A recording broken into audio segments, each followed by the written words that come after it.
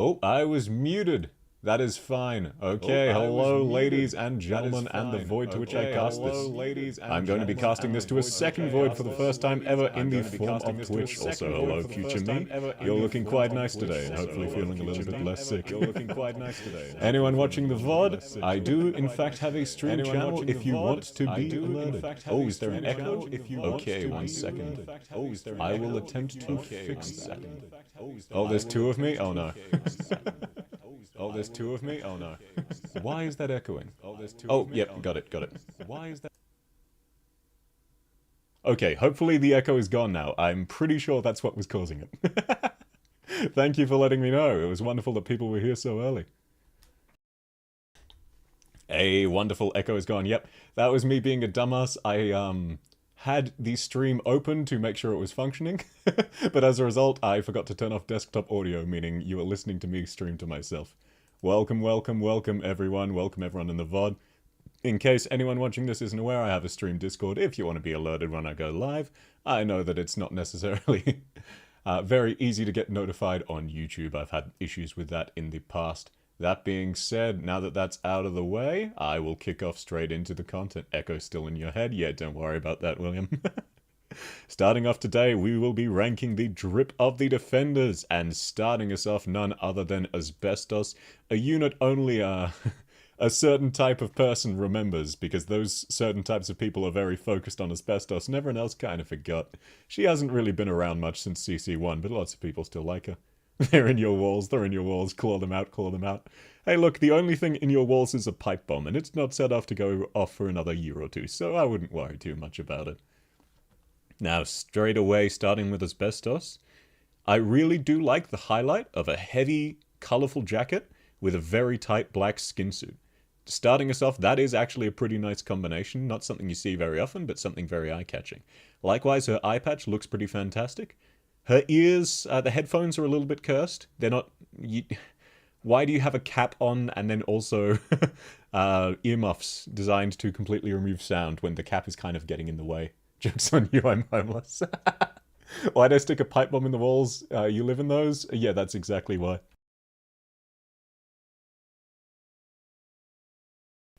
Yes, sir, exactly. The pipe bomb is there to take care of the echoes.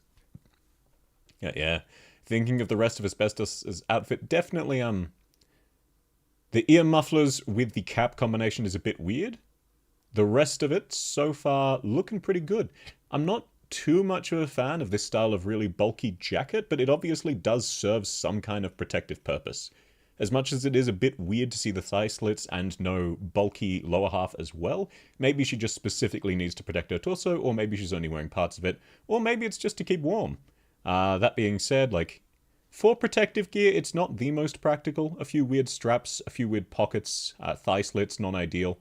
This doesn't actually look like it zips up too well around her upper torso, which you can tell by how high the collar would be. It would cover her nose. Protective gear just doesn't generally sit like that. Blue tongue? Yeah. We're not ranking Asbestos on how hot she is. We're ranking Asbestos on her clothing. There are no walls. The house is infinitely expanding. Ah, yes, I've read that SCP as well. That being said, I do really like the appreciating of detail, though, with this protective gear, that it's got, first off, hazard risk, but then it's also got little icons to tell you what it's protecting you from. That being said, I'm not sure why the recycling... the recycling icon should definitely not be one of those, unless she is protecting herself from recycling, in which case, absolutely based. So I definitely like... Oh, I should also mention, shoes... Again, classic anime, slightly too short on the back. They would sit slightly higher on the heels, but other than that, they're a little bit strange looking, but very, very practical. They've got very solid grip and lots of it. Attention to detail is sick like the blue tongue. Don't worry, you can't even see the blue tongue yet. We'll discuss the blue tongue later on. That being said, I do actually really like as well the attention to detail. It's not directly relevant to the clothing, but with the art, how despite this being incredibly tight, there are still little bits there where it's caught slightly. Because even when things are skin tight, just as you move around, they will fold and get caught in weird places, which is one of the downsides of skin tight. That being said, she definitely should be wearing higher socks if she's wearing a skin tight bodysuit that also covers most of her neck. It is a bit weird to have this half of the ankles exposed, and I don't mean that in a Victorian way of, oh, ankles, how lewd. I mean, it just It looks a bit strange to be showing off specifically your ankles as one of your highlight colors, especially because she's got this bright red here that draws the eye to it as well. She deserves a summon skin where she eats the cotton candy in the ceiling. Do not eat the cotton candy in the ceiling. Hey Rick, how's it going? Haven't missed much, we're still in the very first operator. Now, obviously, her shield is bloody awesome. Likewise her backpack, but I'm not going to count those as part of the outfit. They are very much practical oriented rather than, hey, I want to look good, let me carry around this shield larger than I am. What isn't weird? Let me guess, it's the tongue. We'll get to the tongue, don't worry. That being said, the backpack, one a little bit impractically literally falling off, but it looks like it's also secured to her back, so I can give props to it for that. It's a practical backpack made to carry lots of things, and it is relatively tightly secured to her. Hello, hello, Shrimp Boot Jason. How you going, man? Honestly, the main problem with Asbestos' default outfit is the fact that it's got this weird double hood collar and doesn't look like it does up well. It's very, very protective for her upper body, but these sleeves will not unfold enough to cover her forearms. So she's protecting her torso, but not her extremities. And generally speaking, it's actually the opposite you want to do, where your extremities are in the most danger. Obviously, it's good to protect your chest, but she's not even really doing that. It does look like this zips up, but if you zip it up all the way, it's going to basically cover her eyes. How did he know? Yeah, I wonder why I was able to predict Asbestos Simps being down bad for her tongue. Truly, it's a mystery of the ages. These straps, relatively practical. Standard clips. That being said, it doesn't really look like... Oh no, okay, they are attached. Yeah, this one specifically looked a bit weird. No, they are attached to the bottom of her outfit. So these are very practical clips that seem to tighten this pocket here. That being said, I'm not sure how it actually functions, given that the sides are also a pocket. But for protective gear, this is solid. Like, it'll keep your torso safe. It'll keep your thighs safe. But at the end of the day, it's not really functional as protective gear. So I do have to take away points from that. It's not stylish enough to make up for that, as nice as her skin suit is. A skin suit isn't an outfit. That being said, though, it's not, like, awful or anything. It still looks really nice on her. It's just a case of it doesn't really serve its purpose. With the jacket zipped up, how are you supposed to fight? You have 0 eyes. Yeah, Asbestos is from, I believe, CC1 or CC2. I forget which. But she is, like, an Omega old operator, so you can get her in the CC shop, to my knowledge. Or, no, I'm pretty sure she's a Garter operator. She's just not usually in the standard pool, if I remember right. Either that or I just got insanely unlucky getting her. But that being said, like, main thing is her skin suit's nice, but ends weird here. And this is not proper protective gear, which kind of defeats the purpose of wearing proper protective gear. That was her skin? Yeah, it might just be her skin that's from CC. People remember her in the context of CC, because she came out during the early CCs. And yeah, it's... basically the same outfit here. I do like her without the outfit eye patch as well. I love heterochromia, especially extreme heterochromia. Looks like she has erypathy in her eye, and that is cool. And yes, you can see her tongue, which I'm sure a lot of people are hyper-focusing on right now. I do really like that the eye patch is still attached to her, just hanging off the ear, rather than gone completely, so they have actually kept her outfit intact. That being said, once again, you can see it's a little bit weird to have your ankles exposed. The shoes are a little small. And this isn't proper protective gear because, like, you're protecting your upper thighs and stomach and exposing your chest and all of your legs and your forearms. There's very little that's going to protect you for. It's fine if it's, like, metal plate because then you are actually protecting your vitals. But at the end of the day, she's basically just walking around with a half done up jacket and a nice skin suit. So nothing too special there. You also like her without her outfit. Yeah, but I don't think they would add that in this game, because that would take it into the realms of nudity. Her blue tongue is peak, she became the Eye of Sauron, absolutely. Gear is supposed to protect us from her. Yeah, she has the giant door here so that she can block you from escaping, obviously. That being said, her outfit is a little bit better. Doesn't show off her blue tongue, so a lot of people are disappointed with that, and I'm not sure what this blue blood pack over her chest is supposed to do. The sleeves are a little bit strange, but the first layer of jacket, this white semi-translucent one, matches very well. This belt, while it doesn't look tight, matches aesthetically. I love the chain dangling from her loose shirt. The rest of the shirt does match. I do like a nice loose shirt. It just looks a bit weird here because it's flared a little bit too much. These straps are relatively practical. I also like, for once, a female operator has the strap over her boobs instead of directly under. These pouches, though, that's going to be a pain in the ass. You're going to try to close your arms and you're going to hit the pouch and nothing is going to happen.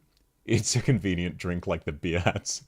You don't, even then you wouldn't really want it over your chest, you'd want it on your back. But aesthetically, if they want to show it off, it has to go on their chest. That is probably the main issue with this outfit though.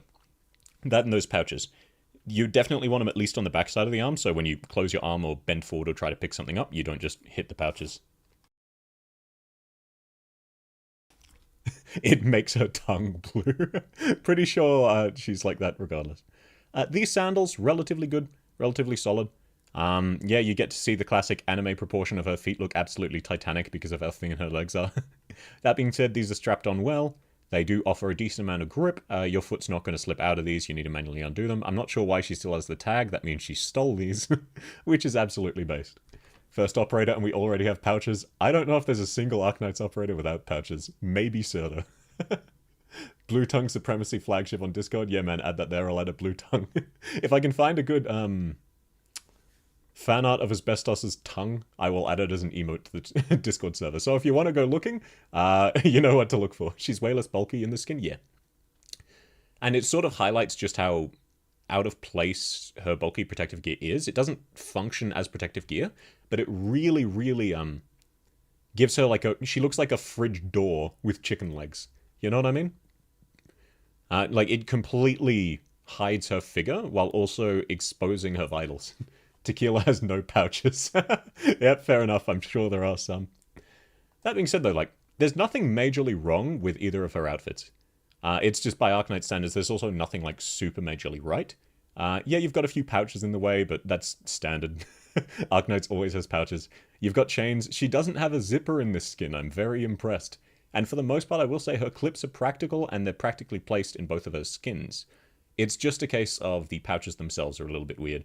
Aesthetically, though, like, she clearly has some sense of fashion, it's just a little bit strange. But that being said, like, she's pretty solid B tier to start us off, in my opinion. A few things she could do better, not quite good enough to be awesome, but, like, nowhere near cringe. You know, just relatively nice, but nothing too notable. Even though she is dressed uniquely, there are also a few flaws with it, so it's hard to take her really high up. She looks better in the OG art. Yeah, a lot of people prefer specifically her E2, because you get the heterochromia buff and the blue tongue buff in the same image. Creative belt alternative. Yep. I'm very, very happy. This is a nice belt. It matches very well. Love the theme. Low frequency. That being said, like, this is way too loose. It is falling off her. Like, you can see by how much wiggle room there is, this is going to fall down her hips, but it's just fine in this specific art pose. That being said, while she was a good one to start with, not too much to say about Asbestos. She doesn't have a second skin. Nope. Sweet. Tail also better in the basic art. Yep. The tail in her basic art is pretty amazing. That being said, she doesn't really incorporate it into her outfit, but it does make the thigh slit more understandable, because she does just need a lot of bulk. This is a pretty large tail. Seems like a bonus to you. Yeah, the tail and the belt definitely are bonuses, but like at the end of the day, her belt falling off, especially considering the belt does complement the outfit well, it's a good highlight color without drawing too much attention. Like, it's not the best in the world because it is drawing attention from her face down to her stomach. Which is a little bit strange. But that being said, like, it's a good highlight color. Nothing... It's good. It's just not amazing. Why is she oozing, though? Not sure. Asbestos is weird. Oh, yeah, why is she handcuffed as well?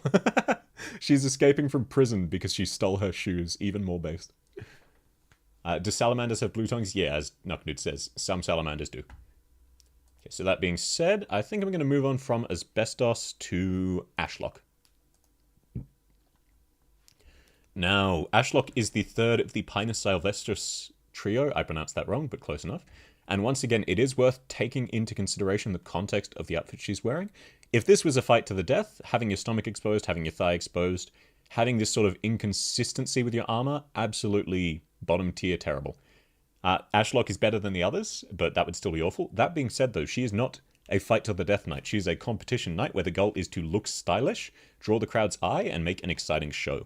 So while, yes, your performance is definitely a major part of that, and you want to armor key parts, like particular props, this is a very, very good way to armor the bottom of your chin and your neck without actually limiting your head mobility basically at all. You're not going to hit yourself on this. Wonderful, wonderful piece of armor right there. The shoulder pads as well, fantastic. Even though she's got a shield, she's still shouldering. When she lifts this shield, even if something comes over, she's protecting her chin even more. than the chin armor piece itself. Gotta love the heavy armor crop top. Yeah, that's what I mean. Like, for an actual, like, battle to the death on the open field knight, crop top, that would be a major, major issue. That being said, she does have a shield, she does have a chest plate that's a little bit loose, but this is still iron. Like, this isn't going to bend. Most of her stomach is still protected. Knightly midriff. The Neo Knight's plastic aesthetic, yep, absolutely looks fantastic. Her stomach is, I'm open. Easy no, she's wearing shorts underneath, you can clearly see that. So, like, yeah, she is exposing things, but again, when you think about it in the context of this being a show, she's armoring her most important parts. She's armoring all the extremities, the parts likely to get hit. Her footwear is really, really solid. I'm not sure why she has what looks like a zipper on this piece of armor. I'm just going to ignore that because Arknights and zippers. But this is really, really solid leg armor. The knee pads are fantastic. Those are not going to get in your way. There's one at the top, one at the bottom, so that, yeah, there is this tiny little gap here, but there looks to be something underneath there armored as well. And this means you're generally protected, like, you're protected, especially if you take a knee. Essentially, your entire leg will be protected, which is fantastic. I'm not sure what this little ablative, bejeweled thing is here, but that's fine. Her thigh highs look nice. Very good addition to the outfit. The 6-star curse. Yeah, she did kind of get made irrelevant by Horn. She does attack from range. Yeah, absolutely. Like, she is very, very well defended. You do actually get defender vibes from her, despite the fact that she's a ranged unit, which is fantastic. Shield plus giant cannon, very, very practical. The shield is large enough. Like, I actually really, really love this combination. From the way her armor is positioned, it looks like when she's fighting, she would essentially take a knee, at which stage her shield would cover the entirety of her body. So you cannot fight back when she's attacking you from range, which is just absolutely fantastic. Likewise, this cannon does have little bits of armor that won't get in her way too much, that just make it a little bit harder to attack her, makes it so that she can use her weapon as for defense as well as offense. So if someone is attacking her, she can sort of fight it off. Unlike Flametail, her headgear is actually protective. Yes, her ears are still exposed, but Flametail makes her ears a bigger target, so Ashlock is at least generally protecting her head. The best of any of the Pinus Sylvestris so far. Looks like a pull... yeah, that's what I meant. Not really a zipper, a pull tab from a can. A knight with sneakers. This is a weird combination of armored sneakers. You're right, it definitely looks like sneakers, but this almost looks like she's wearing a pair of sneakers that have been adapted to have a few armor plates, like, over her toes, while not limiting her mobility too much. It's definitely a bit weird, but it does fit the aesthetic quite well. Likewise, this asymmetric double-layered skirt, absolutely fantastic. This is lightly damaged along the bottom, but not too damaged that it needs replacing. And some slight damage. I mean, we've all seen ripped jeans, pre-ripped jeans. Some slight damage can definitely add to it. The only defender you need is penance. Look, a lot of people feel that way. You love how dumb-looking her gun is. It does look a little silly, but you gotta keep in mind this is essentially a portable artillery piece, like it's a giant grenade launcher. So say what you will, that barrel is actually fairly practical. It's just the plastic aesthetic looks a bit weird with it. Same as the shield, the plastic aesthetic looks a bit weird. I do like that it lets us see how asymmetric her arm armor is, though. Her right arm is actually slightly more armored in the lower parts to better reinforce the shield, whereas her left arm, which is holding her weapon, the main part she's protecting is her shoulder. Because at the end of the day, she is this side towards the enemy. She looks like yeah, it does look like the shoe armor is removable, which definitely makes sense because she's definitely not rolling in dough. So she does need to use parts of this at least as her default outfit as well. Extreme steel-toed shoes, yeah. Ripped jeans was a bad trend. I do agree, but like I'm not a big fan of ripped jeans, but there is a reason it's very popular, which is light damage can actually enhance the outfit, and in this case, it definitely is. This is not enough to be impractical, it's enough to just give it a bit more of an interesting shape, like coming up here, slight rips. Her belt, very, very practical, except for these pouches. Most of these pouches honestly serve no real purpose for Ashlock. There is no way in a fight she's going to be able to access any of them.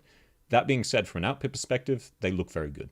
And maybe she needs something for like after the match or right before the match where she can drop her gun and grab it. I do like how the shield is attached. That means if you're walking normally, like it won't get in the way of doors. That being said, it is at a slightly awkward angle where if her arm was down by her side, her shield would be basically out here in front of her. And like not directly in front of her, it would just tilt about 60, 70 degrees this way. Looks like a circus cannon, yeah. It definitely does have that kind of vibes. All the armor, yet her thighs is exposed, yeah. For a like fight to the death knight, that'd be a major thing, same as her stomach. That being said, for a competition knight, she's well protected enough in all of the most likely to get hit spots that I don't actually really subtract points from that, even though it is a bit silly.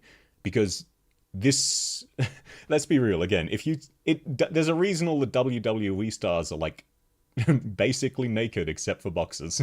It draws the eyes. People like it. Could be stuff for first aid. Yeah, absolutely. Like, these pouches aren't practical in a fight, but that being said, it does, like, this looks relatively armored. This is a heavy-duty belt, so it complements her armor rather than taking away from it, and anything she needs after that, she can grab. Likewise, it's pretty sternly attached to her armor. Honestly, all of these attachments, her armor is attached very, very well and very logically.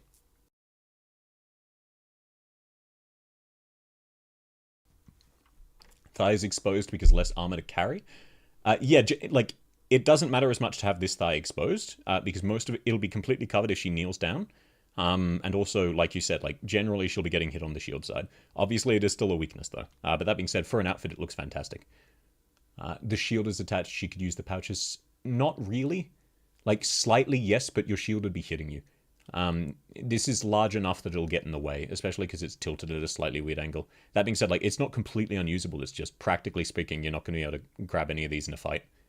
One snowy environment and she's done. To be fair, she's, at least this isn't a snow outfit. Like, she's not in a snowy environment. So say what you will. But that being said, like, I really do like the way Ashlock looks. I think it's actually very, very practical, or close enough to practical. And again, like, for the purpose of this is a competition knight going into a competition. In her E2, you can see that a lot of her armor is in fact removable. She's taken off these pieces. Like, it actually shows you which parts are armor and which parts is normal clothing. Without it, it does look a little bit weird. But that being said, this is definitely more mobile, and you can see, like, this weird overshirt is designed to hold her armor in place. So while it looks weird without the armor, it's also, like, removable. It's just, she's not wearing those armor pieces. It looks like they've been blown off or come off. And I do actually like how you can see some of the straps because they've come off. It's also really cool that one of the giant rounds is ejecting. That being said, that is a very poor ejection port for explosives. You can see just how reinforced the belt is. Most of the pouches, again, like, they're sitting well, they're just not practical. They're a little too thin for you to be able to conveniently access mid-firefight. You'll use her when her skin comes out. Fair enough. Tail upgrade. Penance does have... no, not Penance. Ashlock. Ashlock does have a quite nice tail. So yeah, this part, definitely weird, but I won't be too against that because it's very clearly designed to hold her armor in place. Likewise, this arm strap, this gives reinforcement. I'm pretty sure she's wearing a glove. Yep, she's absolutely wearing a gauntlet. So this just really shows off the outfit part of it, which is, this is a really nice combo. This sort of crop top, tight pants, stockings, and it's also practical for her job, so it multi-tracks. So while this is a bit of a downgrade without the armor, this looks weird, it's designed with use of the armor in mind, and that just kind of shows off that it is a really good outfit, because it looks strange when you remove certain parts, but it doesn't look strange at all when they're all there. She doesn't wear the armor because every Fortress Defender is legally obligated to only wear a tank top. Yes, and people are very, very happy about this. Penance does have a nice good tail. I was just thinking of Penance in general because the color scheme. Post-armor break in a fight, yep. I'm surprised there aren't any dojins about that. You'd expect the Arknights community to immediately make something like that. So, that being said, she also has a skin. I'm not as big of a fan of her skin. It's a very blurry art style, so it is a bit hard to make out the details. But it's a weird combination. A turquoise highlight with blue is just strange. Especially when you've then got an orangey dark brown jacket that exposes your chest, but at the same time you've got a turtleneck sweater on and then another thing underneath that, as you can tell by that very light blue there. This crown is really weird. It's hard to tell because it's so blurry. Like, it's really, really hard to tell what she's wearing. That being said, the skirt is at least a nice design, but it's got all of these weird flaps. The boots, very practical, say what you will. It's like plastic fire, yeah, absolutely. Ashlock has a nice design, you find it relatively unique. Yeah, I do really like all of the Pinus Sylvestris' base designs, because you can tell they're competition knights. They're not just specifically knights. So it's honestly very nice. The only one you've read is Flamebringer. Yep, that one definitely exists. I haven't read that, though. Looks like a photo shoot after the match. Yeah, this is definitely some kind of photo shoot. It's just a case of, like, it does give off a really weird aesthetic. It's too blurry to make out the details. So, unfortunately, there isn't much I can say about this one just because I can't really tell what's going on. I think the color scheme is a little bit weird. The choices are a bit weird, but it's really hard to criticize or compliment because it's just so hard to see what's happening. But that's mostly the art style. Like, it definitely gives off a similar vibe, but I definitely prefer her default armor more. I would reckon this outfit, it would be a B or a C. It's hard to tell because it's really hard to see what's happening. But I would give her armor an S. It's a really fantastic outfit that, as you can see, when the armor parts are removed, can double as a pretty solid outfit. Crop top, short shorts, stockings. Yeah, that's a bit weird. Not everyone would wear that. But Ashlock is definitely fit enough to pull it off. And hey, looks good on her. They're like her traditional feminine clothes. Yeah, that's why I'm not like rating it or talking about it too much, because it's hard to tell. I'm sure there's some lore reason. It's just, visually speaking, it's really hard to criticize the actual design of the outfit when you can't really see the outfit. Why does it look like Seaborn stuff? Yeah, it has those same weird flowing lines. So I think this will have to be the first skin I just kind of ignore, because I can't really tell what's happening here, unfortunately. Which, I mean, the streak was always going to break eventually, one outfit just being utterly incomprehensible to me. But it's a shame it happened on Ashlock. So I think if she didn't have a skin, I'd give her an S. But I think with the skin in context, I'll drag her down to an A, just because this is nowhere near as distinct and nice of an outfit. Like, from what you can tell, it doesn't pop nearly as much as her default, which is really fantastic and serves her purposes really, really well. So I will pop her into A tier for awesome, because her default is definitely an awesome outfit that also screams competition night, which, when you keep in mind, these outfits are basically the equivalent of WWE and Arknights.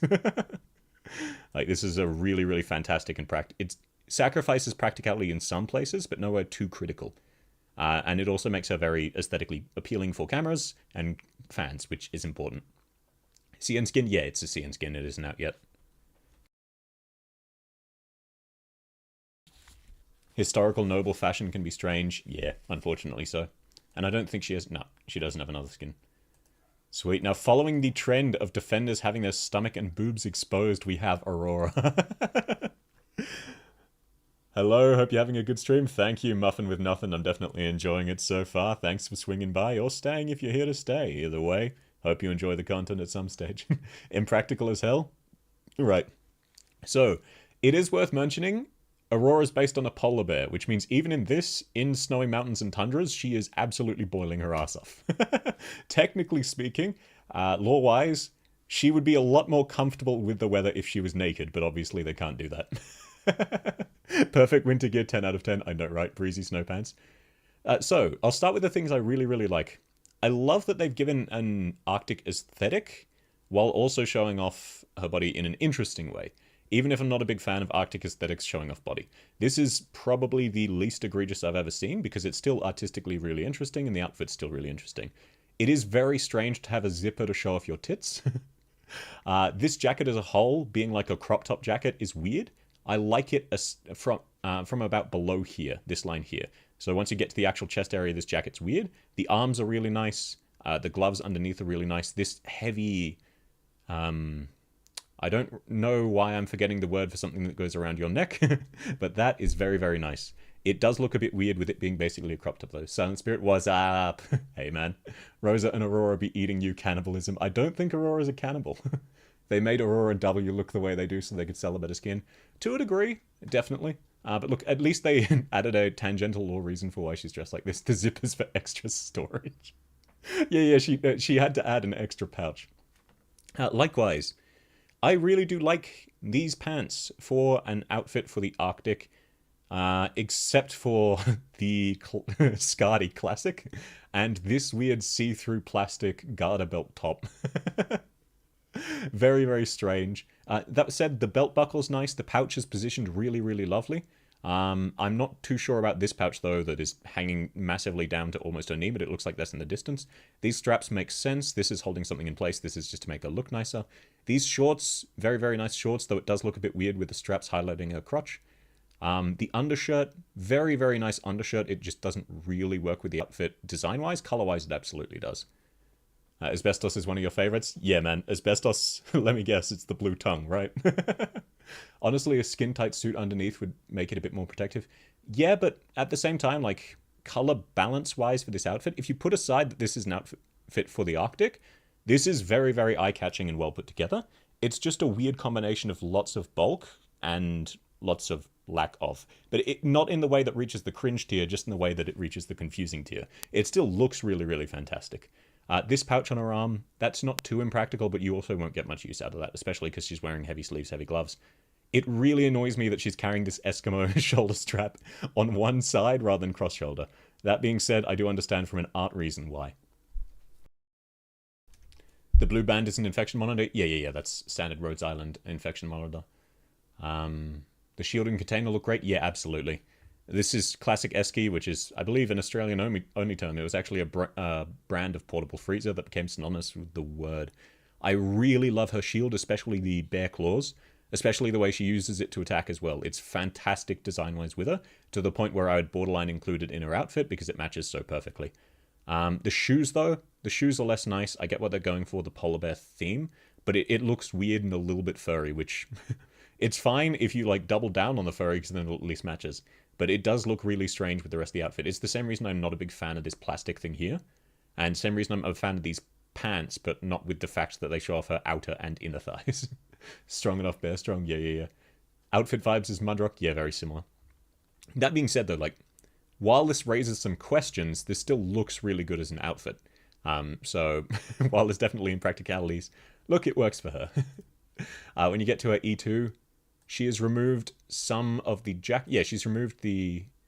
Oh, that's actually strange. It looks like the zipper part of her jacket is separate to the rest of her jacket. She's also wearing a different undershirt that reaches longer. And hangs on her chest slightly differently. Which is absolutely fine. Still plain black crop top. Works very, very well. Again, it's pretty classic to go white on black. It's a monochrome is very, very eye-catching. As you can see, these shorts do look a bit better when it's less highlighted on her crotch by the shading. Now that they're more of a dark blue rather than the bright grey, they contrast less and they look better. Here we can see her shoes, again, very, very weird. She's wearing completely different pants.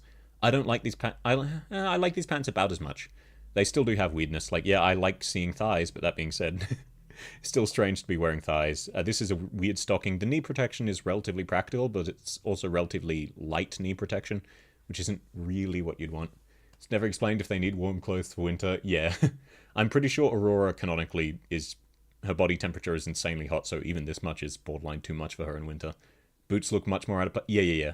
This really highlights how out of place the boots are because there's less bulk to tie them in. Like, it's the same reason it looks really weird with one of her leggings rolled up. E2 is much better. Yeah, E2 removes some of the weirdness of the outfit and highlights the parts that are best about it. I do prefer the easier outfit more, but the E2 highlights the strengths, so I completely get that. Is she still hot? Yeah, absolutely. Metaphorically and literally. I also do like that her outfit is balanced around her hair in colors. Works really, really fantastic, but I can't give her too much credit for that because she's just a light blonde, so it's not too hard to match that to good outfits. Not sure what this headgear is here. Looks like a sleeping mask, bit of a strange one. She's warm. No, her line about being warm is she needs to warm herself up so that other people don't get frostbite when they touch her bare skin. So she is canonically, like, not the fact that, like, she's super hot. I did phrase that badly. What I mean is that she has the polar bear style of she could be naked in a blizzard and she'd be absolutely fine. It's just her skin would be cold enough that other people would get frostbite from touching it.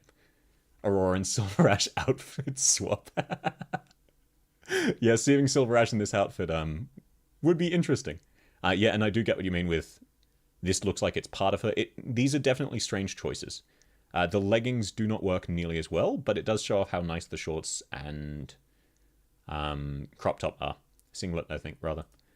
So I would honestly probably give this one an S tier dragged down to an A and a E2, because while it looks nicer design-wise, it highlights the flaws of it, and it is a different outfit, and the pants are just slightly worse.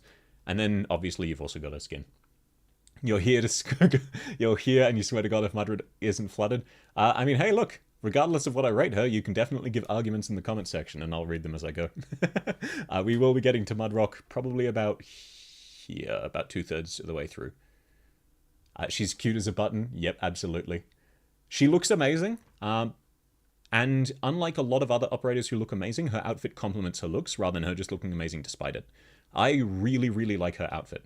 There are definitely some strange things, like these shoes, again, what the hell?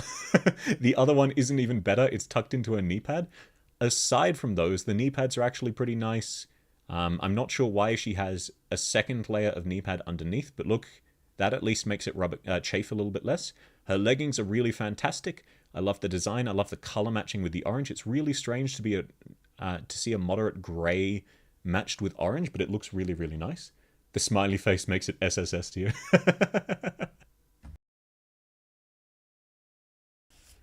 Skin is great. Yeah, absolutely. If it was just this skin, I would probably give her she'd at least be in consideration for flooding.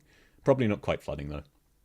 Trimp and fall off her mountain shoes. Look, say what you will, the shoes underneath look like they actually have good grip. It's just these weird leg warmers. They're not even attached. Like, look at how much area there is.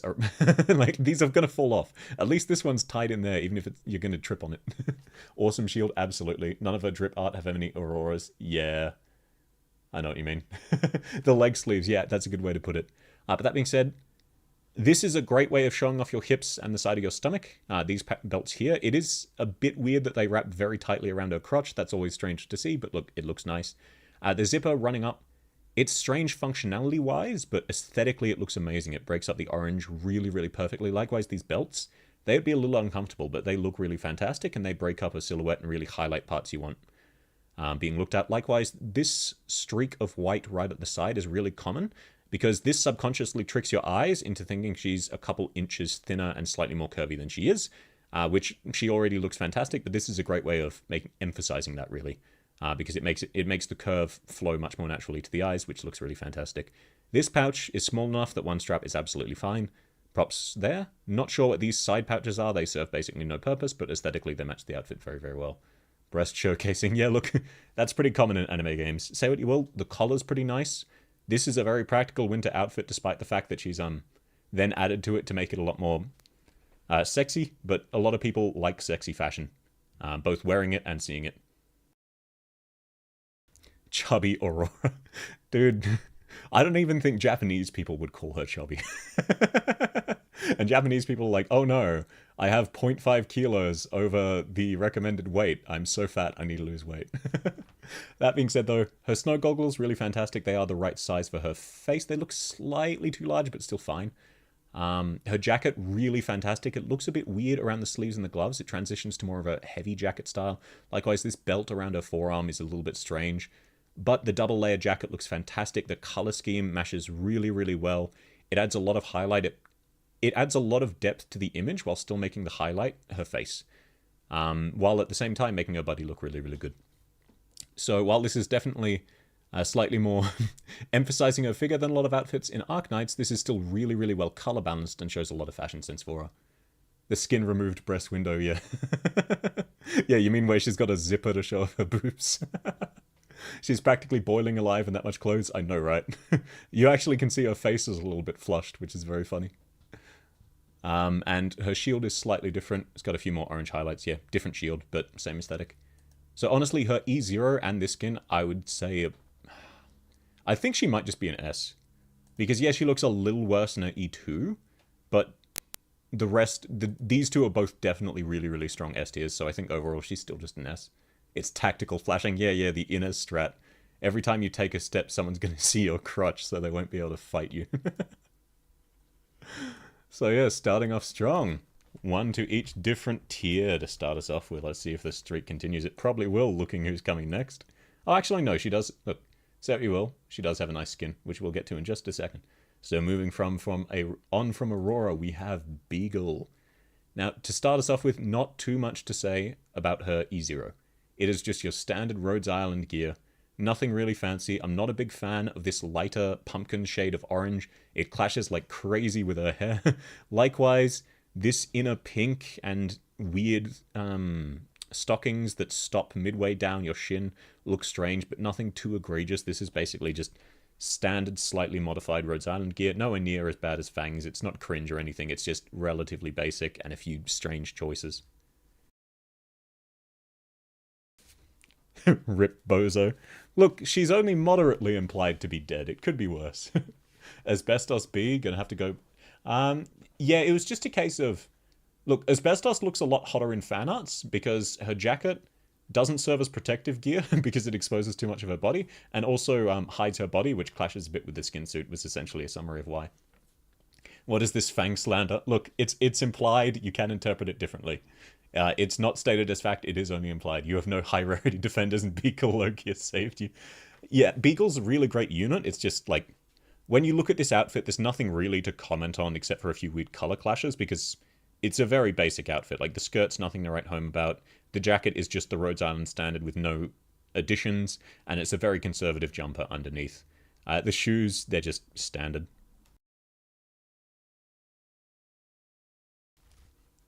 Blue tongue supremacy. Oh god, this is going to turn from a cult of Poncerus into a cult of asbestos and Mystima. It's just a uniform. Yeah, and unlike a few other operators, she hasn't done anything interesting when the uniform. It is just the uniform. Why do you hear sirens outside? That is you, that is not on me. I can confirm either I am more deaf than I realized or the sirens are on your side. They make her look like an intern? Yeah, she definitely gives off intern energy. Works for the Daily Planet. Yeah, she's Superman underneath this. But then when you see her skin, once again, she has grown up to have a lot better fashion sense. I really do like her skin. To start off with, her glasses. These glasses fit her face better, highlight her face better, match her hair better. They're a slightly different shade of red, a slightly less, darker, less heavily stated red. Work really, really well. Part of that's also the lighting.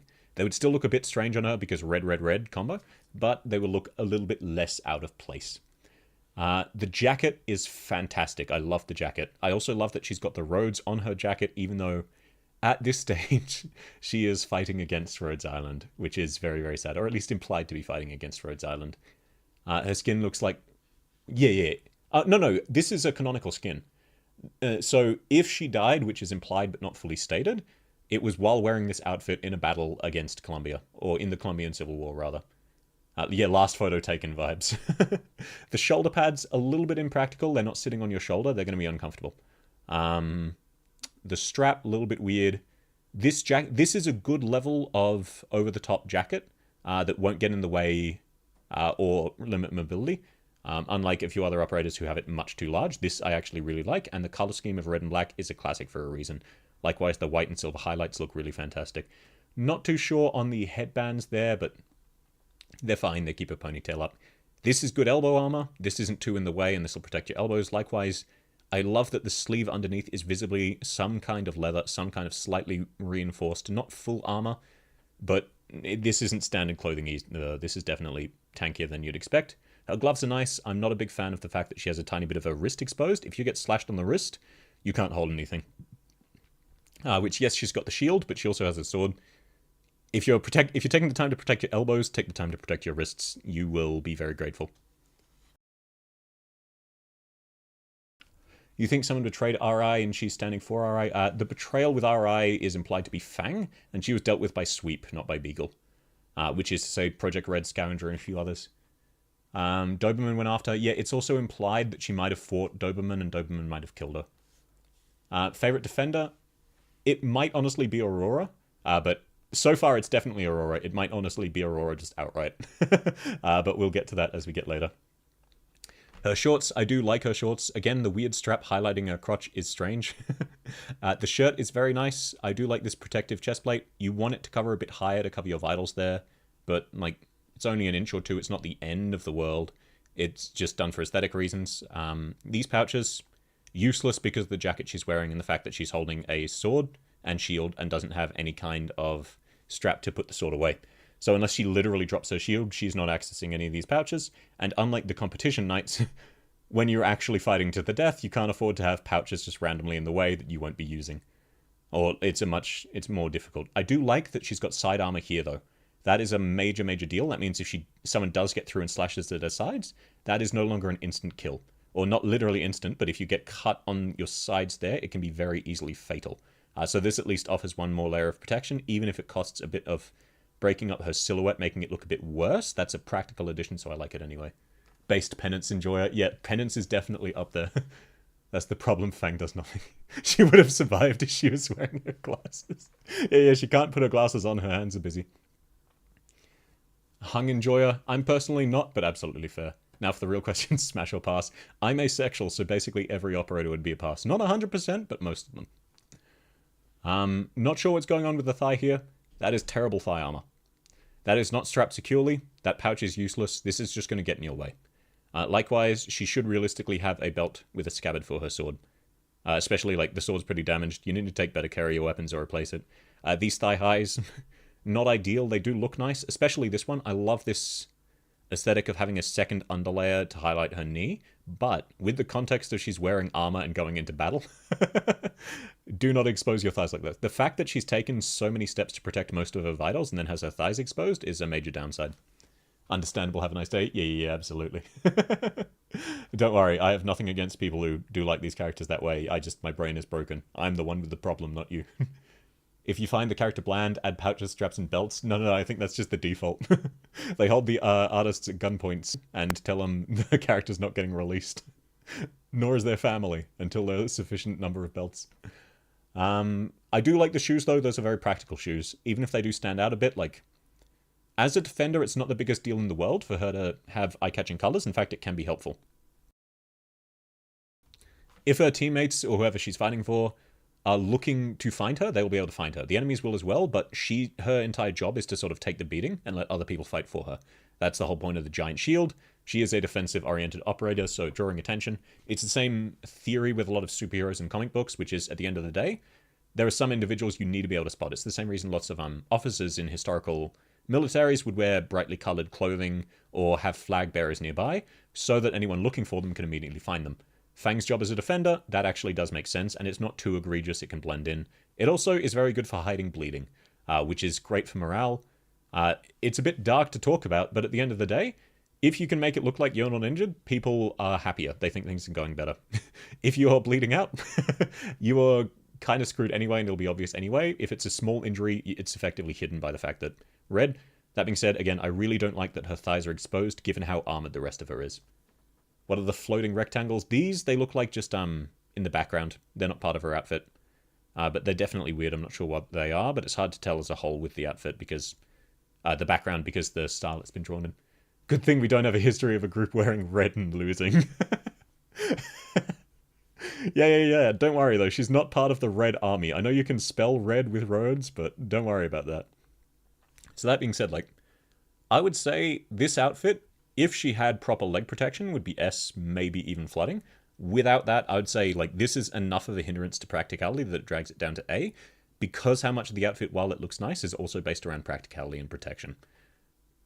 It's something that a lot of shows don't really show. If you get cut here, you basically just die. Even if you are immediately rushed to a hospital, you have like a 50-50 chance of living. You lose a lot of blood very, very quickly, because this is one of your most major arteries. So yeah, her shield is not large enough to protect her from that. So just generally, if you're ever going into a knife fight, wear something padded around your thighs. Flying planks, yeah, absolutely. But taken into account with this, I think she might average out to an A. Yeah, I think A is fair, because this is a really fantastic outfit, aside from this one problem. And that's really the only problem, except for maybe the shoulder pads should be a little bit higher or a bit bulkier. So I'm going to give her an A rank. Yeah, yeah, fashion-wise, she definitely does fit a bit better than Asbestos with her second skin. Her second skin is just really, really strong. That being said, like, she would definitely be low A. She's not like a... Ashlock is definitely... Even then, Ashlock also had one weird outfit, so... But they look fantastic in their other outfits. Like, this is a really, really fantastic outfit, with the exception of thighs being a no-no when you're going into a knife fight. Achilles thighs, pretty much. Like, keep in mind, you get slashed in your Achilles tendon, you can't walk on that leg. You get slashed in your thigh, your inner thigh, you die. Like, if you're in the hospital and someone cuts open your thigh, you still have a very high chance of not making it out, which is just the unfortunate reality. Especially, like, when you take into account just how much she's protected most of her other vitals. Not quite all, but even this undershirt looks slightly protected, so it's better than nothing.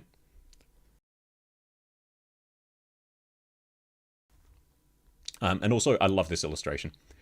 Even if the outfit does lose a bit of practicality around the thighs. That being said, next up we have your boy Bison, first Male Knights operator of the list. And not gonna lie, as always, Male Knights operator lovers, you are eating good. This is not nearly the same level as someone like Blinar, but this is a really, really strong outfit. Would you rather question no matter what you pick, it sucks? Yeah, pretty much. Dripped out? Absolutely. The backpack?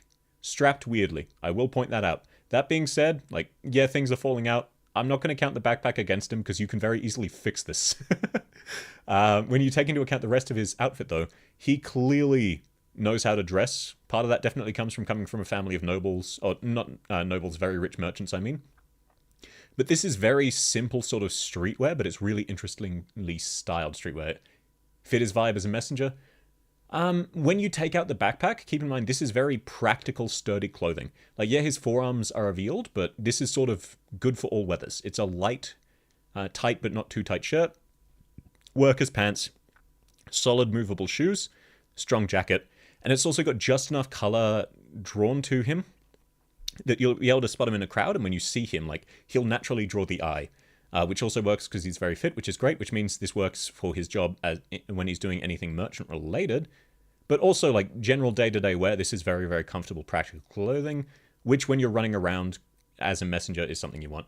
I don't like the pink necessarily. Yeah, I'm not a big fan of this shade of pink, but it doesn't clash with the orange. It's not complementary either. The rest of his outfit is very, very complementary colors. Like, this lovely shade of very dark gray with the orange highlights looks fantastic. He actually pulls off the zipper, the very large zipper on his jacket. Looks great. I love this inner layer of black matched with the white and then the symbols out here. Very similar to what you'd see in real life. It is a bit weird that it looks like his jacket actually cuts off here. Like, it doesn't look like it can actually cover his full arm, but that's fine. There are jackets like that. Am I going to rate his business outfit? I'm rating everyone's outfit, with the exception of Ashlock's, which was a bit hard because I just could not tell what was going on. His shield looks like a pot lid. Yeah, his shield is definitely weird. They need to edit the bicycle beside it. Yeah. Oh, the fact that he canonically kept up with a car on a bicycle is so funny to me. But yeah, like, this is a very sort of, not understated outfit, but a very simple outfit that if you could see someone wearing this IRL and you'd think they look really good, as long as they had their body type to match it. He's dressed really, really well. Even this necklace, fantastic highlight while not drawing the eyes too much. Because of how his outfit is situated, the focus is actually drawn naturally to his face, with the highlight cover being around his neck, and darker, slightly monochrome but not too vibrant monochrome on the rest of his body means that, like, it's not drawing attention away from the rest of his body, but the highlight is around his face, which is fantastic because that means he'll feel natural to talk to, and when you notice the rest of his body, you'll be like, yeah, this guy dresses nice. That makes him inherently more trustworthy, which is something a lot of people don't necessarily think about, but it's the halo effect. If someone looks attractive, you inherently believe they are more competent, which has been proven psychologically quite a few times, though I can't remember the name of the studies. But it's just a case of, it's good for business. It makes you inherently trustworthy. This doesn't look like the kind of guy who'd sneak into an alley and shank you. You know what I mean? First rider class. Yeah, he had very good genetics. His dad is Giga Chad as hell. But like, that being said, like, this doesn't look like he was dressed by the company. This looks like he chose this. And it looks really great on him. His dad is instant SSS. Yeah, if I ever get... Honestly, I might do NPCs as well. Just because a lot of the NPCs look fantastic, but I'll definitely do that later. He'd openly shank you? Yeah, exactly. Why lure you into an alley? E2, no major difference, just... Oh, definitely, I'll get to the shorts. For the rest of it, no major difference, just a different angle. Once again, shows off his jacket is phenomenal. His shirt is really, really great. I love the necklace. It hangs to a great... It's unusual seeing necklaces hang that low, but it really works with them. The shield looks less scuffed from this position. What are those pants? Yeah.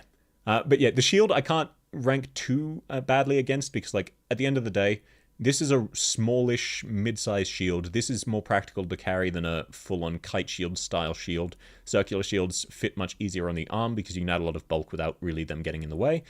It's a strange design, but I'm not going to count that against him fashion-wise, because he probably didn't make the shield. Now he looks more like a schoolboy? Absolutely. The change to his pants, really not a big fan of. And also the change to his shoes. He's wearing different shoes. The lacing looks the same, but the color is different, and they've added a few extra highlights. Slightly different lacing as well. The socks are weird. These little shin straps are weird. This one is definitely, without a doubt, worse than his other outfit, but in a way, it also shows off just how good his other outfit is. Like, these are really practical pants that mesh super well. They make the highlight his upper body, which works really well with such a fantastic jacket and good shirt combo. The radio on the radio calling in an artillery barrage. Your front of his shield in the E2. Yeah. And it looks like a different shield, honestly. Yeah, it is. It's definitely a different shield, 100%. Either that or it collapses in on itself, which could be either, because Arknights technology is weird. The necklace is good, yeah, absolutely. This one would probably be an A, because these shorts are just strange. Those are not good shorts. This one, easy S, borderline SSS, but probably not quite flooding if it was just this, but it could go either way. And I don't think he has a skill, so I think I'm going to give him just an S. This is really, really nice streetwear. And yeah, his shield looks a bit weird, and yeah, these shorts look a bit weird, but for shorts, these are kind of alright. Like, these are relatively fashionable shorts. It's just with this kind of jacket, this kind of shirt, you shouldn't be wearing shorts, but if you had to wear shorts, these are probably the best you could do. So I won't detract too harshly for it. He deserved the suit as a skin. I would love to see him as in a suit. Yeah, words. I would love to see Bison in a suit. That being said, I do like his go-getter, early to the business vibes, which I think everyone else did in the event as well. Yeah, I would definitely... yeah, I would definitely say his slight level of cringe is definitely less egregious than Ashlock or Beagle. He was definitely below Aurora in the S tier, but he's definitely above Ashlock and Beagle. So, relatively happy. Though, yeah, he would either be low S or high A. Just because these shorts, but everything else is really fantastic. You could see it IRL and you'd think that looks really good. Suit reserved for his alter copium. Harem pro tag? No. Texas is the harem pro tag for Penguin Logistics. And I'm not joking there. Basically all of them canonically have crushes on her. The reason Sora's ear change between E0 and E2 is she's actually a Laterano using illusions, I believe. And she had a massive crush on Texas, but then grew to respect Amiya, so decided to use Amiya-style ears instead.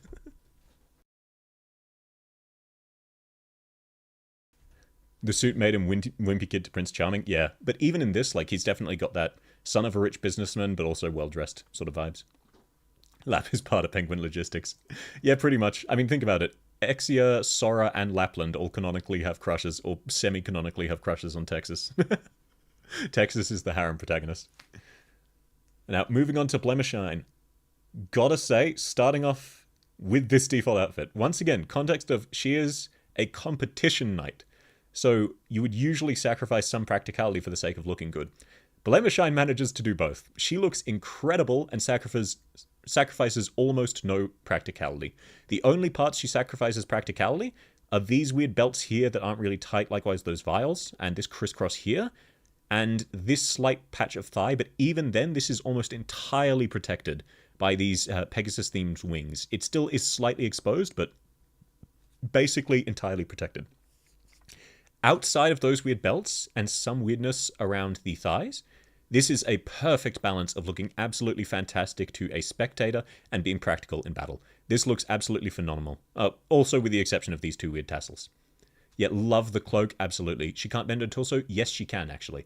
It's hard. It's a bit hard to see, but the way it's sitting, like these, they have essentially a side slit and they are loose on her so that they offer protection, but she can also bend to the side. She doesn't have full range of mobility, you're right, but full bulky plate armor. Like, people can do somersaults and backflips in plate armor.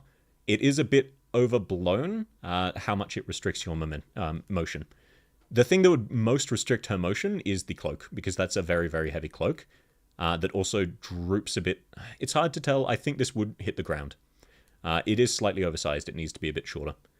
And likewise, her neck isn't necessarily protected, but that's mostly fine because honestly, it's protected from the sides, just not from the front. You'd ideally also want a piece of neck protection, but at the end of the day, in terms of sacrifices to look stylish, generally in competitions, they won't be gunning for your neck anyway. Her heels are impractical, yes, but heels as a whole aren't as impractical as you'd expect. It's definitely better to have flats, but those like aren't too egregious. You can move in those. It's like people can sprint in heels, it's just you need to get used to it. But the same can be said about plate armor. You do need practice to move reliably in plate armor, and especially fight in plate armor, because it's heavy. Like, you won't be used to having your forearms weigh a lot. You won't be used to holding a heavy sword. Swords are surprisingly hard to swing around, even though they're actually a lot lighter than you'd expect.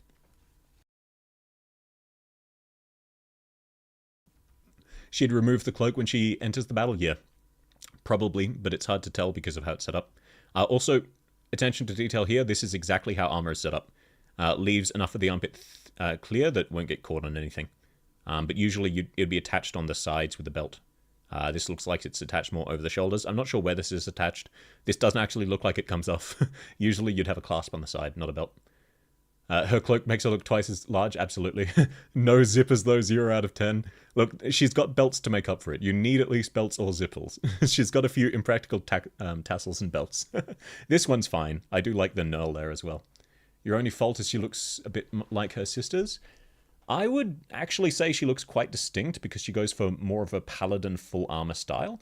But like, in terms of hair, yeah, she does look a bit like her sisters. But in terms of clothing, she definitely has her own distinct style compared to Whisslash, who's her aunt, and Nell, who's her sister. That being said, though, I really, really love this. This is probably the first flooding outfit of the day, though whether she'll maintain that depends. Swords are hard to swing exactly because they're much lighter than they look. It's also just, yeah, partially that and partially how they're weighted. Plus, a lot of people underestimate how hard it is to even take like a 2 kilo weight and hold your arm with that 2 kilo weight perpendicular to the ground and just stand there for a few minutes and see how quickly your arm gets tired. Then keep in mind, like, you need to control the sword. You can't overswing, so you need to swing, stop here, so you're still in the guard position. You can't just swing wildly. The wing motif is iconic. Absolutely. I love the Pegasus themes. Definitely the coolest and most integrated of the Pegasi, which I really, really like. The coat looks so nice to wear. Oh, 100%. This would be so impractical because it's too long, but outside of that, it's fantastic cloak.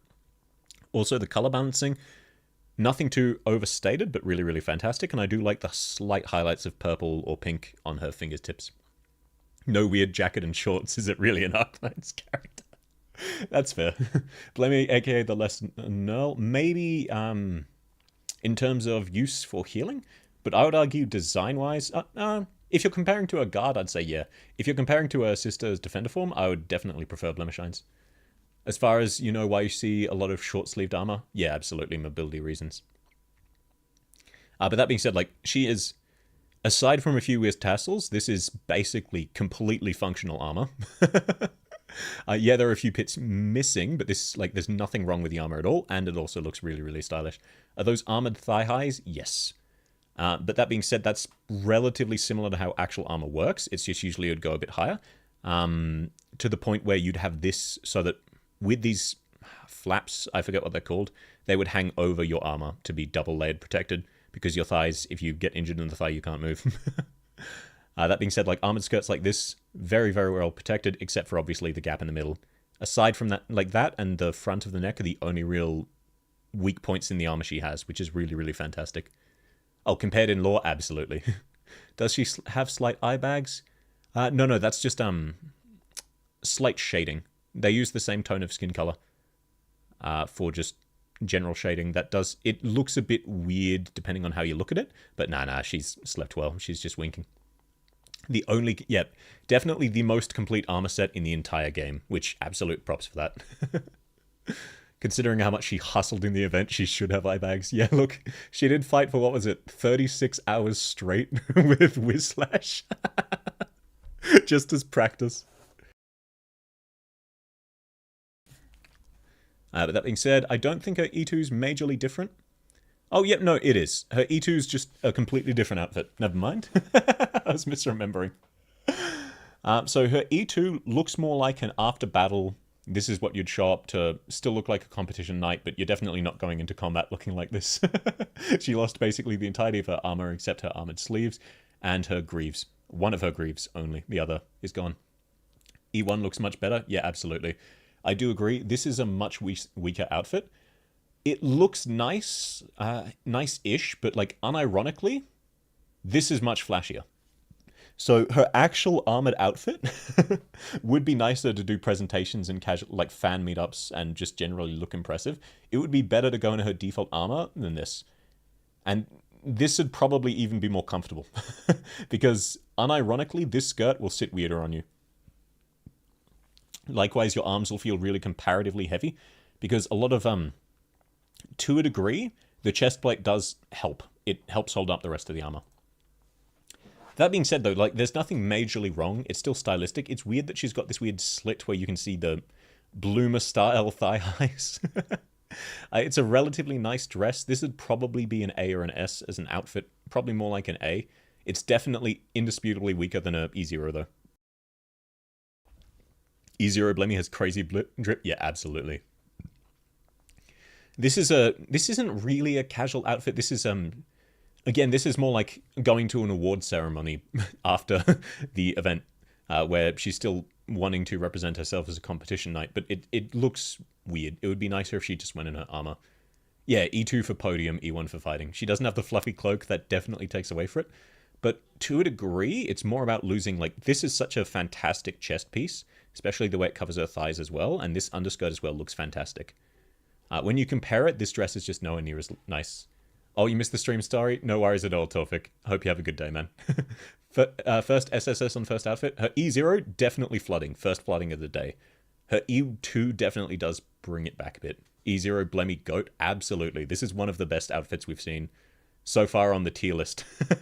Not even just the defenders. The cloak would come together and become the podium dress.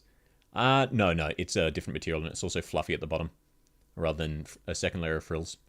Stairs respectively. Skin, though? Yep, absolutely. Moving on to her skin. This is definitely less practical than both of the other outfits. It looks really fantastic as an illustration, but as an actual outfit, it's a bit too monochrome. The only highlights are the blue tassels and her thighs and her face.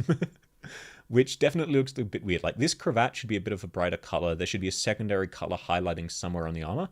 That being said, the impracticality isn't too bad because this is a themed event, I believe. Like, she's canonically attending some kind of Halloween party or something along those lines and dressing up to look nice. The cat makes it SSS. I do like that the cat's got a little necktie. And I love whoever this is in the background. Both of the little background characters are great. All three, actually. I forgot there was a third. Like, this honestly looks like an operator I'm forgetting the name of, but looks very similar to them. And this looks like Shining style cloak, but it's not Shining because the ears. The S2 effects, yeah, all of Blemishine's effects in the skin are crazy good. It's not a phase, uncle. Oh, it's Margaret? Yeah, that makes sense. So, I think given her E2 and skin, it might overall be just an S tier. If it was just this, though, she'd be absolutely flooding. This is such a phenomenal, like, insanely good outfit, her E0. But when you take into account the others, they are just unfortunately not as nice. Yeah, this looks fantastic as an illustration, but it's a very impractical cloak. The coat isn't so bad, actually. It would get a bit tangled, would get a bit caught, but not almost not as bad as this singular tassel, so it's not too bad. But this wouldn't really be comfortable. It's a themed party event, and it still looks really nice, but it does need a few more color highlights just to really pull the outfit together. Especially because her default armor is just so much nicer than this in terms of armor. Smash, next question. Sag. Hey. Man, the tail floof. Yeah, all of the Pegasi operators have a lot of tail floof. Platinum has less. She's just a normal horse. Huge tail in the skin. Yep. So yeah, I think Blemishine is just going to be an S. But man, if it was just this would be absolutely easy, no question, SSS. It's just, like, she's definitely nicer than Bison, definitely nicer than Aurora in the E0, but her skin and E2 do just unfortunately not look quite as nice. Is that the same cat as the Sad Theater guy? No, this is not Phantom's cat. Phantom's cat has two tails. So definitely 100%. Oh, wait, no, you're right. I still don't think it's Miss Christine. I think it's just another cat with two tails. Neural supremacy, absolutely. Mlinar needs more tail. Yeah, Mlinar hasn't power crept enough operators. Now he also needs to power creep in Floof. We still in B alphabet? Yeah, don't worry. That being said, though, we are actually about 20% done. Because there's only 30-something defenders, and we've done 6 now. And I don't think Blemishine... Yep, no, sweet. No other outfits. So moving on to Blitz... Now, yes, my guy, to a degree, is looking fresh. Gotta give him props as well. He came from our world into the Arknights world. And while he's not massively standing out in terms of outfit, he's not falling behind either. He doesn't look cringe by comparison. So mad props to him for that. That means by our world standards, he's pretty damn stylish. Blitz your man? Absolutely.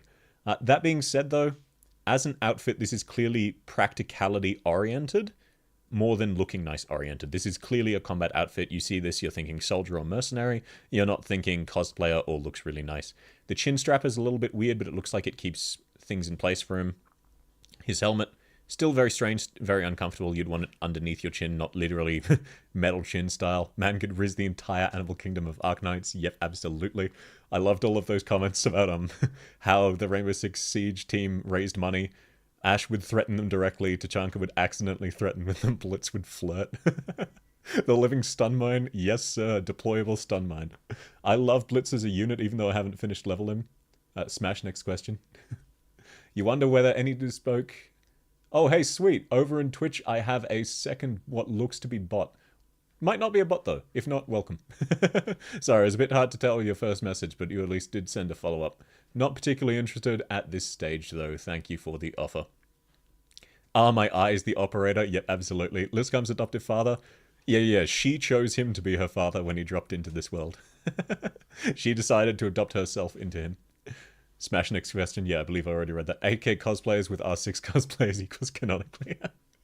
But look, that being said, this is not as nice as tactical gear from the Arknights universe, and unfortunately we do kind of have to hold him to that standards. So even in our world though, like you see this, yeah, he's good looking, but that's mainly his face.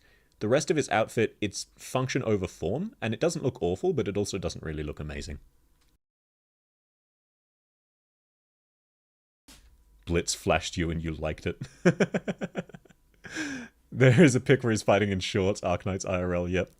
Say what you will, he's got very, very solid pants, very, very solid shoes, but nothing too fancy. Oh, one sec, my dog wants to be let out.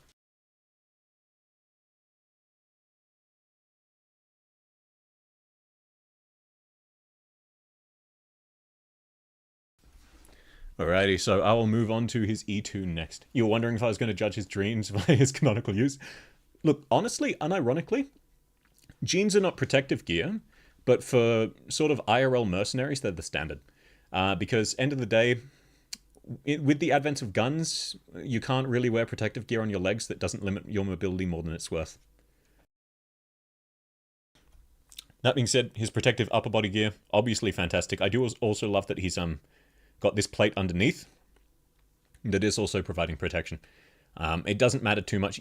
It's more important to have mobility in our world or the Rainbow Six world with based off ours than it is to have leg protection. Because if you get shot in the thigh, you're not going to be running anywhere, which means you're just going to get shot again. So there's no real purpose to... You can't really wear enough thigh armor to prevent it from hurting you. He doesn't go to the bathroom. Look, this wouldn't be too bad to take off. You'd need to undo these thigh holsters, but then it's just a normal pair of jeans, if a pretty good one. They're a rapid response unit. Yeah. The jeans imply he was out when he got called into work. You'd also just be surprised, like, jeans, especially like good, tough jeans, are pretty functional. Most armies, obviously, you'd still wear uniform, but like texture-wise, like work jeans, there's a reason construction workers also wear jeans. They're pretty practical. It's not going to protect you from a bullet, but it is going to protect you from like tearing yourself open if you have to dive to the ground, at least somewhat. Tactical jeans, not quite tactical level, but like this is absolutely fine, matches with the outfit. Lack of Tims, yeah. It would be cooler if he had Tims on, like the Juggernaut from that one Call of Duty game recently. Thicker the thighs, the better the protection. He does have pretty solid thighs for a male operator, not gonna lie. Like the gloves, but again, like nothing, this is pretty basic, but the fact that he is an IRL person, or theoretically, hopefully you know what I mean, he's obviously not a real person, but the fact that he's matching Arknight strip standards is massive in his credit. Likewise, his E2, you see him more in use. Once again, he's wearing the jeans, practical, like as you can see, it offers a little bit of knee protection, which is fantastic, while still being mobile. I love his shield activating. POV, you're about to be blinded for a few seconds. No impractical shoes, yep, that's very important. Practical and realistic, there's nothing really interesting. So, yeah. But at the same time, like, he looks nicer than the default Rhodes Island, if you know what I mean. He still has a distinct look, it's just, the distinct look is more practical oriented. So honestly, I think he's just a solid B. There's nothing really to argue. If we were ranking by handsomeness, he'd be pretty high up there, because Blitz is a good-looking dude. He can stun you in two ways, and only one of them is his flashbang. But in terms of actual outfit, he's just pretty standard. Parts of Asbestos's outfit are definitely nicer, but parts of Asbestos's outfit are also bad. He has no problems with his outfit, it's just not particularly inspired or anything.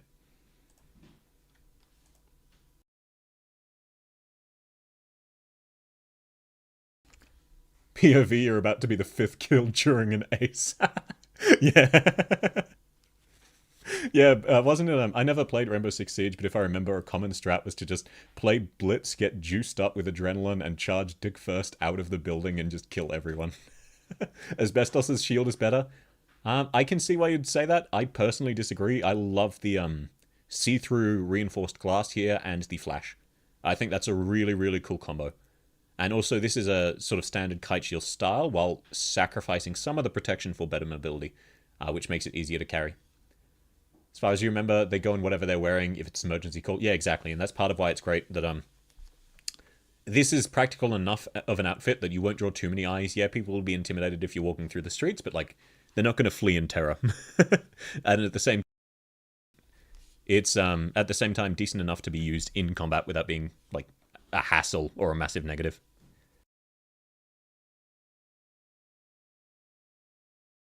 Yeah, Asbestos definitely has a lot of cool gadgets. I'm not disagreeing with that. Just personally, from an aesthetic, I really love Blitz's shield. Need the R6 rerun. I believe it is coming soon, and I believe we also get Fuse. So, if I remember right, there is going to be an R6 rerun, which was not certain for quite a few years. Blue tongue. Look, we're not ranking operators on their tongue color. Everyone would be B except for Asbestos and Mystima. B for basic, yeah, pretty much. It's basic by Arknight standards, which is high. Hell yeah, you finally get to Chanka. Yep, the Lord. Alright, now moving on to Bubble. Bubbles is a little awkward. He's like Liscam. Yeah. Blitz is Liscam archetype.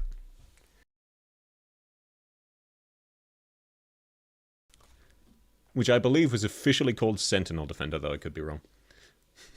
Pass for now. Yeah, by all means, man, let us know. But yeah, Bubble definitely a pass for now. She's definitely a bit young. C, yeah, I can kind of see that. This is like the Rhodes Island basic, but it has added a bit of cringe. It's hard to tell. There's not too much you can say because the shield covers half of it here. The shoes are pretty nice, but they have this weird, like, back of the ankle protection. The knee guard, fine. The pouches, they're at least functional. Shoulder pad, that's a good shoulder pad, but we can't really see anything else, so I think I'll move on to her E2. We just can't really see the outfit. Yeah, there we go. Okay, we can actually see it here. The only Rhino, yep. If R6 gets a rerun, we'll get a Mohan rerun? Maybe. We don't know yet. Like, case in point, we still don't have the Exia KFC skin, though they have announced they're now working to try and see if they can get it for global. You like her shield? Yeah. Her shield is great. I love how unreasonably, impractically spiky it is. I also love how it's got a partially see-through slot there. I don't think her armor is bad enough to be cringe or anything. It's just like, this is a fine... Yeah, all of this armor is fine. It's protective. It doesn't look particularly nice. It's missing some parts around the torso, but like, especially for younger people... It's inconvenient having armor on the torso, and most of your vitals are up here, so this is more important. Not sure why she appears to have smoke grenades of some kind strapped onto her chest. Canonically, she becomes 2 meters tall. I'm sure some people will fetishize that. Most fragile thing for a name, toughest animal. Yep. Not worse, but not anything special? Yeah, exactly. You need Bubbles, dad playable. She could use leg protection. Say what you will, this is better than nothing. These flaps, they always look weird, but they generally do offer protection because there's actually relatively narrow gaps where her legs are unprotected and you can get through. That being said, like, lower legs, absolutely, she needs a bit more protection. But yeah, like, there's really not much to say about Bubble because there's nothing majorly wrong with it. It's just, like, it's not as nice as Blitz's. Blitz's was pretty basic, you know what I mean? This is definitely more fantasy-themed than Blitz's. I think Bubble's just a standard B, like... There's no real major flaws with her outfit, but there's also really nothing to talk about. She's got a decent undershirt that looks slightly reinforced. She's... Oh, sorry, my fan is a bit loud. She's got fairly solid armor, but not like full body covering, not enough to be super practical. You wish she was a specialist, a pusher. That would be funny, but then they'd need to power creep Weedy. It's just incredibly basic, yeah. Have I rated 6 stars? I'm doing it alphabetically, so I've rated a few. So yeah, I think I'm just going to pop Bubble in B tier. There's really nothing I can say about her, unfortunately. Just because this is an incredibly basic fantasy set of armor. Like, you imagine a female fantasy knight, this is basically exactly what you imagine, you know? Like, outfit-wise. The neck is a little bit interesting, the grenade's a little bit interesting, the shield is more interesting than her armor.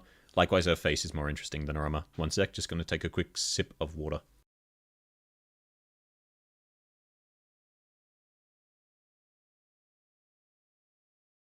C for child, I wouldn't put her in cringe. Her outfit isn't cringe. Like, it's nothing special, but there's nothing wrong with it.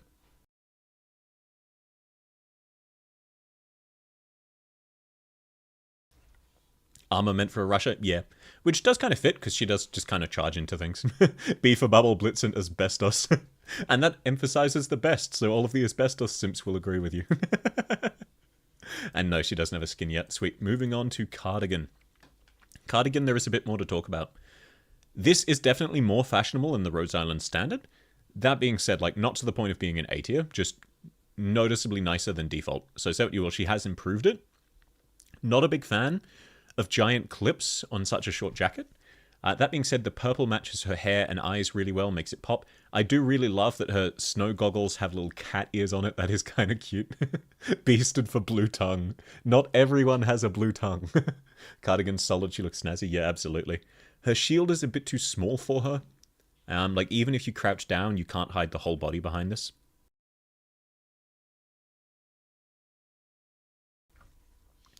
Her leggings are nice, her shorts are nice, color scheme complementary well. You'd ideally want these black lines to be a bit thicker here, tapering into the thighs. That would make it a little bit nicer. The purple's fine. It's a bit weird for it to be so short and then also true sleeveless and then have a weird collar there. Gloves are nice. I'm not sure why she has a knife strapped to the side of her arm with a handle that she cannot reach. I do like this little bow she's tied with her hair, though. Her weapon. Yeah, that is her weapon, but, like, she's hitting the enemies with the handle. Do you see the problem? Give him a ring pop and a blue tongue. Her shoes are a bit jank, especially because they're zip-ups and armored. Like, they have an armored plate, singular. Likewise, these knee pads, they're falling off. But, like, this is nicer than your standard Rhode Island garb, just, like, not enough to be A tier or anything. Favorite op goggles, yeah. Biased for her soft-colored hair and purple eyes, yeah. Like, the color balancing is really nice. That's most of the reason why it looks nicer than the default. She has chosen the colors really complementary with her skin, hair, and eyes. She preferred drip rather than her life. Yeah, but she's not drippy enough to justify how much protection and practicality she's sacrificing for it. Like, you're gonna get cold in this outfit, you know what I mean? Her weapon's a bad choice? Yeah, especially when you're presenting the enemy with the handle. Like, oh yeah, let me grab my sword by the blade and hit you with the handle. That's not generally how you do it, even when you're half-swording. Likewise, again, the shield is too small for her. This needs to be larger and wider. More ninja weapon. Yeah, it looks like, nunchucks almost. Except it's strapped to her. That being said, she looks nicer in her skins. This first one, nothing too much to... This first one's also a little bit basic.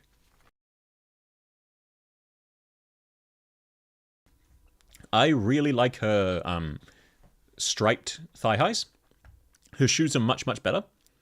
That being said, this is a snow outfit. But to be fair, it looks like this might be a Christmas outfit more than a snow outfit. She does no damage, she can't even reach her weapon. Yeah. Cardigan Alter is just her learning how to hold her weapon right, and she's a guard as a result. Belly rubs. Yeah, look, it is always nice to see some anime stomach. That being said, like, you can't really attribute too many props for that because the outfit around it is kind of bad. This is way too loose around her torso. The color scheme clashes a little bit. Like, brown and black with really bright starry blue is a bit weird. The black there is very nice, though. Proportion-wise, her stomach's a bit too long. The outfit would look a little bit better if that wasn't the case. But that's fine. I won't hold that against her. Gloves are nice. Hat is really, really nice. I don't know why this is so dark, though. This is tinted a bit too much. It looks like a sleeping mask more than a pair of shades or a visor. She's merry. Yeah. Yeah, great pun.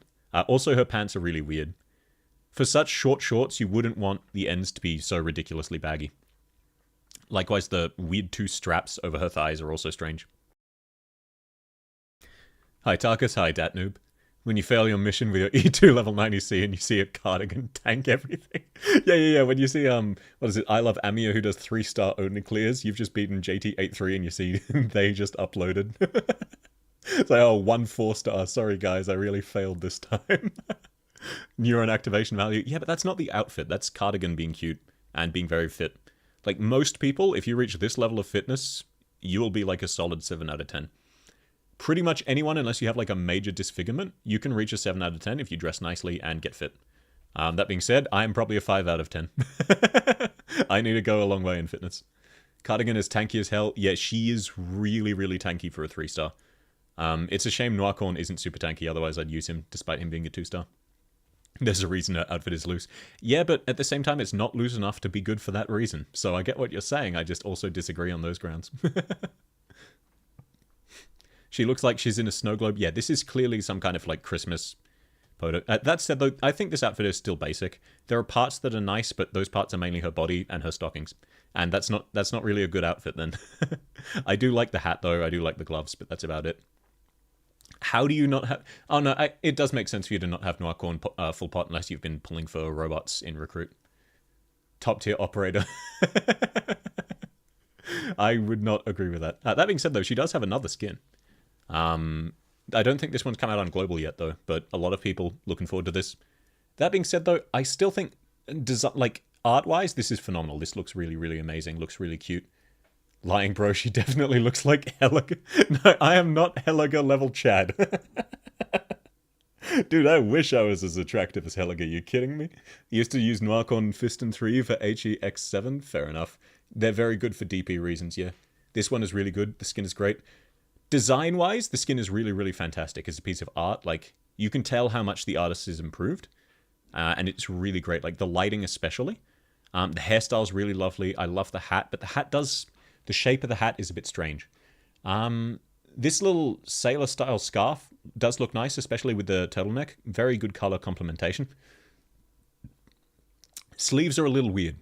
Those are going to fall off. They're not attached to anything. There could be something tying it around... Sorry, I keep needing to blow my nose and sneeze.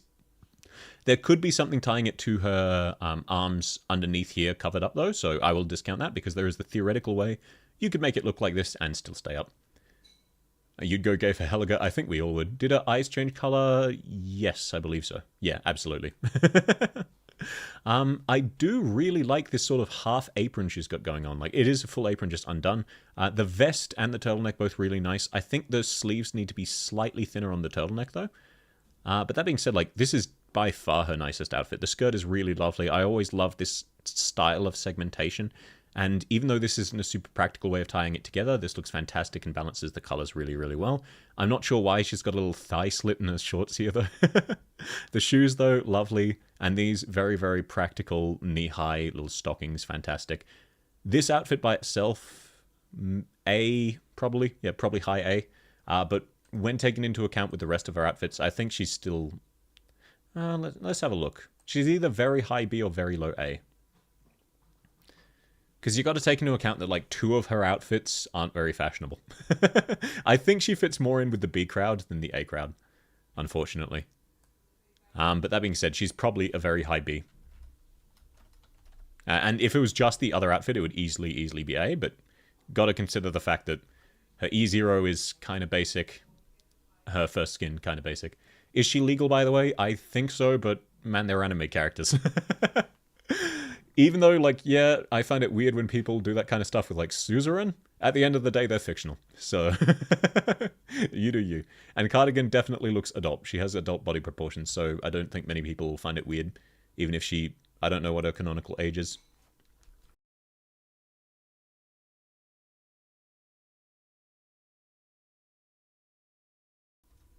Alrighty, moving on. Once again, apologies for the slight pause. She's from Lathania and go smash Ebonholtz instead. Oh, she's a Lupo? I thought she was a Pero. She might be a Lupo, though. They do look similar. They have similar ears. Now, getting on to Cement. First off, let's all get it out of the way. That is Concrete, baby. That's Concrete, baby. God tier Ian voice. I love how much personality. Like, when you actually read through what all of Cement's Ian lines are supposed to say, I don't think... Like, I think the voice actress read it once and then just winged it. Because basically every word is different, even though she's getting the general meaning across. But she added so much personality. Like, without that Ian voice actress, I don't think anyone in EN really would have cared about Cement outside of the standard, oh, she looks cute. And her design is pretty interesting, but like the EN voice actor added so much personality, so many more people love Cement, like full on top tier character just because of how much personality she added, so she did a phenomenal job. Concrete EN is Nilo from Genshin. You'd be shocked at how much range some people have. Like, I'm not going to show it off because I have a long way to go, but I'm learning falsetto, for example, because I find it very, very funny. And when you hear my deep bass voice, you would not expect falsetto to come out of me. That's a very extreme example, but like, I'm nowhere near as good as these voice actors. They can do amazing vocal performances, and she's no exception. Now, that being said, looking at her outfit, she anamorphed Blitz into a helmet. Okay, that's a funny comment. You had Cement reach 11k defense. Yeah, man. The first video I made that got me back into making Arknights content, I max leveled Cement before I started burning out of the game because I know she can face tank Patriot without really getting many buffs. And I was like, you know what, I should come back and just finish that video. And since then I've somehow been uploading every single day. But Cement is effectively the reason I'm back playing Arknights, because if I hadn't decided I should finish that video, I probably wouldn't have started making content again. She's a Zalak, she's a mole, she's a mole. Yep, she's a mole. Short women exist. No, look, to be fair, she's a mole. Her shield weighs 500 pounds. Yep, it is an incredibly heavy, like, it is literally filled with concrete. She comments on it. I was forgetting for a second. Yeah, Wild Shoes, concrete reason to return. Yes, sir. Mole Buddy needs its own ranking. Her Mole Buddy does have a little bit of drip. Now, moving on to her outfit, unfortunately, her outfit is kinda whack. Starting off these shoes, these are Aurora-style shoes. Like, what's going on here? These aren't secured properly. They're way too big for her. They're all over the place design-wise. They're weirdly spiked. Her shoes are cute. Fair enough. I do understand how you can find them cute. But in terms of practicality, these aren't very practical. They're like a weird mix of reinforced, tightened on, super loose, and fuzzy. It does look a bit strange to have such bulky shoes and then completely bare legs. Whack-a-mole. Yeah, Sora Mickey boots. Yeah, again, she's got the Kingdom Hearts style shoes. Hercules merch shoes. She once again has the Arknights classic of see-through plastic, this time in the form of an entire dress. I am not a big fan of this. It sits wrong on her. It makes it like comes from directly below her bust, which just gives her a really weird profile. The black dress underneath is a lot better, but that also sits weirdly. Ideally, you'd want it tightened around your thighs and slightly lowered. Not thighs, mid-waist, because then it really shows off your profile better. Like, it's even causing her jacket to look weird, even though her jacket is bulging relatively normally. These belts serve no purpose. They are very clearly not tightening this plastic. Not a fan of the plastic in general. Yeah, some operators can pull it off. I don't think Cement's one of them, unfortunately. Likewise, all these practical gadgets, they're fine, but not too much credit for them. The sleeves, really, really weird, given, like, the sleeves would be fine on a good, proper jacket, but given how short this is, and it doesn't even look like it can really close, they look really weird. Likewise, the hood. The hood looks like it was designed with her hat in mind. It is way too large for her. What is with AK and see-through plastic? At least it's not like La Pluma and it's not her shoes. The things I've seen involving La Pluma's shoes and Calzi's shoes are things I definitely don't want to see from any other operators. Also a reminder, last name is Moleman. Yep, absolutely. Are these shorts? No, it's a dress. Or maybe even just an oversized sweater, but definitely not shorts. She could have been a Duran. Hello, Pazemka. Nice to have you in the chat.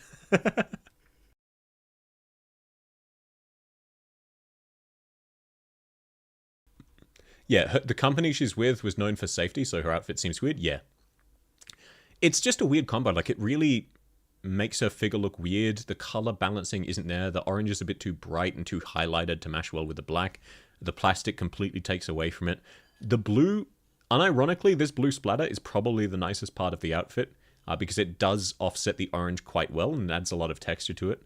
Especially with these pinks here, which I usually don't like, but like it works really well. Whether or not that was deliberate or she just splattered paint, hard to say. Calzi's plastic part looks good. You clearly have not seen the same art I have. Don't go looking for it. But yeah, they inherently don't look bad. It's just people draw weird things. The crop top jacket looks weird, yeah. The sleeves look really great, just not in the context of the crop top jacket. That's also too tiny to even really zip up. If instead of this like weird skirt, she had a proper jacket and then a skirt sitting around her hips, this would be a really nice outfit. But the nicest part of this is her face. Her outfit detracts from how cute she is, unfortunately. At least in the E0. It looks a bit better in the E2 because the plastic is sitting around her waist better, and you can see more of the black undershirt. But that being said, like,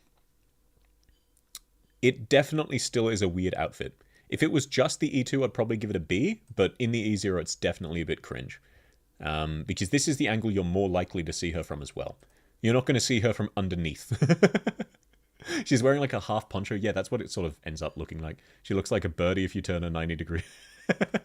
I don't have a way to do that, so I'll take your word for it. She's literally Durin, you're not crazy. She has a different profile to Durin and different hairstyle. Gurren Lagann reference. The black dress becomes shorts. Yeah, it does look like she might be wearing black shorts underneath her black dress, because it might just be a slightly oversized shirt, because you can still see it there. That being said, I don't think she has a skin yet. Nope. So, unfortunately, Samantha's going to have to go in cringe. I hate to do it to her. If we were ranking her as a personality, she would be flooding. I love her personality, but outfit-wise, it's a bit unfortunate. Where did the blue splotch go? Yeah, that means it wasn't a stylistic choice, unfortunately, and that was one of my favorite parts. But again, like, the fact that a splotch of blue paint is more fashionable than most of the rest of her outfit is kind of damning to the outfit. C for concrete. Yeah, salvaged. C for cement, C for concrete. That's concrete, baby. Her file says as a kid, so it implies she's an adult. Yeah, pretty sure she has grown up. Most of the characters in Arknights are, because not all of them, but most of them, because it's always a bit awkward to think about child soldiers, even in fantasy. Now, Croissant. One of my IRL friends absolutely loves Croissant. Apparently she's Filthy Frank, but in Arknights. I don't know who Filthy Frank really is, so I can't comment on that. But worth saying, because anyone who does know him probably will also get that. Talk about another good VA. I do agree with you. Unfortunately, I'm a bit biased against Croissant, not because I dislike her, but because I like all of the other Penguin logistics operators more. And in every event, whenever Croissant starts talking, everyone else leaves. Which means all of my favorite characters go and it's just Croissant talking, and I get a little bit annoyed. Croissant de Texas. Top 3 shields in Arknights? No, she is absolutely not top 3 shields. Her shield is very impractical. This is not going to be protecting much. Yeah, that's why there's no age stat for every op. They don't want to open that can of worms. Her hair color? Yeah, absolutely. But the fact that the nicest part about her is her hair color kind of says a lot about the outfit. The shorts aren't bad. The belt's a bit weird. The jacket's highlight being turquoise is very, very strange. The jacket itself is a bit weird. The crop top especially is strange. That's not flattering. She should get a different super short sports bra style. The gloves are nice. I do like that she's got a holster for her weapon. That's always lovely to see. It is a bit strange to tack your ID onto your thigh, but I guess if she knows where people are looking, she might as well put it there. I also don't like that it's got this weird belt overall vibes to her shorts. She refitted a coffin into her shield, yeah, pretty much. What a hustler. Yeah, you never noticed her ponytail? Her ponytail is nice, though I do prefer the short hair on her. Is she cold or warm? She's probably fine temperature-wise. She's a Minos, she's a bull. And that being said, like, I don't imagine this will be... This isn't practical for winter, but she generally lives in like a... Why am I forgetting the name of the city? She lives in the same city as the rest of the Penguin Logistics one, where a lot of plot takes place, and it's sort of implied to be generally warm weather. French pastries named American working in China for a penguin voiced by an Indonesian. Yeah, you just realized she has Penguin Logistics? Yes, she is the only one who didn't have... By comparison to the other Penguin Logistics, she is the least popular. That being said, she's still relatively popular. Lungman, thank you. Yes, she's hot. She's in a hot climate. Why does she have a jacket? Look, at least it's a nice jacket and a relatively loose jacket. That being said, like, her shoes especially, little cringe. The tassels, little cringe. The belt, little cringe. And this style of sports bra style shirt really doesn't fit her. The fluffy jacket is nice, but only the fluff part. The jacket isn't. Also a math teacher. It's more that she will hustle literally anything. And yeah, like, slightly nicer here, but that's just an art style difference. The belt is still really, really strange. The belt is too much of a highlight. It's drawing attention to her belt. Which, look, if you're gonna dress revealingly, At least have the attention be on the parts of your body you're showing off. That being said, she looks nicer slightly, like this sports bra style looks slightly nicer. It's the same one, it's just slightly higher. It's just like, this is a really weird curve for the top. She has tough competition with Texas and Exia. Yeah, Exia, who's been top 10 favorite operators and most used operators since launch. Unbroken streak.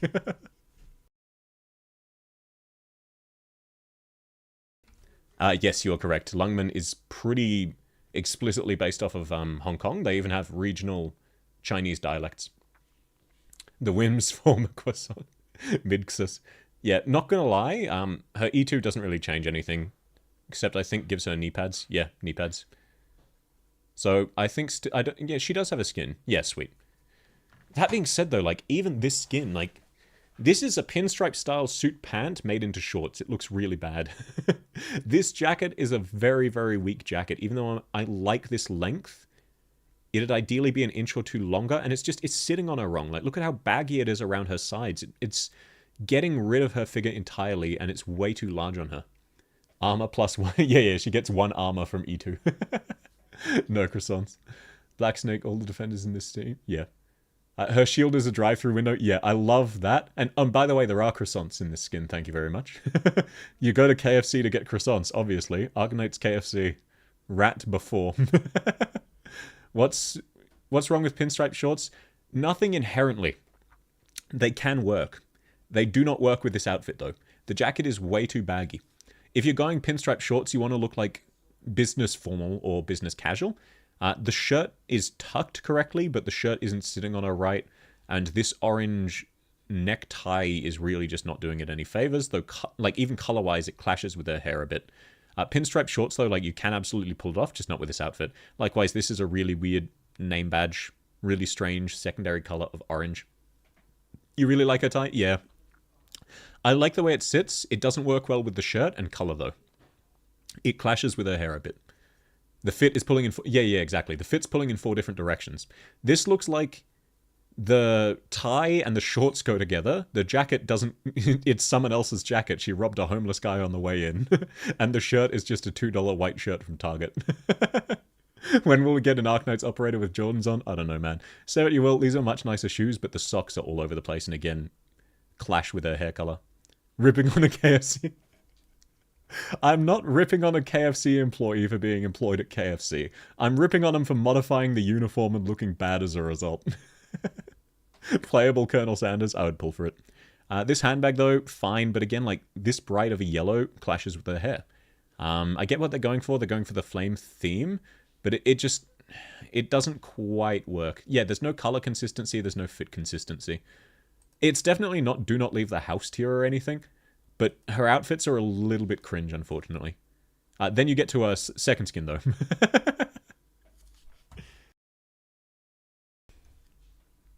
Now, her second skin, if it was just this, she would probably be A or S.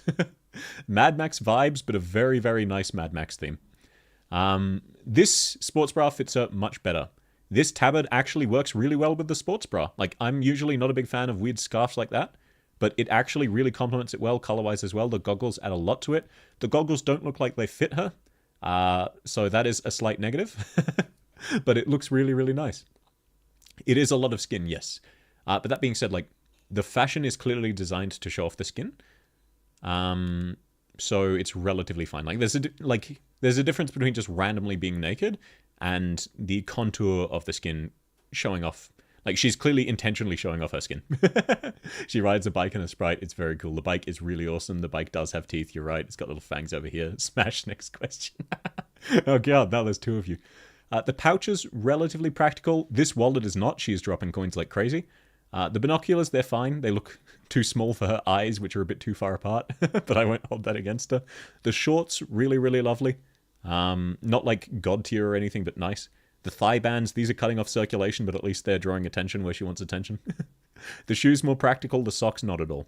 So this outfit, I would probably give an A. There are a few problems with it, but it is so much nicer than her other outfits. But I think she's still got to go and cringe. No. This is more a basic than a cringe, so I think she'll even out to basic. But the KFC skin is unfortunately definitely a cringe. But I think because her other skin is so nice, It's fair enough to give her basic. She sometimes has really good fashion sense, and other times she robs a guy while going to KFC to take his jacket. So yeah, I think I'll average Croissant up to basic, which also means my IRL friend won't shank me. He is a Siege and Croissant enjoyer, and those are his two favorite operators. The sock's definitely itchy. Yeah, absolutely. Mudrock gone yet? No, not yet. We're still only in C, but Mudrock is about here. Yeah, slightly before here. So we're about a third of the way to Mudrock. B for Brissant. Bro, about to get British. Yes, sir. Yes, sir. We are reaching the British part of the stream. Not quite yet, though. 6 hours from Mudrock.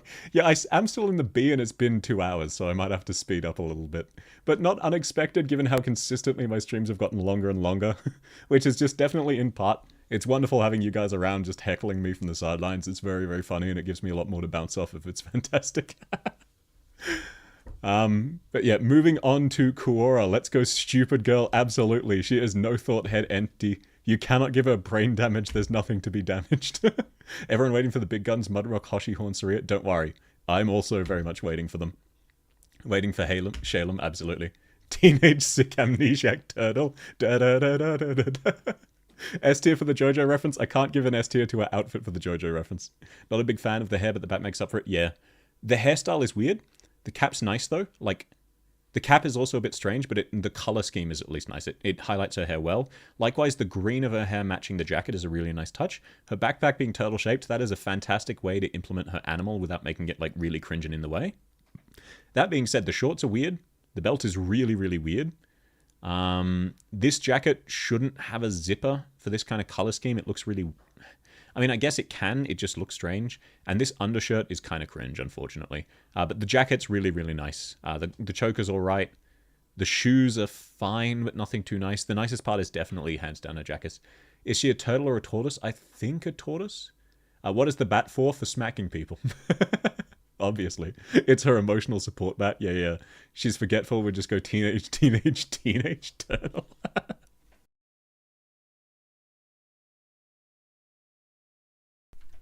That being said, though, outside of the jacket and the backpack, there's nothing really to talk about. This is... I mean, yeah, it's based off of IRL sort of baseball vibes in high school. It's pretty basic. And I think it is a bit nicer in an E2, but it's a different jacket, and it's definitely a worse jacket, unfortunately. Still a nice jacket, though. It is a shame her hat has been torn as well. Will a sports bra work on her? Unironically, you're right. I think a sports bra would look nicer, because this looks like... It's this section here that ties in with the strap that's really, really weird. Amnesia, but she remembers how to play home run. Yep. She plays a home run against your head. Korra is based off the Asian box turtle. Okay, sweet. Thank you. Her face looks weird in an E2. Yeah, a lot of launch E2s, like Maya as well. I love Maya. But the face, same as Greythroat. Just the face proportions. Because the E2s are much more dynamic poses. Because launch operators generally, the artists weren't quite as experienced. Just because Arknights didn't have the budget it does now. Like, still better than most faces I've ever drawn ever. So I'm not dissing the artists by any means, but it's when you draw a dynamic pose, it is a lot harder to get the proportions right.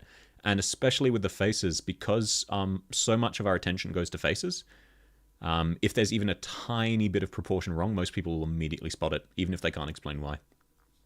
Korra putting you to sleep with a baseball bat. I've already done the Calzy video, though, so I'm not going to make the same joke twice so close to each other. Angelina E2, or at least E2, favor E2 in the game. Yeah, but she's got the belt skin. Loves baseball, sucks at baseball. I mean, hey, that's most people with most sports. But yeah, like, there's really not too much to say about Korra. She looks fine. Her skin is a bit nicer, but still on the basic tier. The color coordination is a bit off. But that's mainly, like, this plastic jacket really makes it really weird. Likewise, really, really heavy on the upper body and then exposed thighs, which, yeah, I like, but it looks strange. These shoes are awful. This is the worst shoelace I've ever seen. But outside of the shoelace and this weird, like, collar they've got going on, they're fine. The socks are a little bit strange. Those belts, those pouches, rather, completely impractical. What are they hanging off of? The umbrella's nice, though. The hat's alright. Belts go hard. What are you, the Arknights design team? Like, all of them? Why do her shoes have collars? Yeah, man, that's what I'm saying. Her backpack looks stiff on her back. Yeah, but it's the reason she's a defender, because it's basically indestructible. Looks like she tried eating the shrooms. Never seen this skin before. Where is this? I think this might have been like a reward skin for something. I don't think this was a shop skin. But it's definitely in global. Where's the pouch? Oh, these ones here. These 3 pouches that are like hanging super loosely and out of the way. These aren't tight enough to the body to be comfortable. You bought it? Okay, sweet. It is purchasable. It just hasn't rerun in a while then. It's been a while since I've seen it, but I also got this like during its first run, so I just haven't thought about it. IS0? Okay. Yeah. No, I thought it was, Wait, there was no IS0. What are you on about? It's a shop skin? Sweet. That unfortunately means it probably won't rerun for a while, because shop skins generally get added to the CC shop eventually. That being said, though, I think Quora is another really strong basic. There's nothing too much to say. There's nothing wrong with her outfits. Well, there are some parts that are wrong, but like they're not egregiously wrong, not to the point of cringing. Just she looks a bit like she's a teenage girl who's dressed herself slightly strangely. Her skin definitely looks better, though. Released episode 5, came out during... Okay, did it release in episode 5 or did it come out during CC13? I'm getting conflicting answers. I know one of those is real, though. Without the plastic jacket, this would be nice, I do agree. The color scheme would work really well without the plastic jacket, but the plastic jacket really throws off the outfit. Not enough for it to be cringe, but like definitely decreases it. Wiki says Ep5, yeah. That doesn't surprise me. Either way, it's been out a while. And now, we're moving on to someone who is absolutely flooded. Now we're starting to get to the big guns, fellas. Top tier drip cringe shield, yes sir, this is a cringe as hell shield. It does not function as any of the instruments it's trying to be, but it does look cool. Holy drip, absolutely yes sir, look at that classy monocle, look at those earrings, look at the cravat tying into the monocle. All of these ornaments, all of these highlights perfectly balanced with the outfit, look incredibly high class. Like, look at the color balancing on this. This is such a lovely shade of gold to go with the silver and gray black jacket. The cravat balances perfectly, the white undershirt, the perfectly matched silver vest that's just a slightly lighter shade than the inner part of the jacket. Smash, next question. The gem, yep, absolutely, the gem is fantastic. He stole a grand piano. Is he a moose? Yes, I believe so. That being said, the horns are weird. But yeah, like, even this, like, semi-skirt, the tails on his suit, this is fantastic. The boots are amazing. It looks a bit weird that they're slightly armored at the shoe portion, but the rest of it looks amazing. The pants are tucked in fantastic. All of these little tassels here, they're at least tied in. Even if, like, this one's a bit strange, it adds to the outfit. It looks incredible. This man is flooded. He's a deer? Yeah, fair enough. Don't worry, I won't spend too much time on Cerny. Just gotta take some time to appreciate the first flood of the day, you know? E2, absolutely no change to the outfit, just slightly different pose. Looks a little... The outfit looks a bit worse in this pose, even though he looks cool. But that's just... Again, the outfit isn't changed. It's just the suit is a little bit less tight. This is so clearly tailored specifically for him. Look at how it's sitting on him. Gertrude is fool. Gertrude is cringe. And then you even get to his skin. This man is flooded like crazy. The color balancing is not quite as nice as his default, but it's still incredible. The highlight definitely, again, on his face and his jacket. It's just a case of the jacket is slightly too much of a highlight in this skin. But this is incredible. That's no... yeah, it's no shield, it's a portable piano and violin. But yeah, like, not too much to talk about with Cerny, because I think we all know where he's going, and that is he is flooding like crazy. My guy, this is a proper British gentleman. Likewise, I love his Ian voice. He is absolutely British gentleman. I love how aggressively British he is. Like, so many games will make it cringe when they try to do a proper British person, but they absolutely nailed it with Cerny.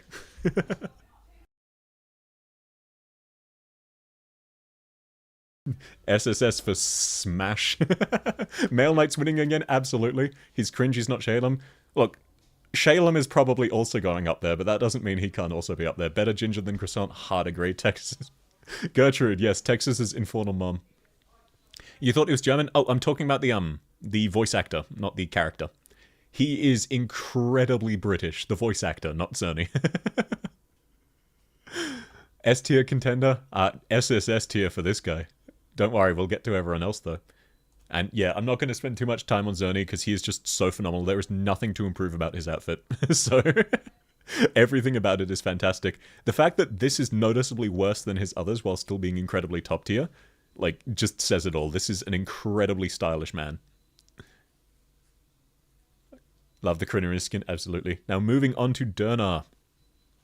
I like Durnar from about the underboob belt up, but gotta be honest, she's wearing two really bulky sweaters and it doesn't look nice. Like, if you look at her from here down, this is really weird. This is really weird levels of protection that's all over the place. The straps are at least functional, say what you will. The knee guard is not, though. Plus, way too bulky for her shoes. Her shoes look jank. Her shield is tiny. Like, this is barely the size of her torso. Why is it serrated on one side? Even the EN voice has a German accent. Zerny? Zerny didn't have a German accent. He was incredibly British, unless I'm massively misremembering. Padded clothing? It could be, but giving the padding she's strapped over it, like, I'm not sure. She is more aggressive as a defender? Yeah. Look, Dutton, I will have to listen to it after stream. You may very well be right. I remember thinking he was outstandingly British, but I could be wrong. I will listen to him again. Do you usually start these streams at this time, very late for you? I usually start it 2 hours later during the week, or a few hours early during the weekends. A few hours earlier than this. Unfortunately, I was intending to meet up with a friend for lunch, but then ended up throwing up. So, unfortunately, wasn't able to go. But usually, on weekends, I would start these streams a few hours earlier, so it would be ending about now. That being said, absolutely fine. I hope you enjoy the VODs. Thanks for swinging by, man. Absolutely, sleep takes priority. I will try to change up the schedule from time to time so that people in different time zones can watch, because I'm aware that AU time is a very weird time zone for a lot of people. Somewhere between British and German? Yeah, absolutely. Women in Arknights have the thickest clothes but look hot as hell? Absolutely. But yeah, like, gotta be honest, while she looks really nice from the mid-torso up, below the mid-torso is cringe. I would say she's awesome above the mid-torso or even S, super stylish, but below is just so cringe that it averages out to a basic. No, the time zone is killing you. It's please don't tell me it's 5:49 a.m. in the UK. Please don't. You should be sleeping, man.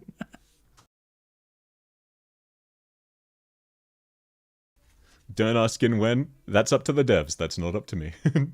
Hard disagree. Oh, God. Hopefully you woke up early, duckies. These time zones is when you wake up. Hey, that's good to hear. And at the end of the day, time zone won't work for everyone. But I'll try to keep the time zones consistent day to day, but I'll try to vary it up more on weekends so that more people can be around, because I'm aware that it doesn't always work for everyone. 12:50 a.m. for you.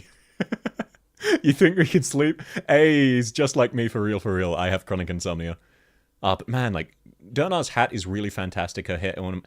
I think I'm going to average this outfit to be an A rather than a B, just because it's so strong from the mid-waist up. Like, this is a really fantastic jacket. This is really nice ornaments, really lovely hat. Yes, she seems to not be wearing a bra, and she's got weird straps above her torso. But that being said, like, it looks really nice. It's called 1 a.m. in US East. You've got work in a few hours. I mean, given how few operators we've gone through, I might still be live in a few hours. Video stopped for a second after I said sleep should take priority. That would be very, very funny. No, that's unfortunately just this thing called AU Internet, where I have some of the best internet in Australia, and that means it flickers from time to time. But yeah, so absolutely love... she does look a bit worse without the jacket, but I like that the jacket's tied around her waist in her E2. The pants don't look as bad, but that's mainly because they're hidden. She's A tier because you're too busy looking at the chest. Not gonna lie, that is a relatively strong argument, except for the purple.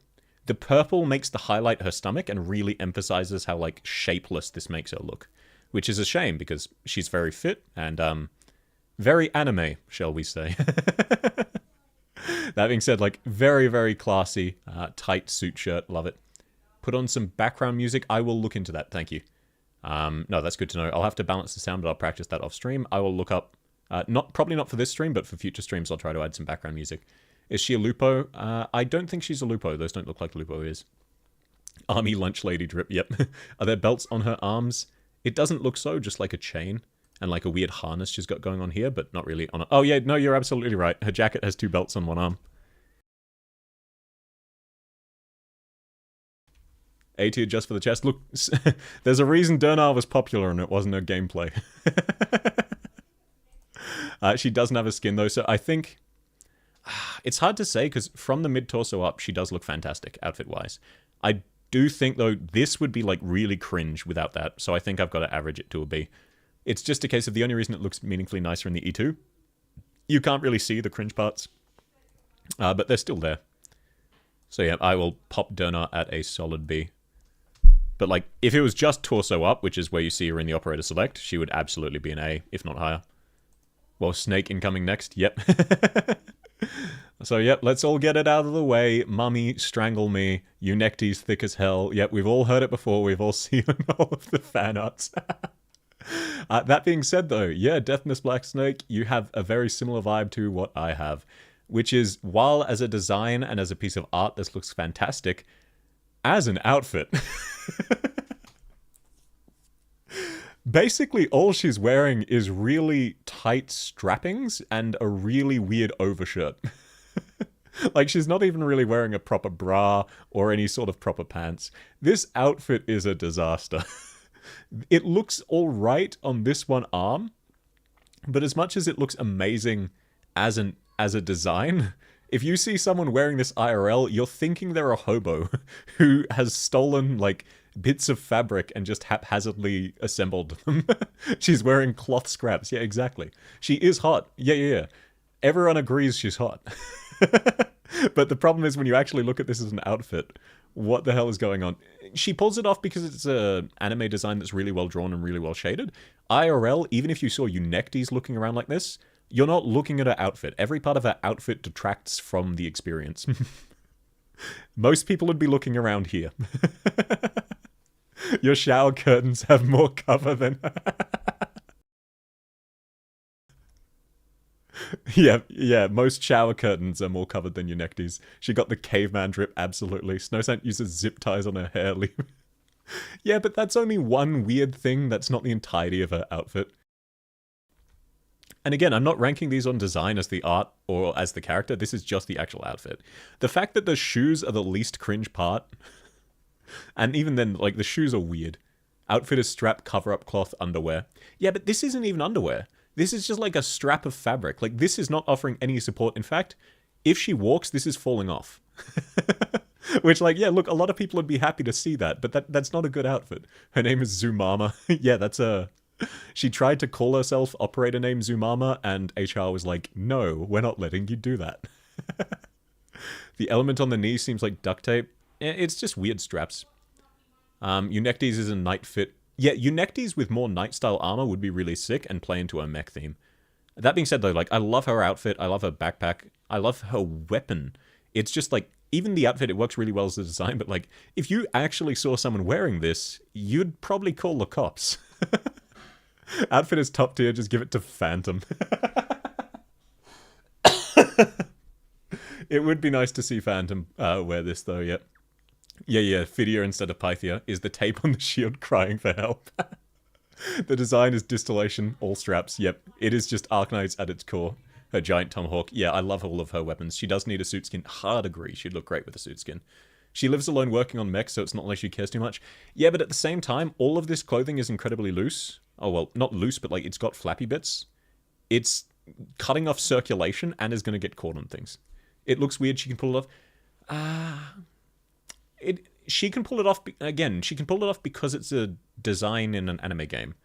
Even seeing IRL Eunectes made real, walking around in this outfit, you're not looking at the outfit. And the lighting is hard carrying it. The lighting makes it look really, really great because it's fantastic art, but this is a see-through weird yellow bit of cloth. Imagine having a gun and not being able to shoot him. Look, it is what it is. Her E2... She's wearing less clothing. She is borderline Therm X tier because she's essentially naked. Like, this is basically as close to naked as you can get without actually entering to the realms of not safe for work. Honestly, both, like, Yeah, Eunectes looks amazing, but in terms of actual outfit, I think both of these are D tier. Yeah, she's one with her robot friends. Caveman drip again. She's literally wearing leaves. Not quite literal leaves, just very thin, almost see-through straps. More operators should dress like this. Look, man, Azur Lane exists if you're looking for that kind of thing. At least the loincloth covers her nethers this time. Look, the fact that this is her nicest outfit, and that's just because she's wearing pants and a shirt. Like, hey, at least this time she's wearing clothes. That being said, she definitely needs a bra, because she seems to have jumped like 6 cup sizes. Probably only more like 1 or 2. But that being said, like, she is flashing everyone. This is a really tight white shirt that looks partially see-through. In fact, it is see-through. She's constantly flashing someone. Tequila and Eunectes should have an outfit swap. That'd be something. Azur Lane doesn't have any men. You can't. Yeah, fair enough. S-tier hair and body, D-tier drip. Yeah, absolutely. And yeah, you're right. Shirt, quotation marks. Quote-unquote shirt. Look, for Eunectes standards, this is a shirt. For anyone else, this is like a tattered scrap of cloth that doesn't even function as a bra. A shirt with no bra and it's all white. It's not just all white, it's also very thin. Like, you can see the curve of the underside of her boob here because it is see-through. It's like how in Azur Lane, some of the ships unironically have nip slips. Eunectes is very, very close to the same. She does have a Gundam, so it's really cool. But yeah, like, I don't think I can give anything to Eunectes other than do not leave the house. You would call the cops if you saw someone dressed like this for public indecency. She's not wearing clothing. She's functionally naked. Even this is kind of, like, this is C or B tier. But again, it's mostly just Eunectes is pretty and has great hair. It has nothing to do with the rest of the outfit. Thermex tier, that is what you'd like, but look, she is wearing clothing, so she's not quite in Thermex tier. So moving straight on from Eunectes, we have Fire Whistle. Now, I really, really love Fire Whistle as a unit. That being said, the jacket is probably the nicest part of her outfit. And even then, the jacket sits a bit weird, but the color scheme is nice. I don't like, again, she's carrying a giant fucking rocket launcher, same shoulder strap. You put that cross shoulder and it'll sit much better. This bra, she looks a little bit too busty to wear true strapless bras like that, but part of that's just the art. It looks like it's slipping down a bit and sitting too low. I love the necklaces, though. This is a really strange and basic ornament for hair, but it looks really, really nice. Yeah, you know I'm going to hate this fit, but you love it. I do completely get that. There are parts of this fit that I really, really love. How Aussie does she look? 0%. I've never seen anyone in Australia wear anything like this. Or at least, like, this short. Yeah, I love how all of the Aussie operators who have English voices don't have Australians voice acting them. Sag. The zip on the left leg removes an inch of cloth. Yeah. This is purely for aesthetic. And, like, don't get me wrong. The thigh highs, this is by no means a cringe outfit. This is at least some fashion sense. Like, she's put together an outfit on purpose. This isn't just default. She's thought about it. The colors balance each other nicely. The straps are a little bit weird. The pants are definitely strange, though. Like, this zip is functionless. This one is useful. But she's got it strapped on tightly underneath. This one's pointless. This one at least looks nice. Looks a bit funny. You have a max pot from trying to get Chung Yui's same, man. Yeah, you're right. It is nice that the asymmetry extends to her shoes.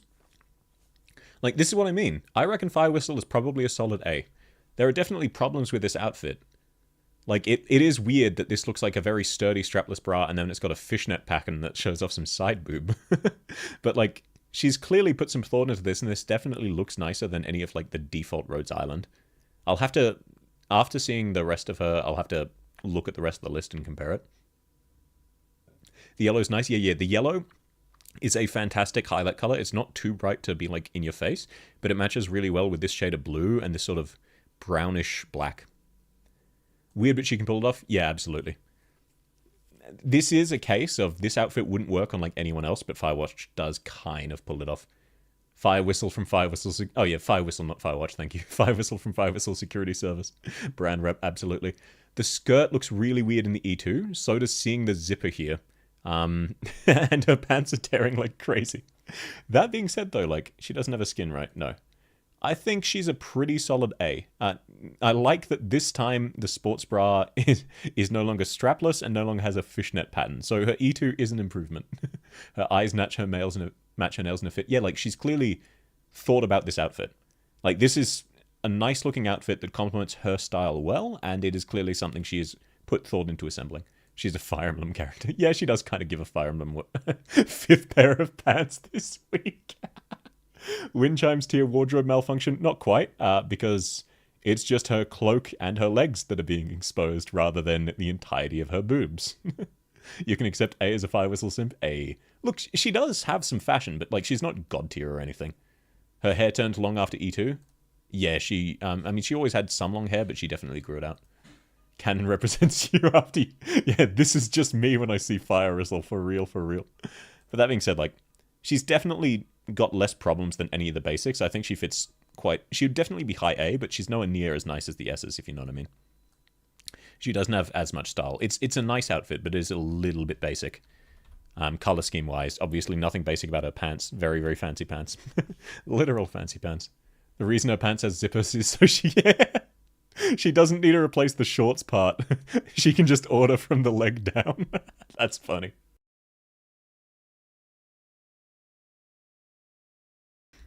Yeah, top wardrobe malfunction. Why is robot so big? I have no idea, but I thought it was funny, so I didn't fix it. For whatever reason, it only zoomed in on his eye as well. It didn't capture it properly. Speaking of, moving on, we next have Friston. Oh, sorry, 1 second. I clicked on the wrong tab. I need to fix that very quickly. Just so that I can see everything. I have so many tabs open on my second monitor. It is unreal. Now, Friston, not much to say. He's in the Thermex tier. He is not wearing clothing. He has ball. He doesn't have ball. Like, that's not a... technically, that is a ball, you're right. But it's not the same ball that Lancet had. Flooding ball. He would hate... Yeah, you're right. He would hate me for putting in... You know what? Just for Friston, I will rename it to Friston. Everyone else, it's going to be Therm X tier. But you're right. Out of respect for Friston, I'm going to make it the Friston tier. Just this once. And I did spell his name wrong intentionally. Just the joke is lame, so I won't repeat it. Because I realized that after making the joke. You love his facial tattoos. What facial tattoos? Absolutely flooding. Someone drew on his red light. Yeah, they gave him eyes. I do find that very funny. I have to rate them for how many parts. I'm not rating their design, I'm rating their clothing. That's why they're bottom tier. Because they don't have any. If I was doing a design rating, basically everyone would be SSS because all of the artists in Arknights are generally amazing. No. They're not E tier. They're not E tier. This isn't E tier, this isn't F tier. This is, they don't have clothing. This is the equivalent of a not applicable. This isn't an E tier. Just to clarify that, like, I'm not ranking them as E tier drip. I'm saying they don't qualify. It'd be like if you did a smash or pass, and you had Suzerain on the list. You'd put her in do not qualify unless you want a visit from the FBI. Or at least I would. A lot of people would answer that. He did have drip once, yes, but it's not visible. S tier for the photo of Cal's caddy. Yeah, you're right. He is taking a nice photo of Cal. That is cute. We are getting close to hung. He's printing a picture of how disappointed he is. May Eunectes... He's never had sex. Okay, look. Eunectes... Yes, she's attractive. Yes, she has nice thighs. Once again, a reminder, I am asexual, so even if they were real and interested, I probably wouldn't be. Enclosures kind of pass. Look, they still don't have clothing. None of your arguments have convinced me otherwise so far. They still go in the Thermex tier, or... out of respect for Friston, the Friston tier when it comes to defenses. Smash, next question. Alrighty, moving on to Gummy, the cannibal. Now, Gummy, not as stylish as Zima, but still has done something nice with her modified school uniform, even though it looks a lot less like the school uniform of the others. That being said, this orangey red is way too bright of a color. To the point where it actually contrasts with the dark blue of her skirt. As an Asian, you're very... Gummy is canonically a cannibal. Don't get offended at me for that. Get offended at the Arknights devs. Super is watching. I'm not ranking Gummy as a unit or as a person. I'm only ranking her outfit as an outfit. Otherwise, again, most of these characters would be a lot higher on the list than they are. Yeah, she's nice, but her stockings are bright AF. Yeah. The main problem with Gummy's outfit is this is too bright and vibrant of a color, to the point where, like, it's drawing it. The focus of her outfit is her thigh highs, her stockings. Everything else is background and clashes with it. So, like, this is a little bit cringe. Because she's taken the school uniform, and she's made it so that everything about the school uniform and her jacket looks weird. The skirt is a bit short, yeah, you're right. Too much orange, absolutely. The shoes suck, yeah. They're not the worst we have ever seen, but those aren't very good shoes. Her pan got red from all the kid cooking. D for depression. She's not don't leave the house tier. But, like, again, even in this, it's just a case of her stockings are way too vibrant of a color, especially when everything else is relatively tame, that, like, you have a hard time looking at her face because the brightness of the stockings just draws all the attention. Her skin looks a bit better because she doesn't have the stockings, but her skin is also cringe because the entirety of her dress is see-through, leaving this tiny frill kini. And then just this true sleeveless frilly sailor shirt as part of the top of the dress. Like, the hat's nice, but I'm not a big fan of the, lolly. Candy, that's it. We call it lolly in Australia. I know that has different meanings for the rest of the internet. Candy little hair pieces there. The shoes are nice, though, except for these weird medals. You like her jacket? Yeah, her jacket's nice. Looks very good in the E2. Looks less good in the E1. Like, the E2 is definitely an improvement because there's more color contrast in the upper half, but still the focus is just the tights, unfortunately. The skin is a bit gross. Yeah, not Shamare level, but it does give me similar. Dessert, yeah, fair enough. You like lolly. I like the other kind of lollies, the candies. What do we call flip-flops in Australia? We call them thongs. Likewise, when we say we're putting on pants, we are referring to trousers. We are not referring to underwear. I know that British people, pants means underwear. Super was enraged about this. Yeah, he's doxing me IRL right now. That being said, I think Gummy's going to have to go in cringe. You hate to do it to her, but, like, her outfits just aren't very good. It works really well even as a design, honestly, the orange is just a bit way too blindingly bright. Can we love the way she holds the pan? Yeah, look, say what you will. She is not afraid of getting burned. Super lost you. Look, the AK writing does have its flaws. The story is really, really fantastic. The writing is a bit bloated. I wouldn't call it horrible, though. I do agree with that. But there are definitely improvements. Like, you could unironically half the length of every AK event relatively easily in terms of writing without changing any of the story. And for people who dislike bloat, it's very, very noticeable. That being said, though, like, it's by no means horrible. They're telling the story mostly competently. It's just a bit bloated. Oh, Super agreed with me on the outfit. Oh, fair enough. Yeah, it's also a bit weird. It sounds like an Italian screaming in the void. Syracuse is rough. How many words in No Light? Individual events have reached the stage of having like 90,000 words, which is a long novel. Like, most novels are 50 to 70,000.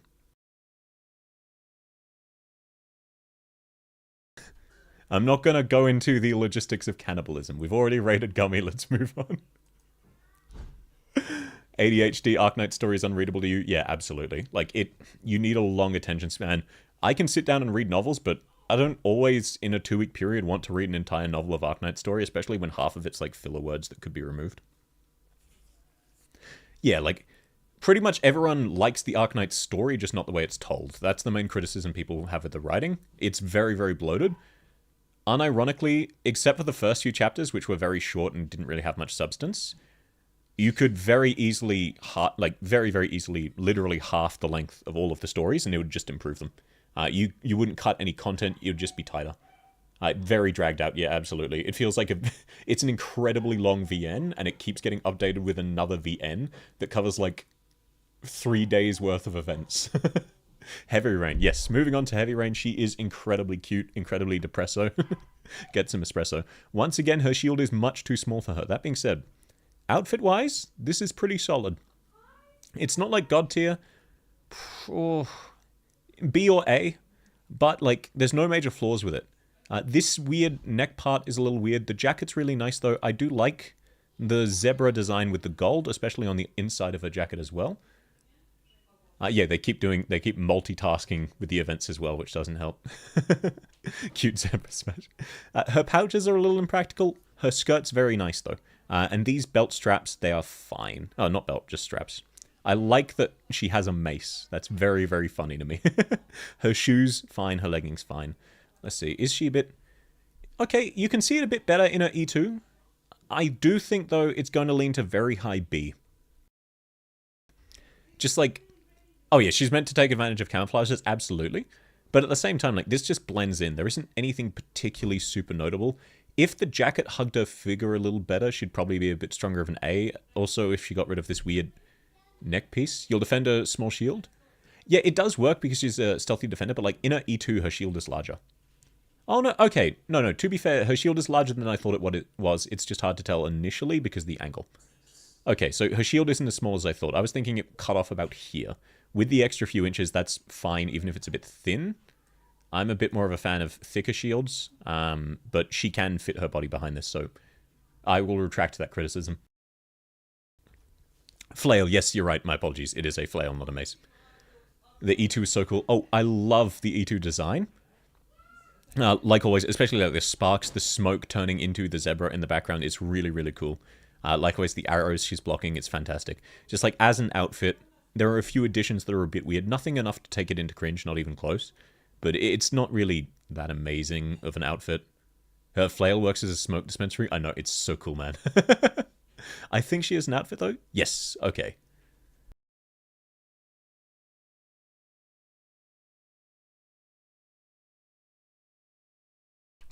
Sorry, got a bit dehydrated. Had to take a quick sip of water.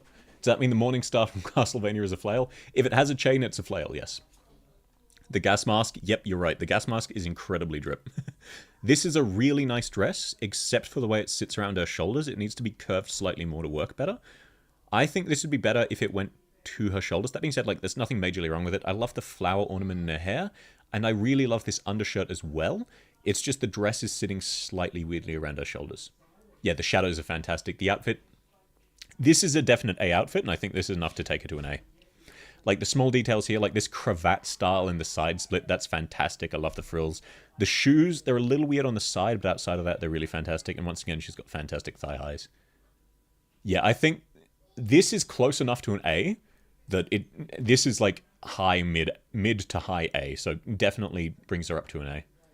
And yeah, she only has the one skin. So for the sake of brevity, I'll unfortunately move on, because I realize we're still like halfway through. And given that there's only 30 defenders, I don't particularly want this stream to take 10 years, because that'll make me terrified to do snipers. I'll have to plan a 20-hour stream. It'll be my first subathon, except YouTube subs, so it's free for everyone. Alright, so moving on to Horn. Now, a lot of people really, really love Horn, and for a lot of good reasons. Going on a date in Chernobyl, absolutely. So I will actually start with the things I don't like about Horn's outfit. There aren't many, but there are a few. This collar is really weird. This collar looks bad. It goes from her fucking belly button all the way up to her collar and is way too loose on her. It's 16. 616 on your part. Okay, sweet. So you don't have... It's not super, super urgent for you. That's wonderful. Manfred would hotter. I do actually agree on that. Horn's hot, Manfred's hotter. Get the no horny man. Yeah, so the weirdest part, like, this works really well as a skirt below the belt, but above the torso, the sleeves are weird and the collar is really, really weird. That being said, the underskirt, the maroon is a nice color. I think this needs to go lower, and this tank top needs to be... Oh, not tank top, you know what I mean. This needs to be a little bit more like a tank top is what I'm trying to say. Because it shouldn't transition that close to her boobs, because that means this little part of her stomach is one of the focal points of the outfit. Same reason, even putting aside the collar style, the reason this doesn't work is because the maroon, it makes the maroon a bit of a focus. It means you're either focusing on her hair or parts of her outfit that aren't even attached to her. Like, it's just a weird enough shade with the green especially that it draws your attention. Necklace, really lovely. Collar, really, really lovely. Again, this is a really great segmentation on the skirt, especially with the armored half here. If it wasn't attached to this weird collar, I think it's really fantastic. The story skin for Horn needs to be an in-game collectible. There are so many great story skins that we don't have. Top heavy. Yeah. The collar's really, really insanely top heavy in a weird shape. That wouldn't be comfortable. The tubes seem awkward. Yeah, they do. Especially because it's connected to her shield. There's no real convenient way to hold that, but that's part of her weapon, so I won't judge her too harshly for it. Like, she's doing the best she can. The pouch is actually relatively fine, even if she can't really access these, because the angle they're on, you'd need to reach around. I love the van braces. You'd usually also have a glove. You'd usually also have something here. But hey, end of the day, you're protecting your forearms. Works. Nothing too much to say about these stockings. They're fine. They're functional. They're a bit weird, though. Nothing like super bad. Nothing super cringe. Likewise, the shoes, they're just a bit basic. So I think I'll move on to her E2. It's a flak jacket, yeah. But like, even then, like, it's a weirdly designed flak jacket. Yes, Calzi has a lot of story outfits. We never get to see her. Her thigh highs you like. I can see why. Like, the green and black stripe is a nice color scheme. It's just, like, the part around her thigh itself with the weird fold-in. I think that's a little bit weird. Like, it needs a bit more pop to match the green and black, but, like, it's not a highlight, so it's absolutely fine. Nothing wrong with it. Shoes, very low res. Nothing really to talk. Now, obviously, she shows off her midriff. Now, not gonna lie, looks much nicer because you can see less of the collar. If it weren't for the collar... Oh, yeah, also... once again, like, without this maroon here, she looks much nicer. Having her bare stomach there, having the shirt go a bit lower, looks a lot better. The weird collar is still there, and that is definitely getting in the way of her hair and her mobility. If she took off this jacket, or even just wore a normal jacket instead of what the hell this is, I think it would be S tier. The jacket is a major problem, though. It's green. It's a very, very soft shade of green. Dark, soft green. I forget the terms for it, but, like, low saturation. The cannon might prove a heat column. Yeah, but even then, like, that's... It's better to just not have this collar, you know what I mean? Like, it'd be better to just, for it to not be there for whatever she needs it for. British weather incarnate. Her tank top looks more black, which you like. Yeah. She looks much nicer in this skin because you can see less of the collar, and there's not the maroon. The maroon worked all right with the skirt, but unironically, like, the short shorts, the skirt itself, the belt, and the tank top with the necklace as well, fantastic outfit. Likewise, the thigh highs work really well. But fact of the matter is, you do have to subtract a few points because she's incredibly stylish aside from this jacket, which massively decreases the outfit. If you removed the jacket or wore a different jacket, it would be much nicer. It's mainly the collar. She's going for something fancy and it's not working. Olive. Yeah, that's the word. Thank you very much. The jacket works on her. Yeah, she wears it better than anyone else would. I do agree with you on that. I think she would look better with a different style of jacket. It's more the collar than the jacket. Like, up to about here, the jacket looks really great. Just this weird collar, like, her hair is way too long for it, you know?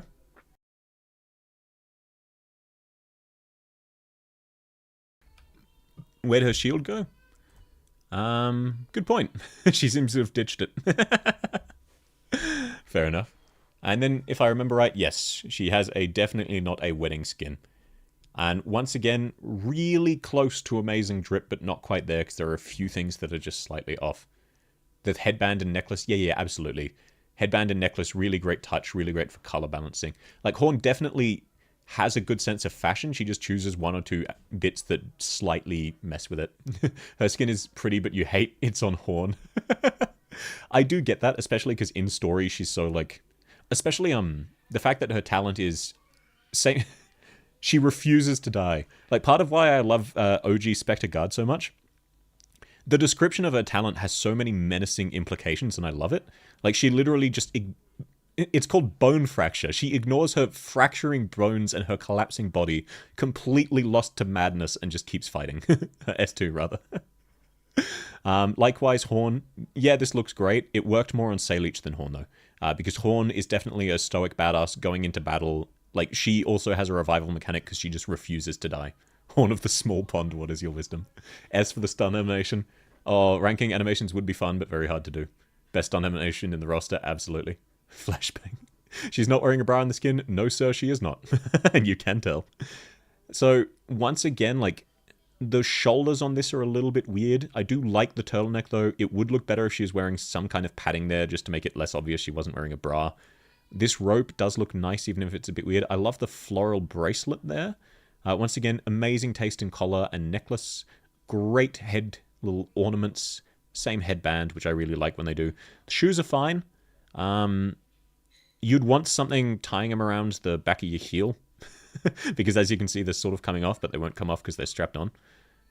But this is a very nice, probably S tier, I would say, both of Horns. Because they have a few problems, but if it weren't for those problems, they would be incredible. But I don't think the problems are large enough to really drag them down. Wait, she ain't wearing what? Yeah, you can see she is not wearing a bra from how the lighting is. She doesn't appear to... you can't really tell here. She's probably not wearing one here either. Which is just an anime thing. Obviously, you would wear... Yeah, it doesn't fit Horn, you're right. This doesn't... Like, look at how aggressive her eyes are. This is what Gravel is wearing without the cloth. Yeah, pretty much. You can't unsee it. Yeah, there's a lot of things like that where it's the same as proportions, like La Pluma. I love La Pluma, but only from the shoulders up, because her torso is like 2 times longer than it should be. So yeah, let's take a look. I definitely think Horn fits more in with the S than the A. She's definitely more fashionable than the A. So yeah, having seen the rest of the roster, I'm very happy putting her A. She's not... She does have a few problems with her outfit that would stop it from being a contender for flooding, though. Bras do exist on some characters, just not all of them. And she doesn't have another outfit. No. Okay, sweet. She could be, but she's definitely not in this one. If they have swimsuits, they do. Yeah, they absolutely do. He's just memeing.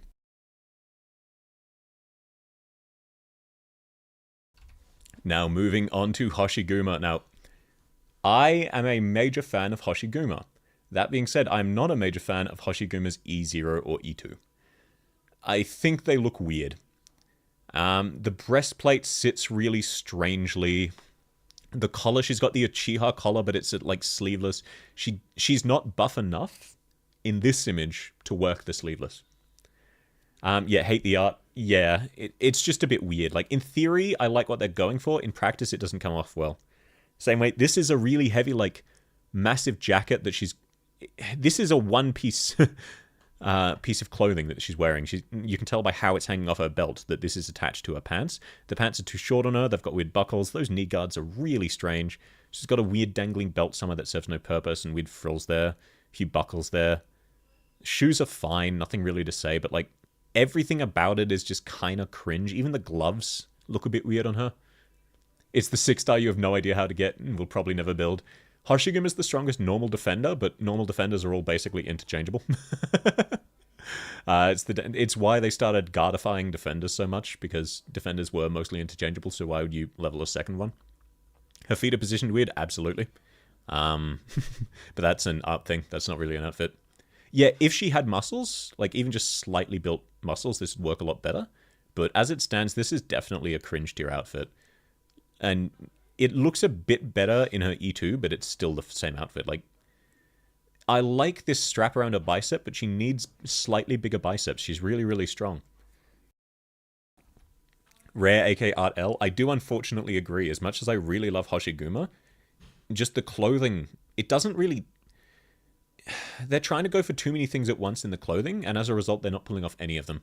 Hella zip ties for a resting... Yeah, you're right. That's what those were. You are absolutely correct. My apologies. They're not weird random tassels. Those are, in fact, zip ties. This belt is still weird as hell, though. Yeah, the posture. She's the second operator you got via top op tag. For me, my tale of top op was I got Skadi Guard, then I got Skadi Guard. The third one I got was Skadi Guard, then I got Skadi Guard, and my most recent and final one, you'll never guess who I got. And all of them were 9-hour tagless. And I already had a pot 6 Skadi Guard. The pose is strange. Yeah, the pose is a bit better in her E2, but the pose is also strange. E1 art, the face tone doesn't match with the arms. Yeah, but that's part of just how they've done the lighting. Because this tone is the same as the brightest highlight of the arms. Nothing too majorly wrong with that, but yeah, it is a little bit off. So if it was just her E0, E2, she would be C, maybe even D. But it's not. It's not just those. And let me tell you, once you get to her skin, Hoshiguma gained a lot of style. You'll have Skadi Guard? Yes, sir, I do. I even use her S2 from time to time. Beyblade Shield, absolutely. The E2 pose is incredibly weird. But yeah, then you get to the skin. To put it in perspective, I have the figure of this skin. It is the only anime figure I own. The skin, definitely flooded. Except for maybe the pants. But, like, it's not worth debating if the skin is flooded or just under flooded, because you gotta average it with the others. That being said, give me a second to just appreciate the skin. The only thing that you'd want to change is make these sleeves slightly shorter around the neck to better highlight the turtleneck, better show off the little nape here. Fantastic at showing off her body. This is a good example of a belt underneath the bust, where it's not, like, digging into her boobs. The necklace, fantastic. The secondary shirt underneath, fantastic. She has biceps now, and it makes it look so much nicer. She looks so much stronger. I love the white patterns, the white highlights, even if it is a bit distracting color-wise. It lets her hair and unusual eye color be fantastic highlights, which is excellent. The mask around her waist, sitting a little bit weird. Likewise, these weird flaps here, but not too bad. I love how many swords she's got. Pants kind of air, the rest of the skin is good. Yeah, exactly. Also, the belt sits a little bit low. Like, this is absolutely going over one of her hips, which is impacting her mobility a bit. The pants are flooded. She does pull off the baggy pants. It's just because of how tight the shoes get and how it's tied really tight with a belt right at the bottom. It looks a bit strange. It needs to taper a bit stronger. That being said, like, she wears these better than a lot of people. The main issue is actually this belt here is too low on her hips. That being said, though, I can't put her any higher than S because of how bad these are.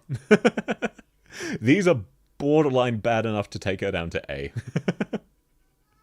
I actually think they might, because these are just so... comparatively, the outfit is so much worse.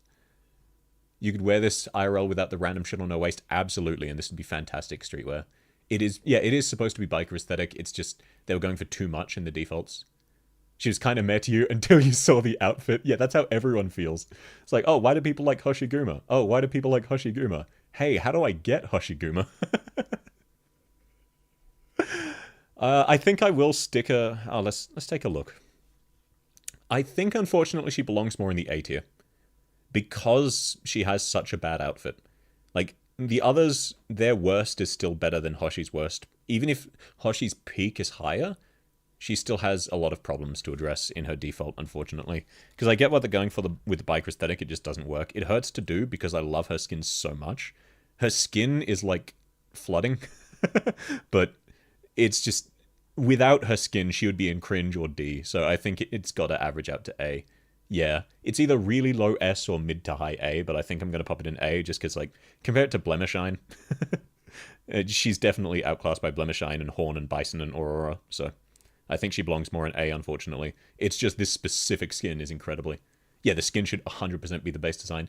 NPC Summer Skin, yep, we are getting that for free, I believe. I'm looking forward to that. But that's only just been announced in CN, so it's a while off for me. Okay, one sec, gotta take a sip of water.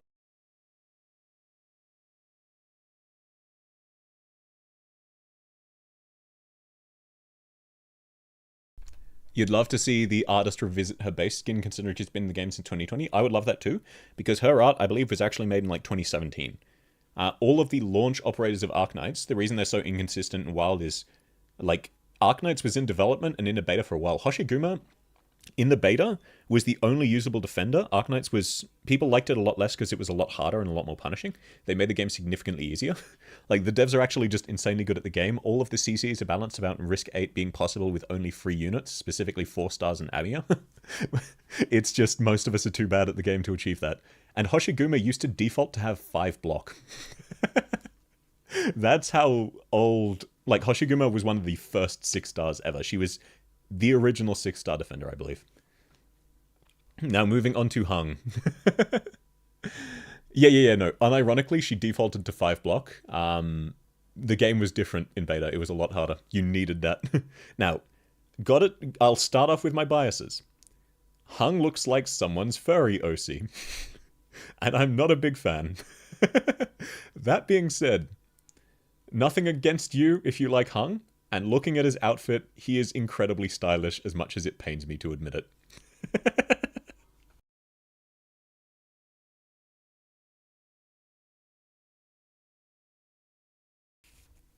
it. No comment about Hung.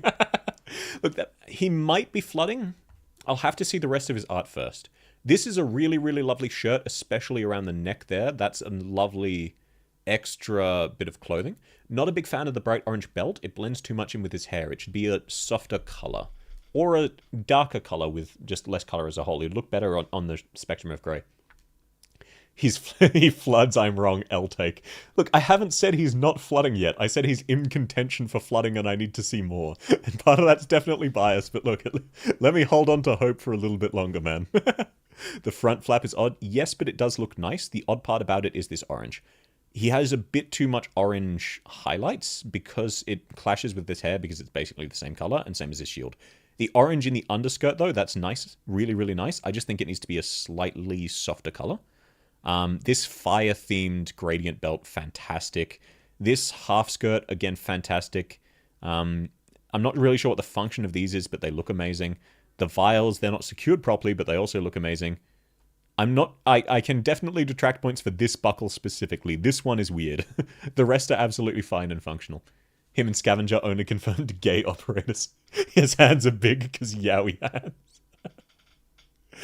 Yeah. The main thing against Hung is he's added too many bright highlights, despite already having a very bright shield and very bright tips of his hair and horn. The gloves, I actually really like the gloves, even if it gives him massive Yowie hands. They go up to his mid-bicep really well. If this was on a non-furry operator, I'd be praising it like crazy, so gonna have to praise it anyway. And again, nothing against furries.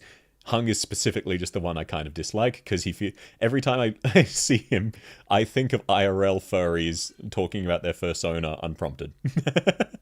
Which I know most of the people who are furries aren't like that, but that was the only IRL furry I've ever met. So he reminds me of a bad IRL experience, unfortunately. His shoes, pretty fantastic. The pants work really well with the shoes, even if I usually wouldn't be a fan of them. Yeah, his color consistency is really good. This is just slightly too bright around his waist, and the collars slightly match his hair just a bit too much.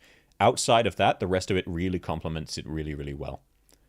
Moving on to his E2, effectively the same. Once again, it's just a case of these two little bits of orange. They need to be slightly different. It's hard to say. It is very hard to do. And likewise, the only real flaw is this weird strap that is coming off of the flap, because it looks like this is supposed to sit as an overshirt and be strapped over. So actually, I'm going to retract the criticism of that. That is dangling there because it goes around his shoulders. That's actually fair enough. It's unusual fashion, but it does work. Biceps hung more like hung. Why did I read that out loud when I could have ignored it? I don't want to say that about Hung. His shield is a bit small. I'd prefer it if his shield was a little bit larger, and I'm not saying that just because that would cover more of him, I just mean aesthetically. It's a little bit small, especially because he is very muscular. The thing between his baggy pants and his shoes, I'm not fully sure, but it does work fine. It looks like some kind of underlegging armor. But end of the day, it looks pretty alright. He looks pretty good in his E2, but no real change to the outfit. I think he has outfits, yeah. Now, I gotta be honest, I think this outfit is only S tier. I personally don't think this is flooding. This one really highlights just how important all of his color highlights with his previous outfit were, and how unique and nice they make him. Yeah, he looks more like Lee. I think the reason I'm thinking of this outfit slightly negatively is he looks like a discount version of Lee. Where, yeah, he's got, like, the under jacket is really nice, the over jacket is really nice, but these ornaments aren't. They don't really fit his vibe. The pants are nice, but it just doesn't have quite that same level of wow factor as his default outfit does. I think he looks much nicer in his default. They took his arms in the skin. Yeah, he's much scrawnier. Aren't they made by the same artist? Yeah, that wouldn't surprise me. I'm pretty sure all of Waifu's Lee's detective agency are made by the same artist. Yeah, it's more a case of like, yeah, this is still really fashionable. You wouldn't put this as bad by any means. This is still a solid S tier. But when it really just highlights how good of a job he did in his default. This is a very distinct look not a lot of people can pull off that really fits his vibe. This is more just, it looks almost like he's cosplaying someone or something. S for Smash. Yeah, Dollar Store Chong Yui, exactly. It's more just a case of other operators have done it better and it doesn't really match his aesthetic. That being said, like, it's hard. I really want to put him in S tier. But I do definitely understand why he's flooding for a lot of people. I do think with the context of his skin, I do think his skin is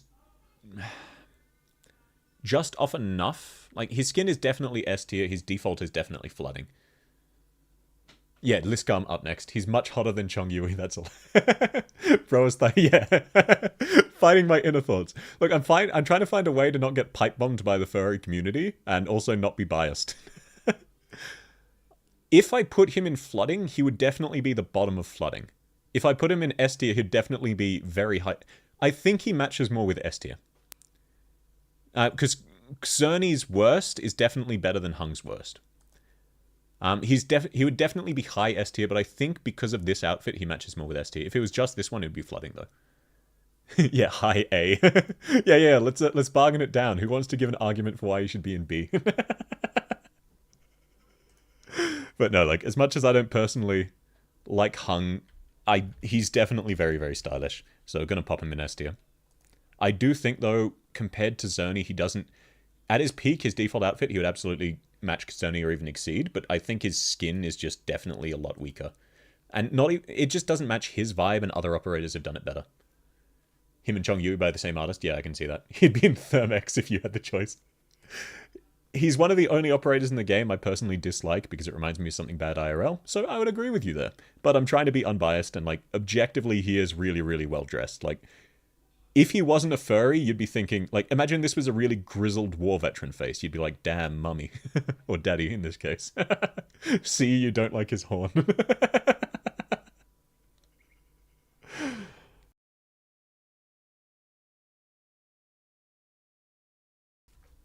Alrighty, now moving on to my girl, Liscam.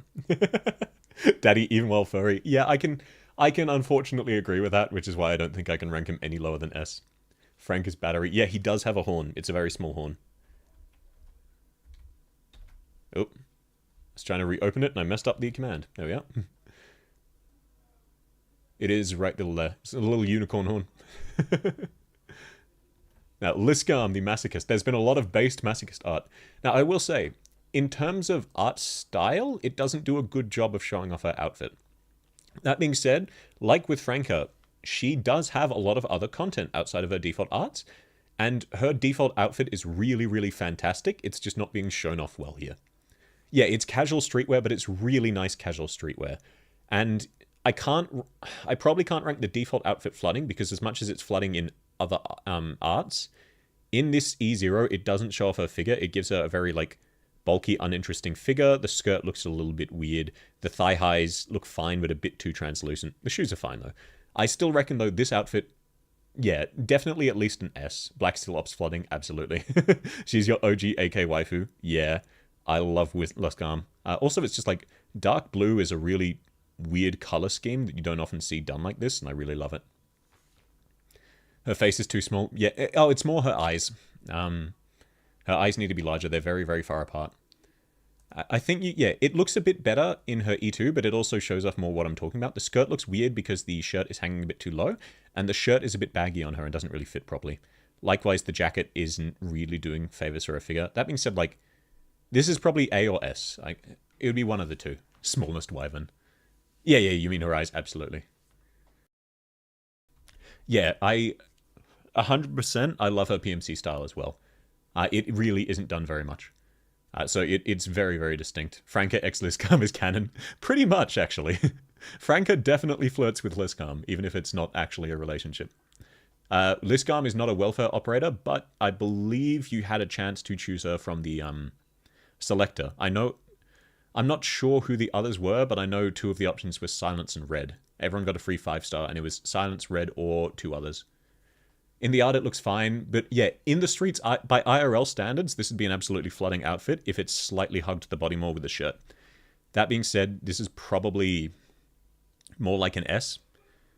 Maybe even an A by Arknights standards, but I'm definitely biased because I've seen her in this outfit in a lot of other media, and the art style just shows off it a lot better. Oh yeah, sweet, she was in the selector, that's right.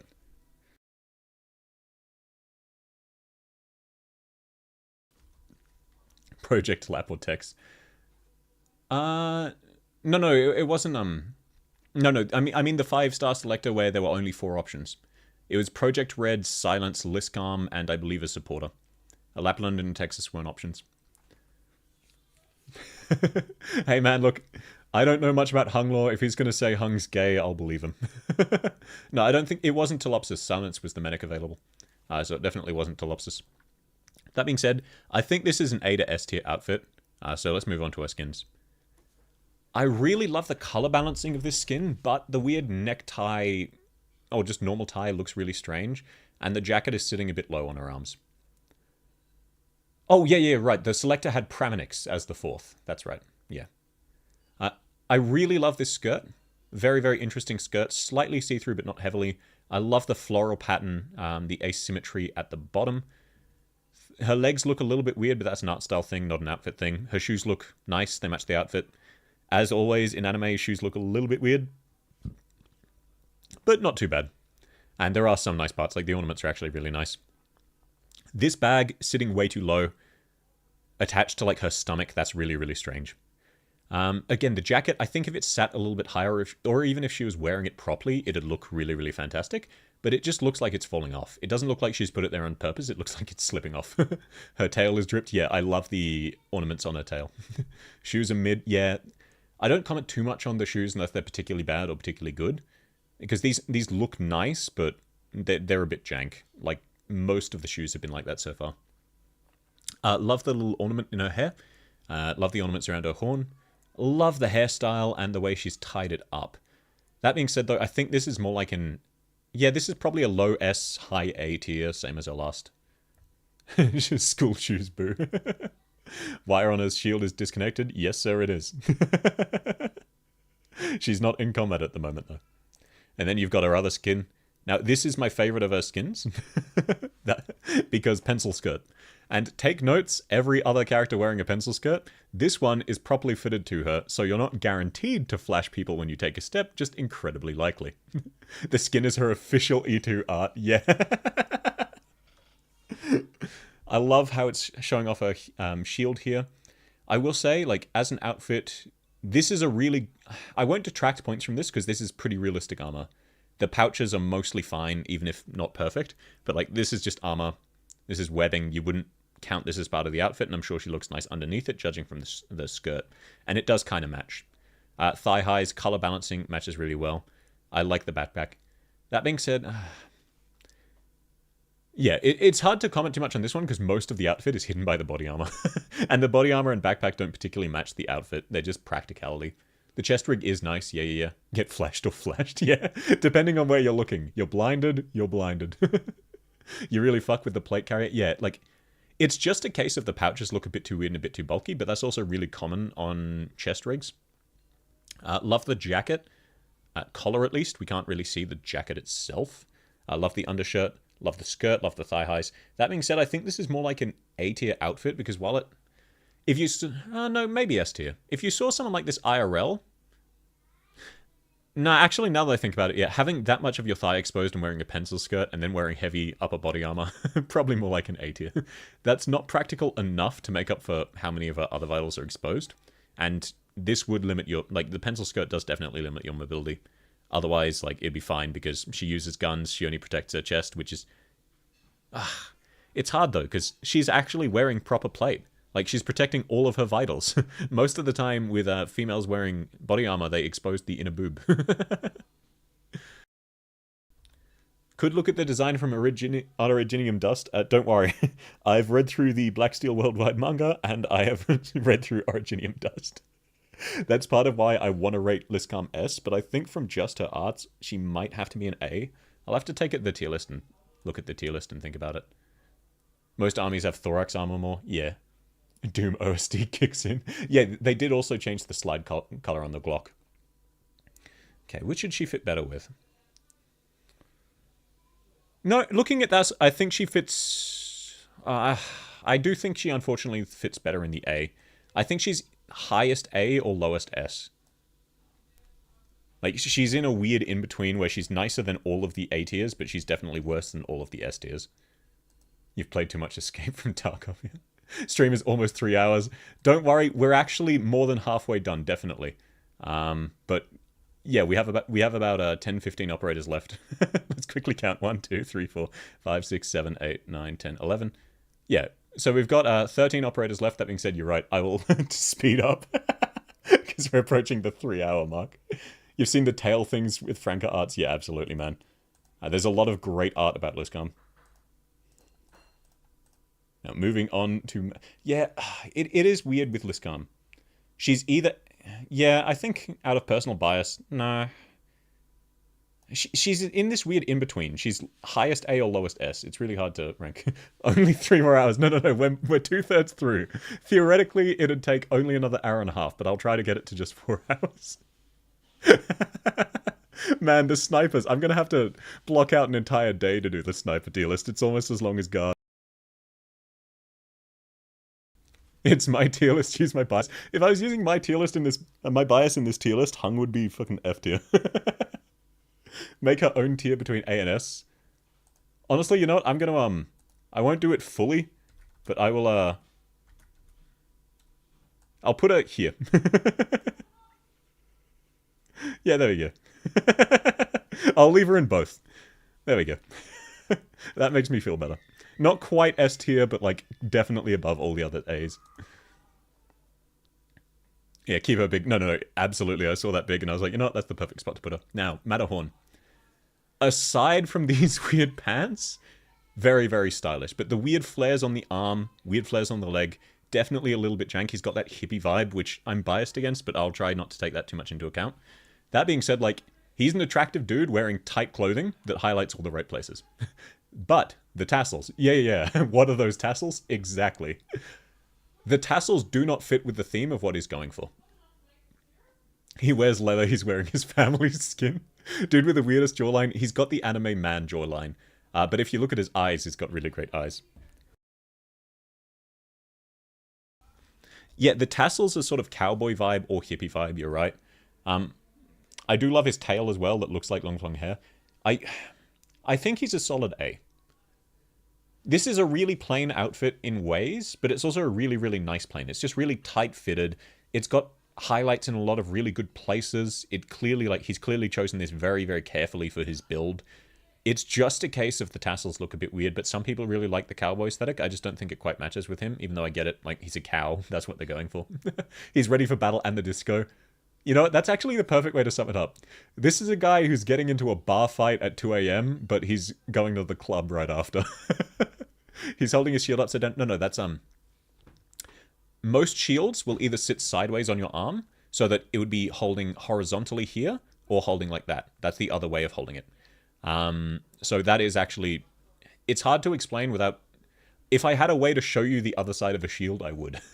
But this actually does make sense. This just means his shield is vertical. So if you raise your own hand in front of your face, imagine the shield is in your hand. So currently his arm is facing down. His hand is down about here. It does make sense, though. Love the gloves. Love the jacket. Love the undershirt as well. The Oripathy collar is a bit weird. The necklace is a bit weird. Yeah. Put your fist in front of your face, basically. Hung was holding it in a weird way, actually. Yeah, Hung was really unusual. Yeah, absolutely. The shield will usually be vertical. So 180 degrees. That weird. It is weirdly small, given how large he is. The chest zips have been not nipped. Yeah, it is a bit strange, but because one is unzipped, you can actually see this fabric underneath. And it is slightly above his nipple. Slightly to the side, rather. It's not quite dead on his nipple, but it's very close. Jojo defensive pose, easy access to milk. Oh, that's a cursed image. I shouldn't have read that aloud. That being said, though, I think, like, at least in his E0, solid A. Yeah, no change at all in his E2, just a different pose. It's a very strong fashion sense, but it's not, like, out of this world super amazing. It's not something a lot of people could pull off, and it's also... He's sort of, like, background disco... And if you're getting into a fight with a mob boss who owned a disco bar, this would be his top-tier henchman.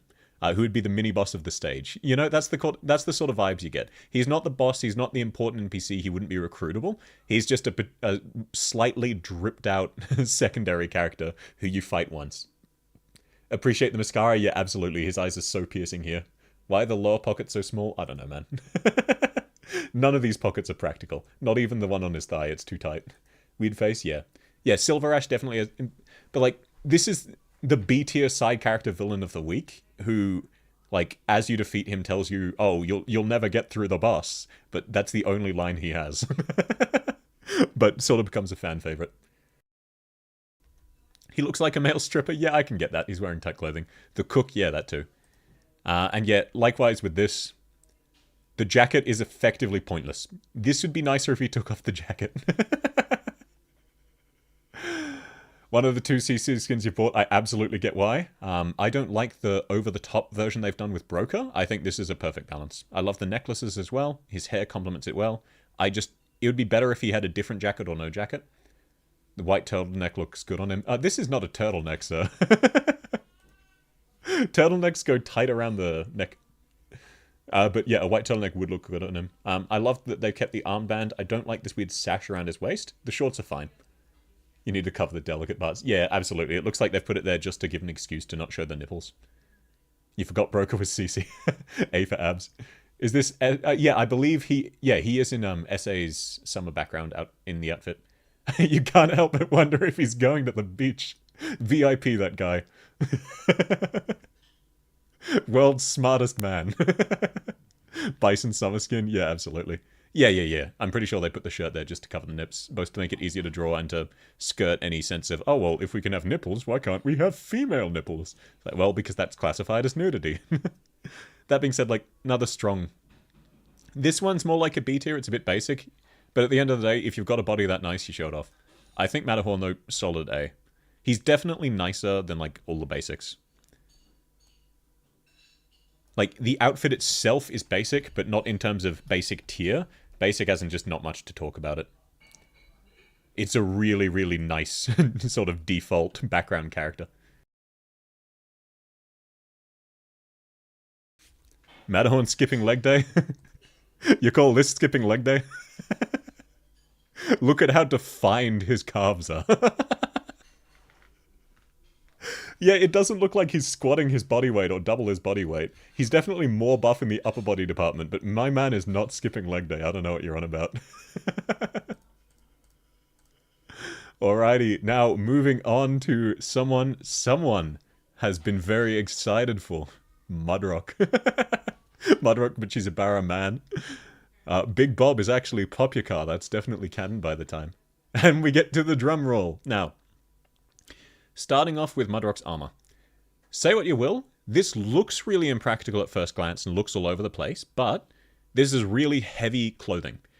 At the end of the day, things this heavy, you can style it around practicality and what you want as an individual. There is enough bulk here that this is armored anyway.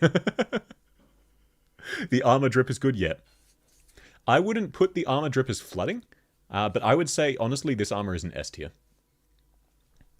You wish Mudrock was a male? Yeah, I sort of get that. I was around before she was revealed, and I was kind of hoping she was a male as well. But that was more just a case of, it would be nice to have a soft-spoken male boss who has, like, qualms about the concept of war. Like, the way she was talking as an enemy, I was like, oh, I know this will probably be a woman, but I think it'd be really interesting to have a character with that sort of opinion as a guy. Because they just usually don't do it in anime games. Did you miss Horn's skin hip window discussion? The skin hip was nice, but like, Horn ended up pretty high ranking. We didn't talk about that specifically too much. The main problem was the parts around her shoulders. She chooses weird shoulder ornaments. In her E0, it's her collar. The rest of it looked really, really nice, though. How can you see with that? You kind of can't. That's definitely why it's not flooding. There are definitely impracticalities, like this giant beetle face. Helmet at the door frames. Women have the thickest clothes and still look hot. I don't know what you're seeing if you think this is hot. That being said, like, there's nothing too much to criticize. This is very heavily stylized armor. Definitely bulky. I do really like, though, you can when someone says, hey, this is packed to the brim with dirt, because Mudrock uses that as armor, you can believe it. The way it's super bulky around her, the way her fists look tiny by comparison, like, you believe it when they say that, which is a really nice touch. Like, this looks like something that is packed to the brim with bulk. She's looking left. No, she's not. Keep in mind she's 5'3". Yeah, but this is an imposing 5'3". Unironically, this is what short people think they look like. Definitely seen gender bend Mudrock. Man, there's a lot of gender bend. Usually it's Thorns being female operators, though, not gonna lie. Get into bed, the armor stays on. But yeah, so I think this is just like a solid S tier. It's functional and it looks really nice, and most importantly, it looks distinct. Like, this isn't, you wouldn't walk down a runway in this. This isn't fashionable in that sense. This is fashionable and this is an incredibly distinct outfit, and there's nothing bad about it. This is main character syndrome. Like, you see this as a side character, you're like, oh sweet, when are they recruitable? That's why everyone was expecting Mudrock to be recruitable. Dude be acting like he's 6'1", yeah, absolutely. Then we get to our E2. Now, what to say about Mudrock's E2? Oh, it's up the bar on the chest. Is that where her eyes are? That would be very, very funny if she was actually that height. Yeah, Law, she fills the suit with dirt. That's how she keeps it buff. Yeah, absolutely. Now, the background, absolutely banger. Mudrock, very attractive. Once again, she should definitely be wearing a bra and is not. But that's an anime thing. That being said, as an outfit, it has taken what made the armor good and replaced it with just a small tank top and a bandage bra. The smell. Yeah, that's a common thing. Quote-unquote face reveal. Look, her face is very, very cute.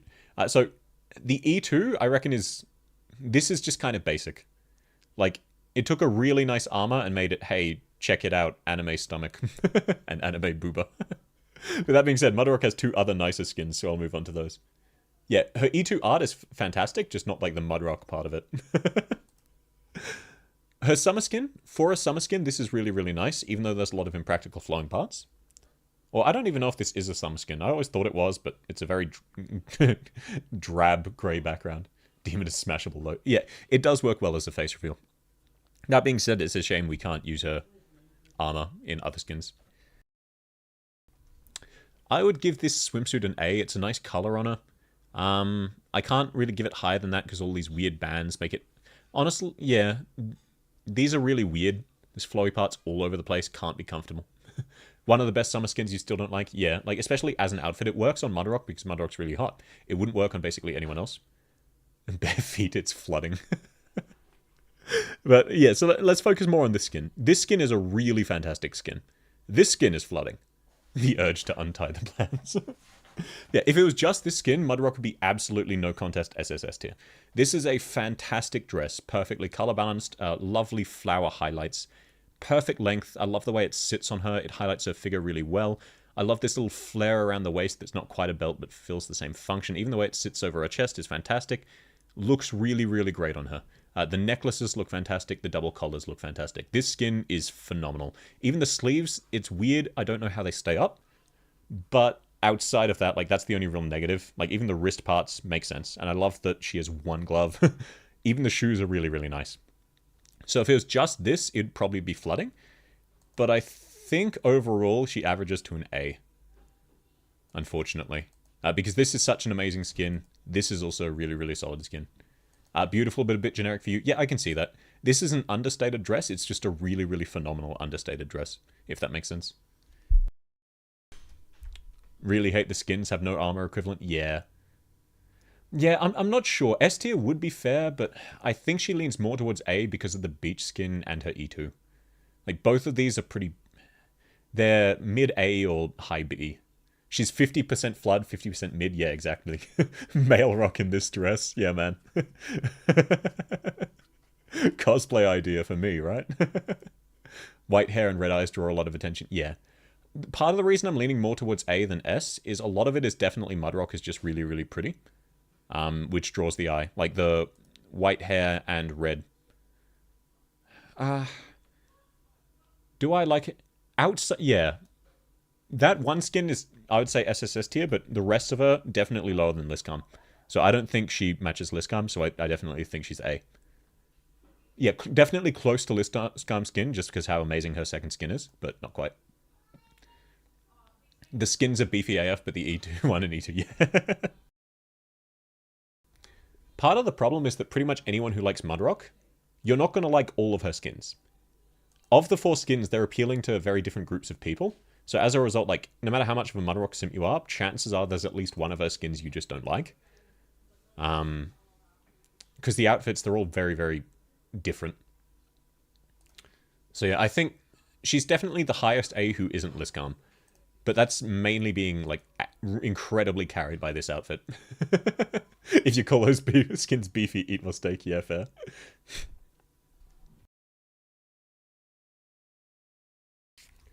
But yeah, I could definitely see why other people would rank her S or even flooding. Especially with this skin. I just think the other skins drag it down. Pretty sarcastic. Yeah, like, she's definitely very, very pretty, which helps. Yeah, I agree. I wish she had more muscle tone. Like, even just Toshiguma level muscle, like, just a slight bit. Oh yeah, moving on. We are going out to dinner, the armor stays on. At that stage, you can't even eat. So you're just having dinner by yourself while she sits there with her short fury. Now, moving on to the OG Nerl. Now, Nerl is not a competition knight in this outfit, but this is a really great outfit. This isn't super armored, which is, to a degree, a downside, especially like with the heals. That's a little bit impractical. And the shield is tiny. Like, what are you protecting with that shield? That being said, really, really lovely torso armor. Like, those are very, very good shoulder pads. I love how much it breaks up her figure with all the flowing lines. With the scarf as well, though I think that's a bit too damaged.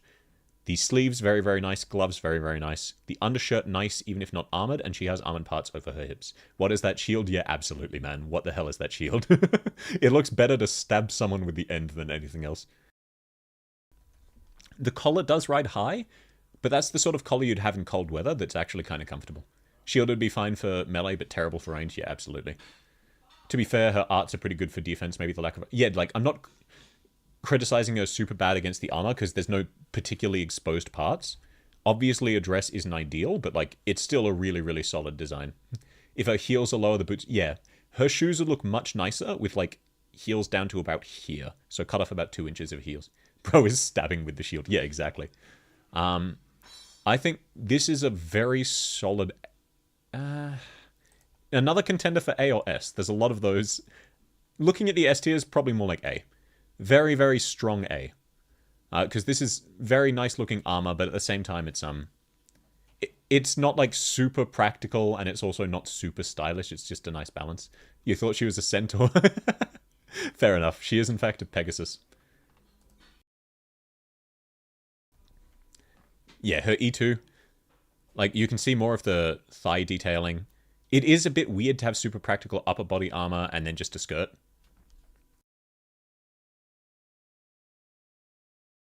Yeah, no, you're right. Tear-shaped shields are absolutely a thing. It's just there's a reason they weren't common.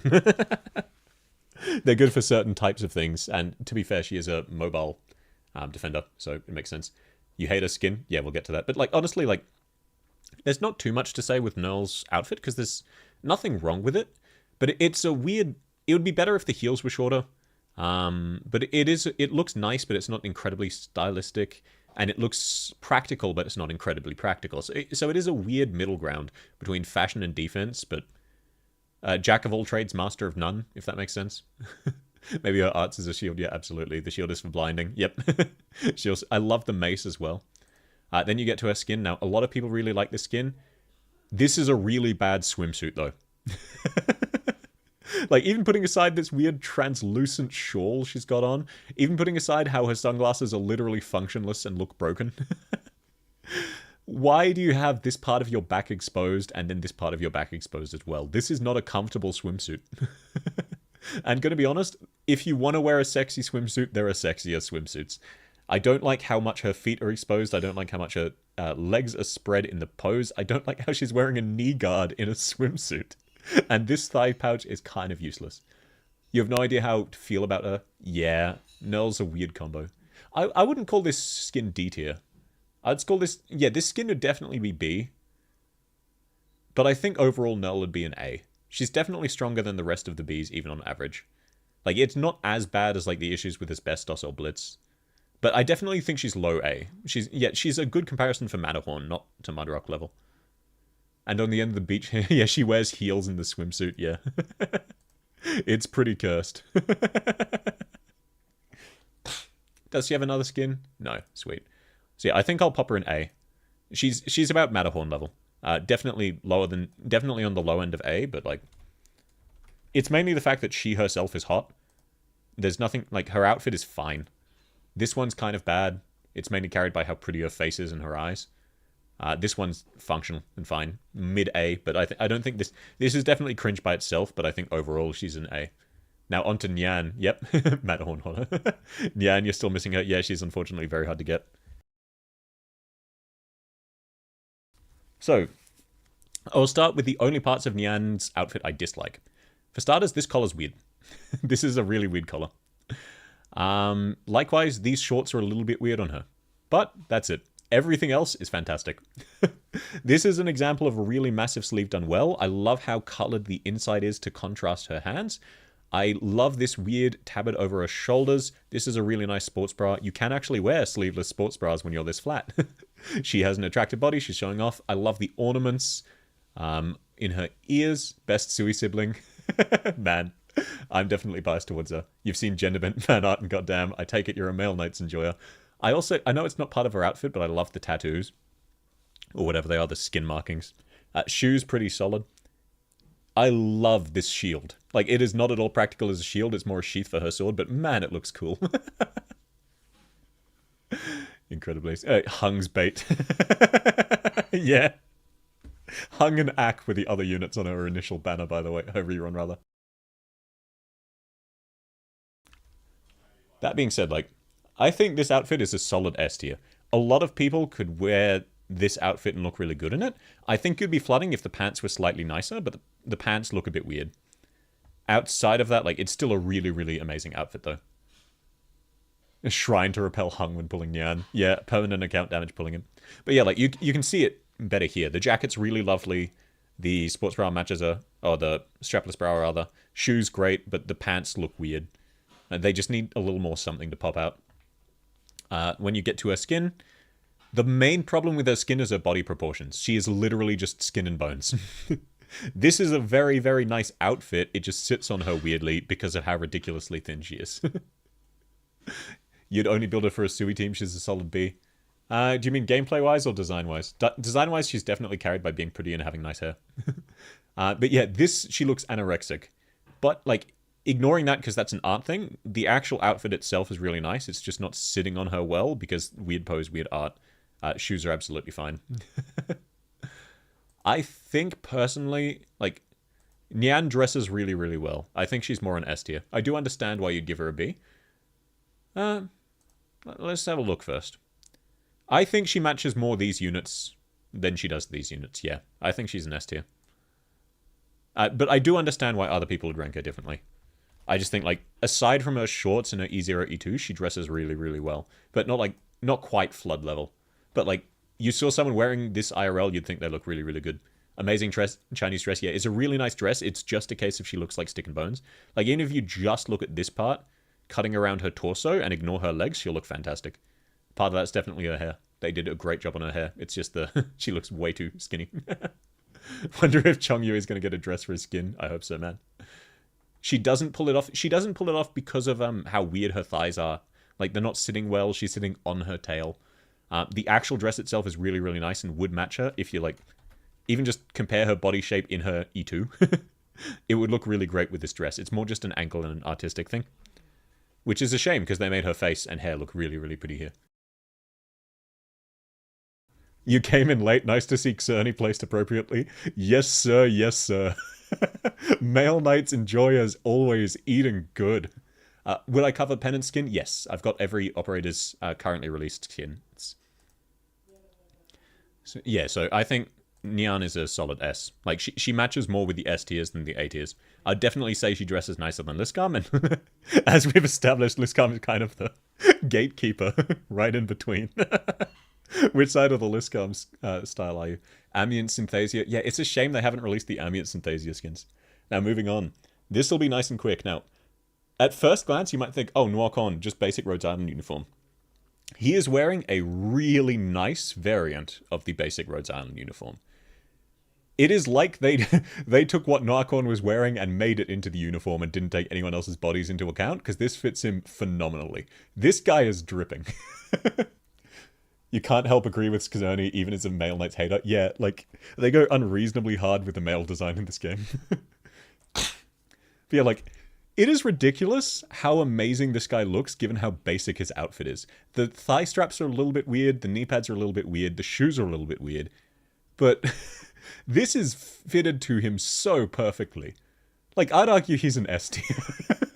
It feels ridiculous because it's just a jacket, 2 shirts, and some pants, but he looks so amazing. It fits him so perfectly. Like, if I had this outfit IRL, I would dress like this. And it's also something you can do IRL. It's a really fantastic jacket, really fantastic shirts, complement each other perfectly, really fantastic shorts. Yeah, kind of wish Musha Noir could get a Rhodes Island skin, absolutely. Yeah, kind of like how Liscam has casual fit. This is a weird case if it works in the Arknights universe, but if you saw someone dressed like this IRL, you wouldn't even necessarily think they're cosplaying outside of the mask and, like, maybe the visor. You just think, wow, this person is really fashionable. They're keeping it, like, it's a really casual outfit, but it's a really, really stylish casual.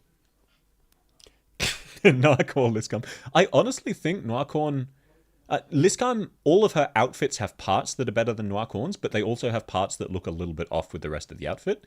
There is nothing you'd change in Noircorn's thing outside of maybe, like, the holster strap and the knee straps are weird, but they serve practical purpose, so I get it. Like, I do see, like...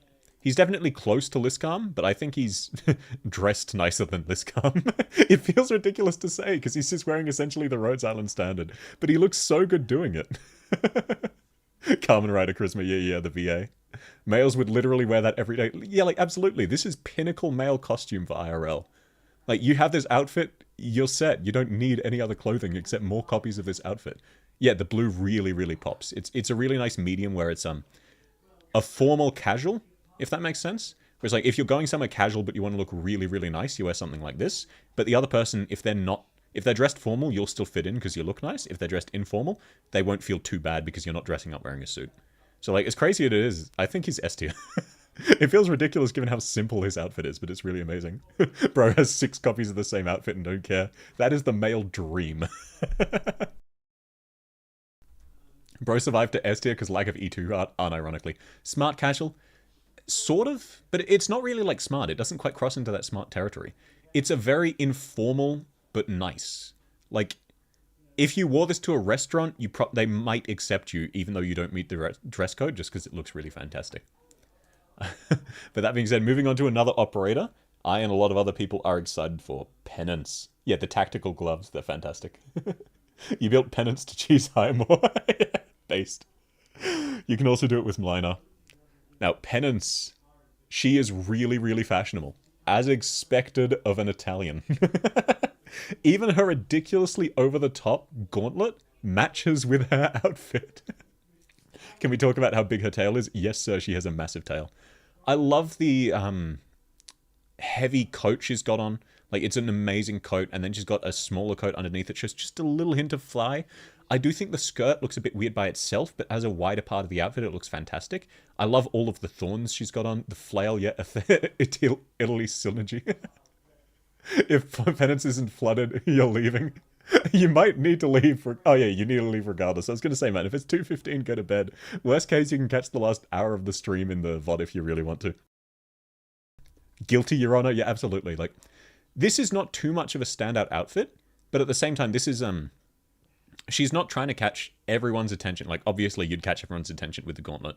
But this mashes Lawyer with the Arknights theme really, really well. I would say Penance is absolutely flooding in this outfit. It's just overall fantastic. Like, it's really nicely themed. You see someone like this, you know they have incredible fashion, and they're not doing, like, their most fashionable outfit. They're just doing something for work, but it works fantastically.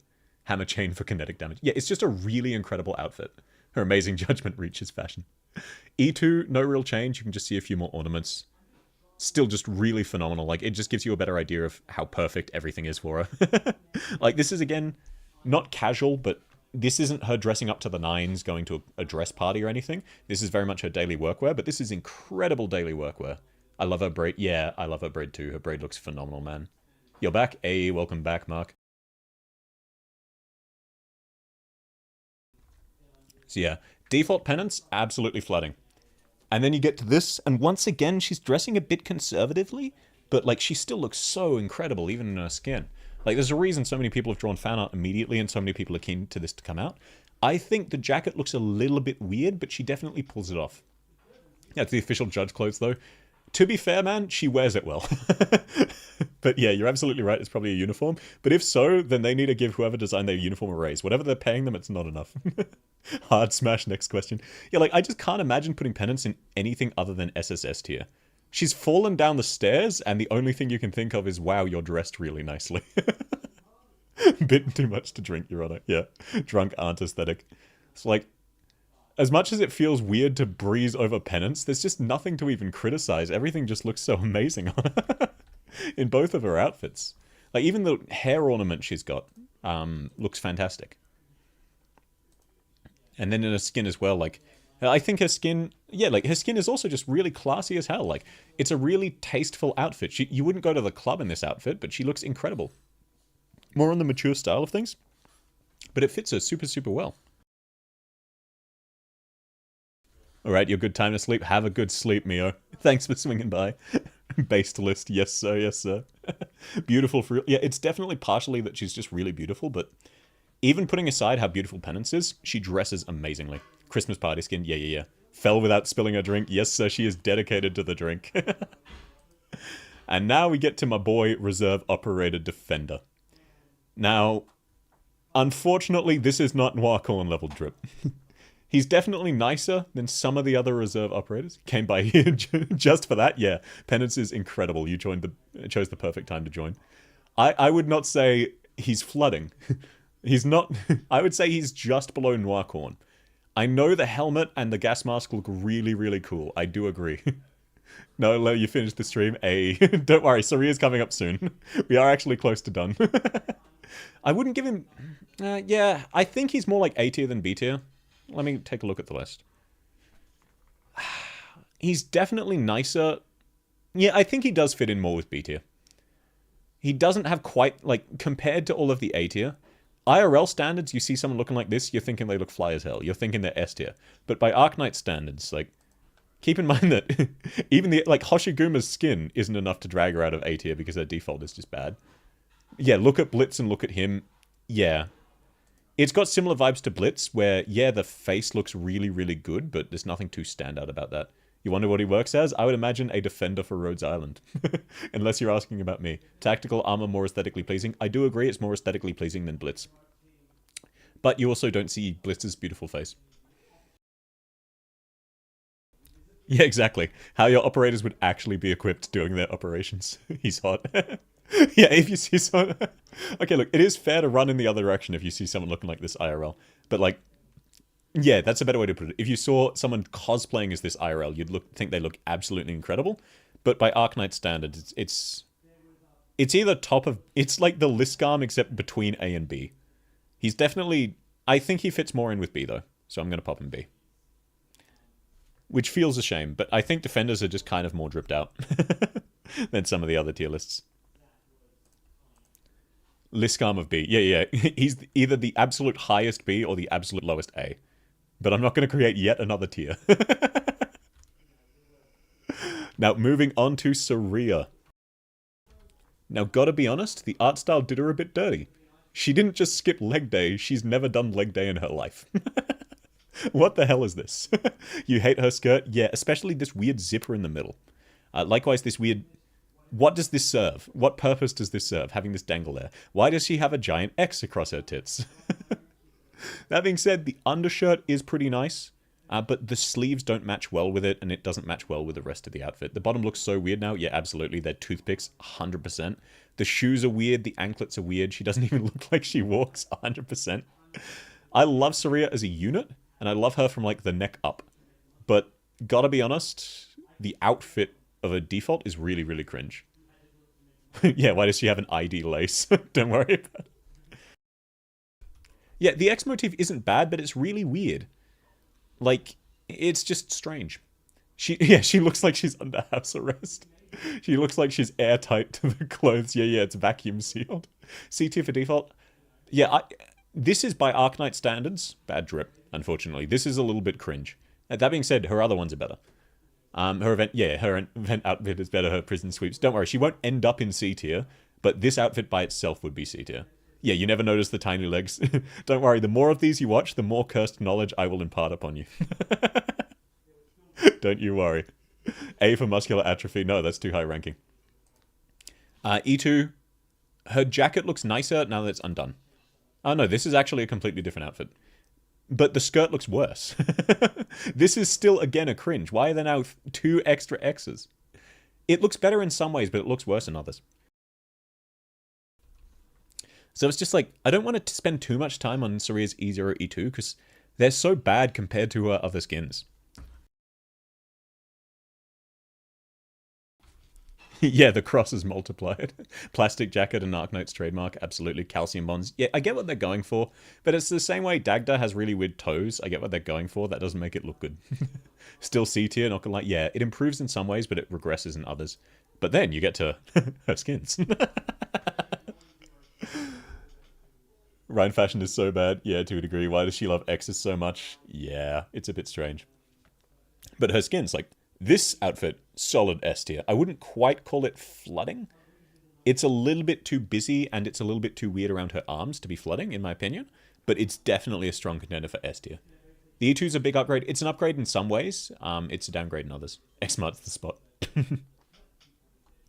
Her shoes, nice but way too loose. Why do they also have a zipper? Her thigh high is really fantastic. I love this skirt design, wrapping around while also exposed, like, slight asymmetry, one-sided slit, but still dangling there. Really fantastic. Too busy? Yeah, exactly. Like, there's too much going on in this skin, to the point where it's a really fantastic fashion idea, but there's, like, it needs to be simpler so that you can really appreciate it. Very therapeutic percussion therapy, yeah. It's too many zippers, absolutely. Oh, it's more too many. Yeah, she does have a lot of zippers. She has a lot of belts. She has a lot of weird ornaments.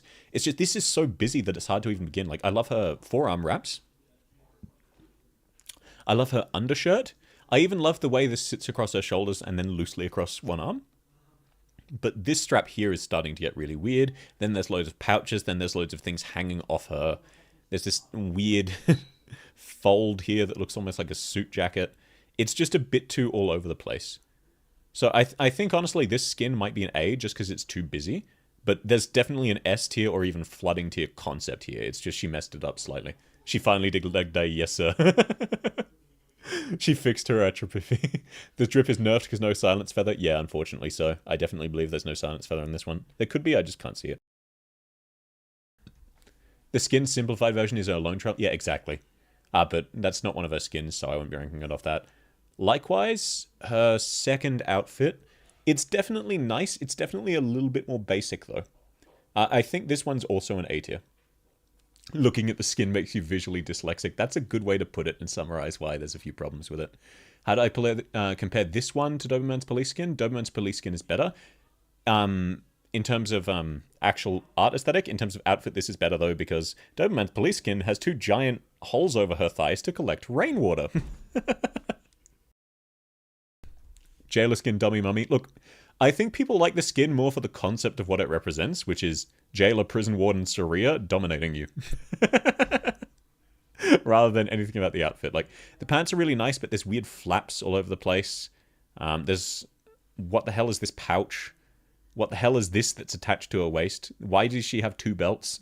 This is really weird, like, protrusions over her chest. The shoulders are nice, but why does it have elbow protection and then sleeveless forearms? That being said, she's definitely bulked up her forearms, which I appreciate. Tons of police brutality enjoyers. ID, please. Quick question, what tiers have I done so far? I have done guards by themselves, medics by themselves, specialists by themselves, and vanguards and supporters together. And that might sound absolutely incomprehensible. This one is already significantly longer than the vanguards and supporters combined because I've gotten better at streaming. But also I've just... I no longer panic as much and freeze up, and now I can express my thoughts more clearly and for longer, and there's more of you folks to bounce off of, which I really appreciate. It's a blast having you all here. Waiting for her shoperator, yeah. I always like Saria's skins, but that's mainly like... The highlight of the skin is really her face and her hair, which is a bit disappointing. Like, even the hat's slightly a bit weird. So I think both of Saria's skins are A, bordering on S, but her default is cringe. And cringe. Can't say smash the first frame Leah's on screen. Okay, I'll acknowledge your smash as if Lee was on screen. The thing on her chest, yeah, it's like the things the prisoners wear on Mansfield Break. It does make sense, just it looks really weird. Hey, she was your 4th top up. Congratulations. There's too much in a little area. Yeah, like it's not as busy as a Bloodline of Combat, but it's still really, really busy to the point where there's no clear theme. And this one's definitely more of a uniform than anything she designed. But I think overall, Saria might sit B just because of how bad the first two were.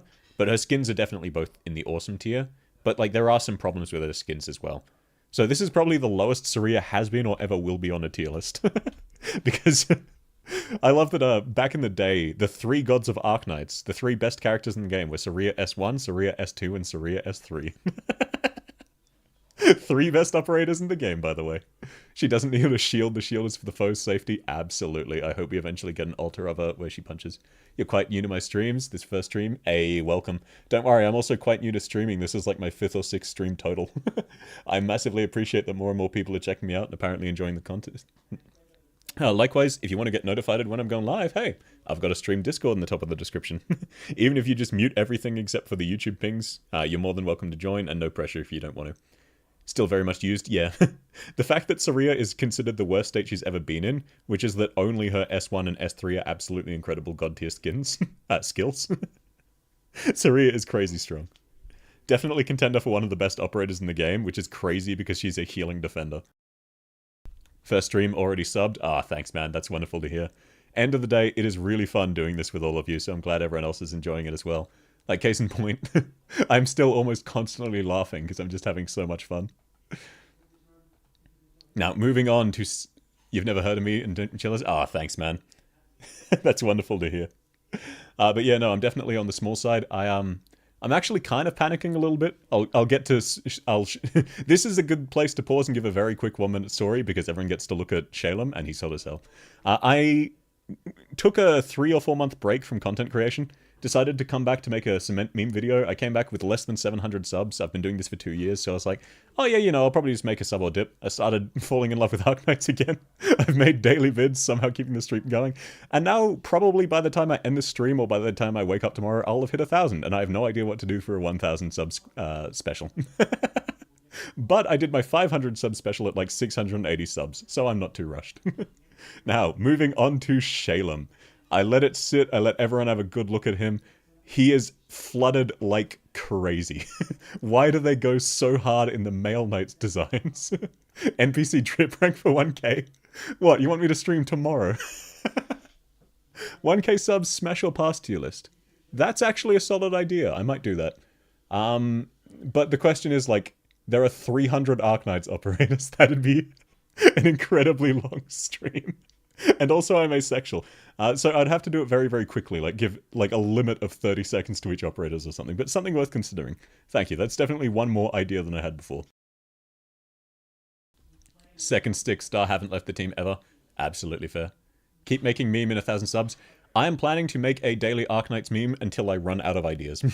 And every single day, since day 3, I've thought, oh damn, I'm about to run out of ideas. And somehow I've kept the streak going. So it could end tomorrow, it could end in 10 years. Time is not a thing, let's do it. Yeah. You're right, let me start at 7 AM Sunday and expect to finish at 10 PM Sunday. Or even 7 AM Monday and have to leave to go to work. 24 hours stream. That being said, if I do decide to do a smash or pass, I will probably book it in for a weekend day, because that'll probably take a while. It won't be this weekend, though. I unfortunately have things on tomorrow. 20% of all the males, all the ops are males, that they compensated? Absolutely. Yeah. No, they went so hard on all the Male Knights design to make up for the fact of how infrequently they add new male operators. Smash and pass tier list, but you don't even explain why. That could actually be fun. But I think that'd get a bit old of a joke for a lot of people very quickly, where they'd probably enjoy like the first handful and then click off. Explanations definitely go a long way of adding to the content. Do I know who 777 Ucky is? He is one of 4 people I am subscribed to. Yes, sir, I know who he is. He's been on a break for a while. His content inspired me to start content. Where I was like, oh, he's doing really interesting runs. Really interesting ideas. How can I... his content was the first content I could really explain why I liked the content, which got me thinking of how can I make content I would also like. And it's taken a journey, but I'm definitely getting there. Still have a long way to go, but I'm enjoying it. Do 6 stars. Way better. Best hairs. Shalem has incredible hair. Let's go, he's sick. Yeah, 77 Aki, he's been gone for a while, but he's awesome. But yeah, like, man. Love the asymmetry of the single, like the way he's wearing his suit. Absolutely phenomenal. Love the way it dangles off one arm. It matches his hair perfectly. The only bad things about his outfit is this weird gradient with the cyan to purple and the inside of his suit being purple. Outside of that, like, there is nothing to change about this outfit. It is incredibly fashionable. It is incredibly drippy. If this was drip or sink, he would be walking on water. Like, maybe these weird slits on the inner thigh and outer thigh, they're a bit strange because the asymmetry doesn't quite work there. But phenomenal pants, phenomenal shoes. Even the belts are nice. The undershirt is fantastic. Like, the fact that he's managed to pull off wearing something that goes to his mid-stomach and it looks fantastic on him, really all you need to say. Even the gloves are a little bit weird. I'm never a fan of half-hand gloves. That being said, he's wearing them well. They match. He's got good highlights with his rings. And drip or drown. Yeah, that's a better way. Blaze, the VTuber streamer, would definitely agree. I don't know who that is, unfortunately. Nice detailing on the tail. Yeah, like, they went unreasonably hard on all of the detailing. So many things in the shirt alone. Yeah. Shalem is a case of... this is what Saria wants to be, where it's a really busy design, but also really interesting, but it's also much simpler than Saria's. And this sort of goes to show off how much simplicity can matter. Best haircut tier list. Why are you guys trying to suggest 24-hour streams to me? I don't have that much stream endurance. Flooding harder than Isham La? Absolutely. Isham La is really hot because she's Scardy, not because she wears nice outfits. Why is this a snake around his neck? Yeah, you're right, that does look a little bit weird. Not a big fan of that, but not enough to drag him down from flooding. Yeah, Saria just collected random stuff, put X here, put X there. The Arknights artists going crazy hard when they get to males. Same as everything Leduc draws. His E2, he's loosened it. It's a bit more casual, and he looks even more hot. This is him when he's just arrived home from work and he's trying to seduce you at the bar. Rate the enmity characters. Now that would be a 10-minute stream, because there's only like fucking 10 of them. The big sea snake, Ishnam La. Oh, yeah, you're one of the people who like monsters, gotcha. But yeah, like, man, he looks so amazing. Arknights stage tier list. Dude, that wouldn't even be a 24-hour stream. That'd be like a 100-hour stream. 1.7 is SSS? No, not really. 1.7 is great for farming. It's not really that fun of a stage, though, because so many operators can just fucking solo it. Yeah, 1 month later. Tell you what, if I ever do a subathon once I've got my VTuber model done, I might consider something like that. Arknight song tier list. If I cut it down to just the Arknight songs I absolutely like and regularly listen to, that would be a 6-hour stream. Week-long stream? Dude, I'd have to rush through them to get through all the stages in just a week. 01F, 02F, 03F, 04S. H12 Hawk and Live in Hell, I hard agree on that. 1.7 is a really fun stage, because it lets you binge shows on your second monitor. Symbiosis from IS3, absolute low tier, yep, 100%. 710 was fun. NPC drip tier list, I'm definitely considering that. You know what, I might make that, because I was definitely not planning to do it anyway, cough cough, wink wink, nudge nudge. And no one can prove otherwise, even if you clip me saying that, I'll just say you deepfaked it. That might be my 1000 special. I don't know. I might also just think of a really fun particular meme. Because definitely not everyone who's subbed enjoys my streams, which is very fair, they're long, and I'm not everyone's cup of tea, and that's fine. That's how entertainment works. It's the same way, like, I don't want to do a VTuber debut for 1,000 or a song release for 1,000, because, yeah, that's something I'm interested in, but that's not really the reason you guys are here. You might like it, but you might not. Might not be your kind of thing. And the whole point of a celebration for a channel milestone is, hey, as many people as possible, I want to lift your spirits a bit. Hopefully, you'll have a good day. Enemy tier list, that would again be like a fucking 2-week-long stream. Endurance stream challenge rating Arknights things till I pass out. I mean, the longest I've ever stayed up consecutively was something like 56 hours. And I was on the go the entire time.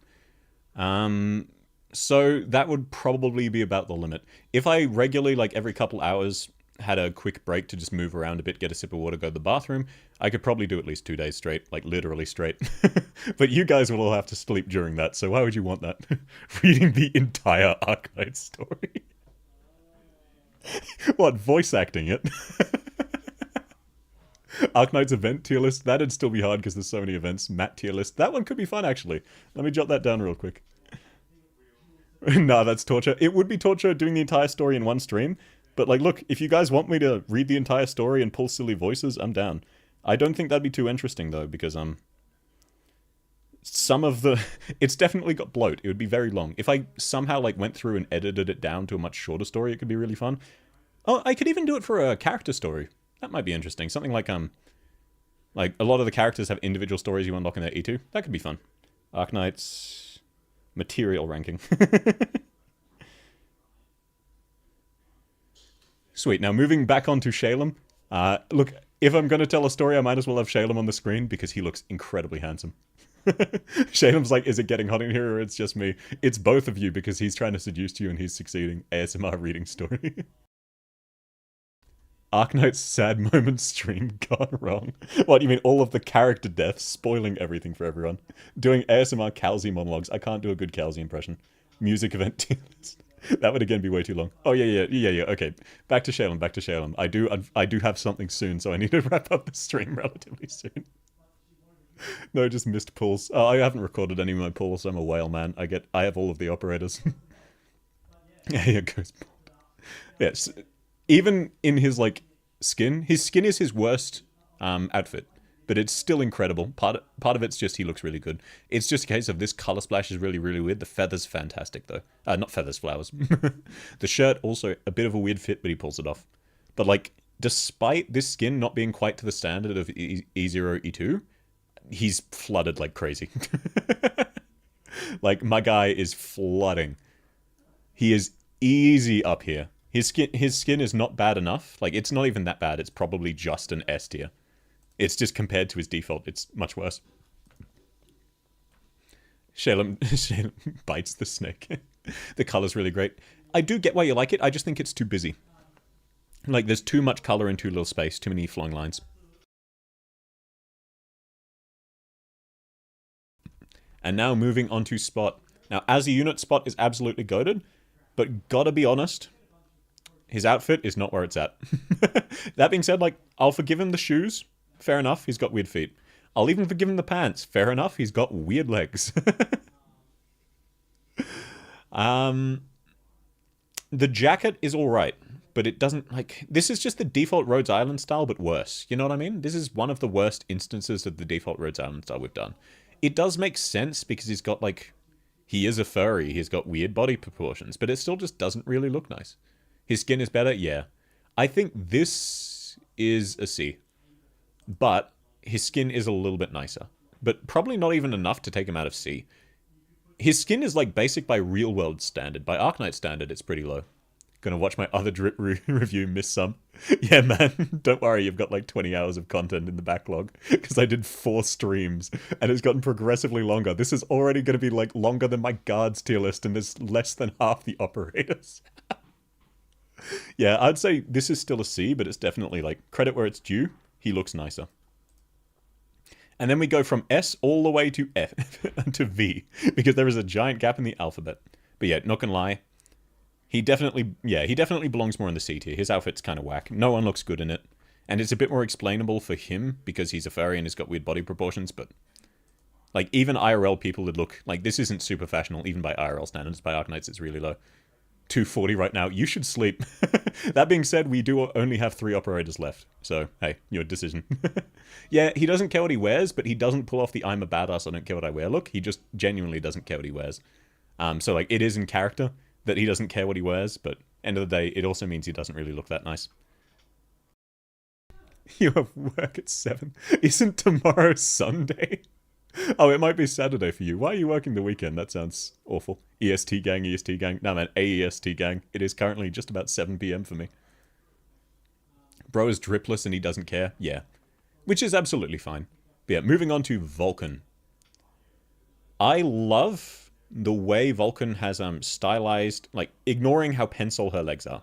Let's ignore that. Oh, ignoring how weirdly long her shins are too.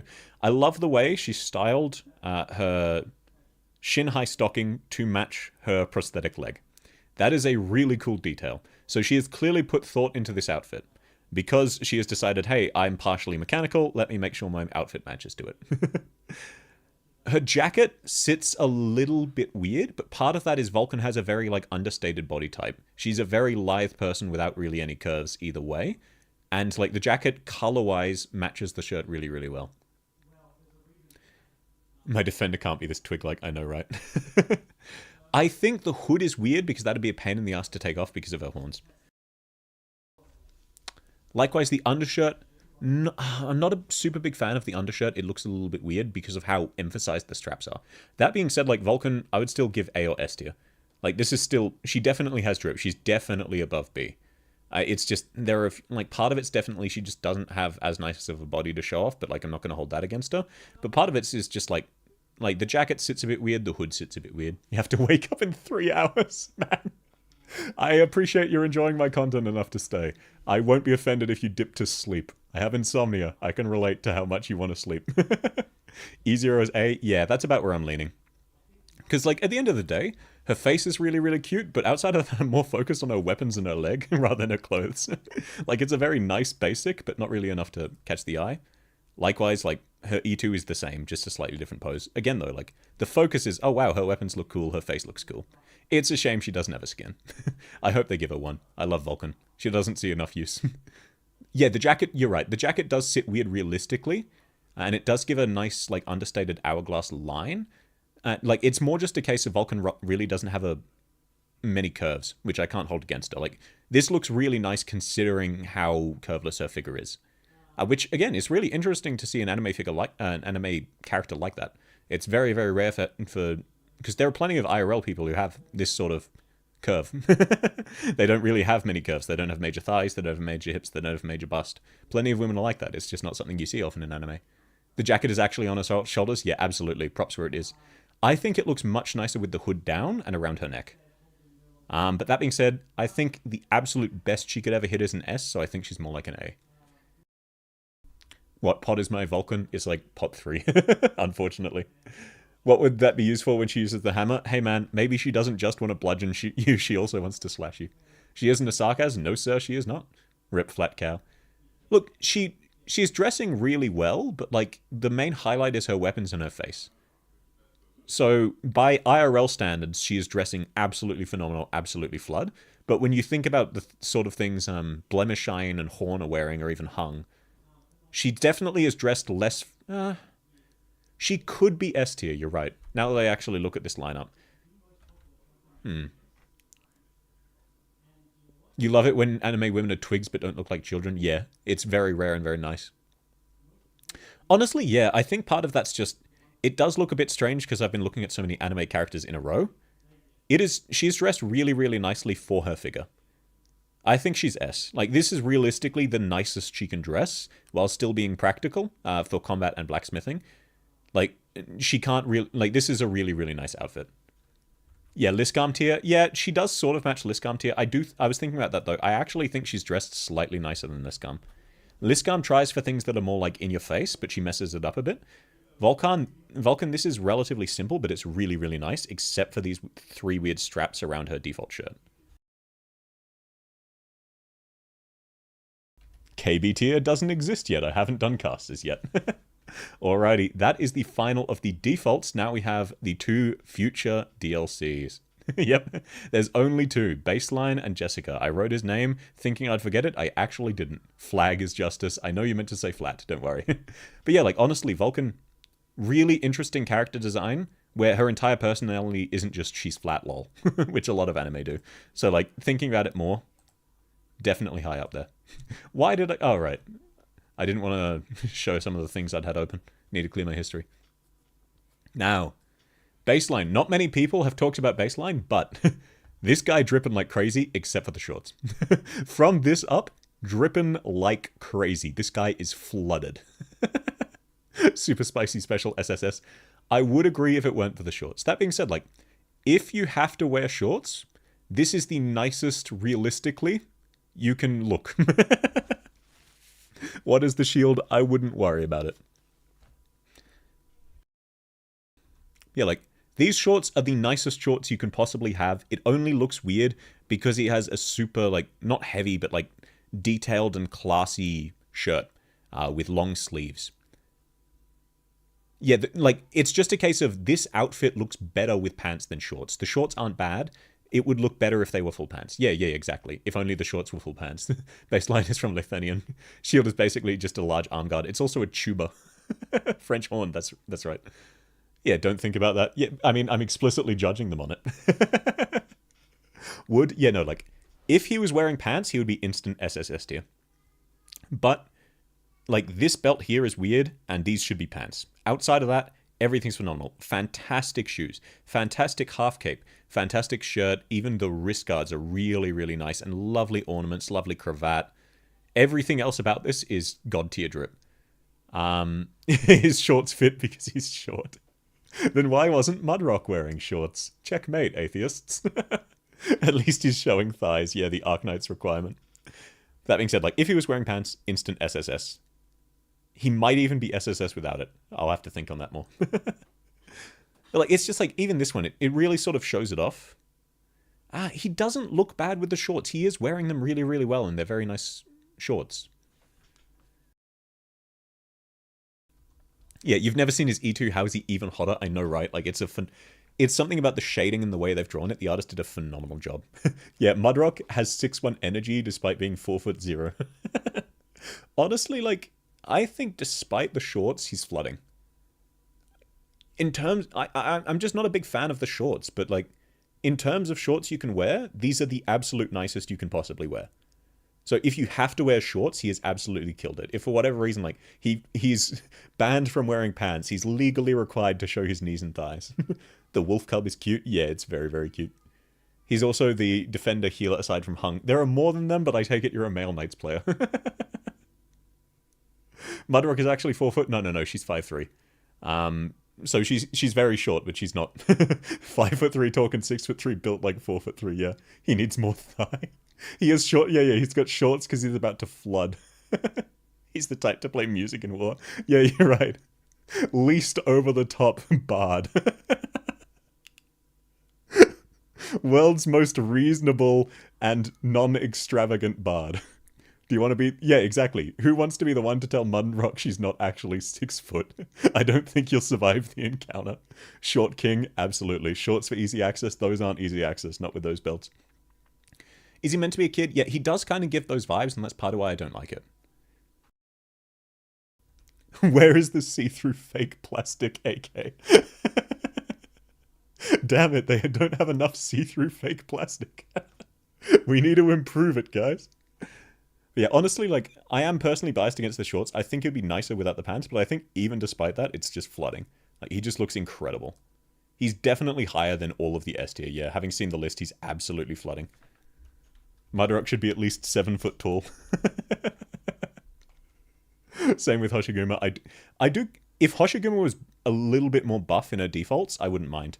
Like, it's fine that she's short. She's just really, really strong. And, like, she's relatively tall. Just short because female. See-through plastic over the shorts. Yeah, let me guess. You want it right about here. Am I right? She needs more milk. Smash. Mudrock should be built like Patriot. Hard agree. Baseline is a kid. Okay, but he tries to appear more mature in years. Then yeah, that definitely makes up for that. SSS is... yeah. It's kind of ridiculous. Like, in a lot of the other tier lists I've done, there are more women in SSS. It's just more a case that a lot of female defenders have some problems with their outfit. It wasn't really the case with others, but comparative to how many male operators they are, male operators absolutely winning. Male Knights Enjoyers absolutely winning.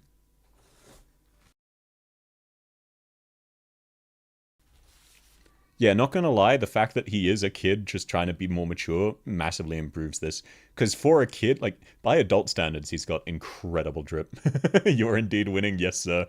Male Knights Enjoyers, like, I understand why you guys play the game. Pretty much all of the male operators are dripped like crazy. Yeah, they've got the most drippy shit, and the female ops are really gorgeous, yep. But some female operators definitely have incredible drip. That being said, I will move now onto Jessica. Definitely an improvement from Sniper Jessica. Sad cat, yeah. Everyone thought she'd be happy. No, she's just more confidently sad. Yay, Jessica. Hoshi has trouble with doors. Yeah, Hoshi is tall. Just like Asian tall. We're all a lot of the cultures in the West are more used to like we imagine tall as Scandinavian tall, which is like 6'10". S tier? I would say yeah. Jessica is likely A tier or S tier. One sec, I need a sip of water. I'm getting a bit dehydrated.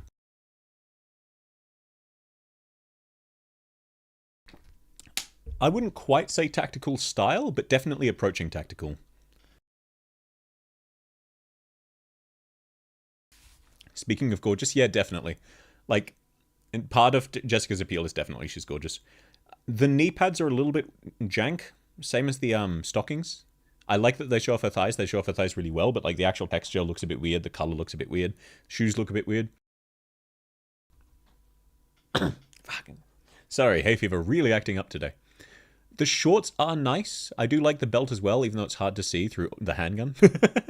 The straps actually mostly make sense, especially with the pouch they're holding up. The undershirt could be a bit better, but it's fine because it's mostly concealed by the jacket. This layer of the shirt that hugs her boobs obviously looks very, very nice.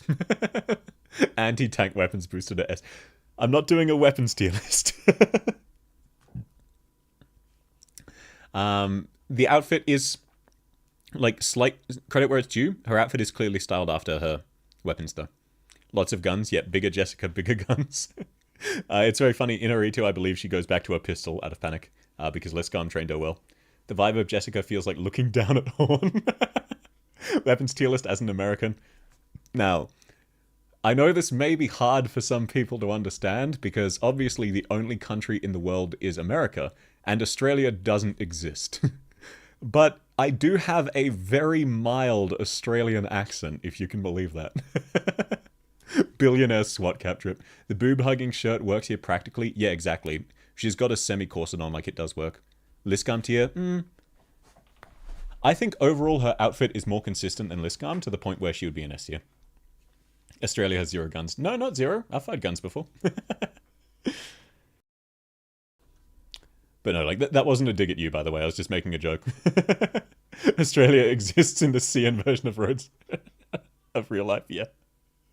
Rimbilly event soon. I'm so excited. Does Jessica know what a kilometer is? No. The only thoughts in her head are Sag. She's very much a Sag person. Okay, sweet. Just wanted to make sure. Like, that wasn't a dig. Sometimes sarcasm doesn't come across through the internet. The jacket is really nice, but it's slightly off for her figure. Part of that's just it's draping realistically, and it doesn't always in anime. But I think it'd be nicer if...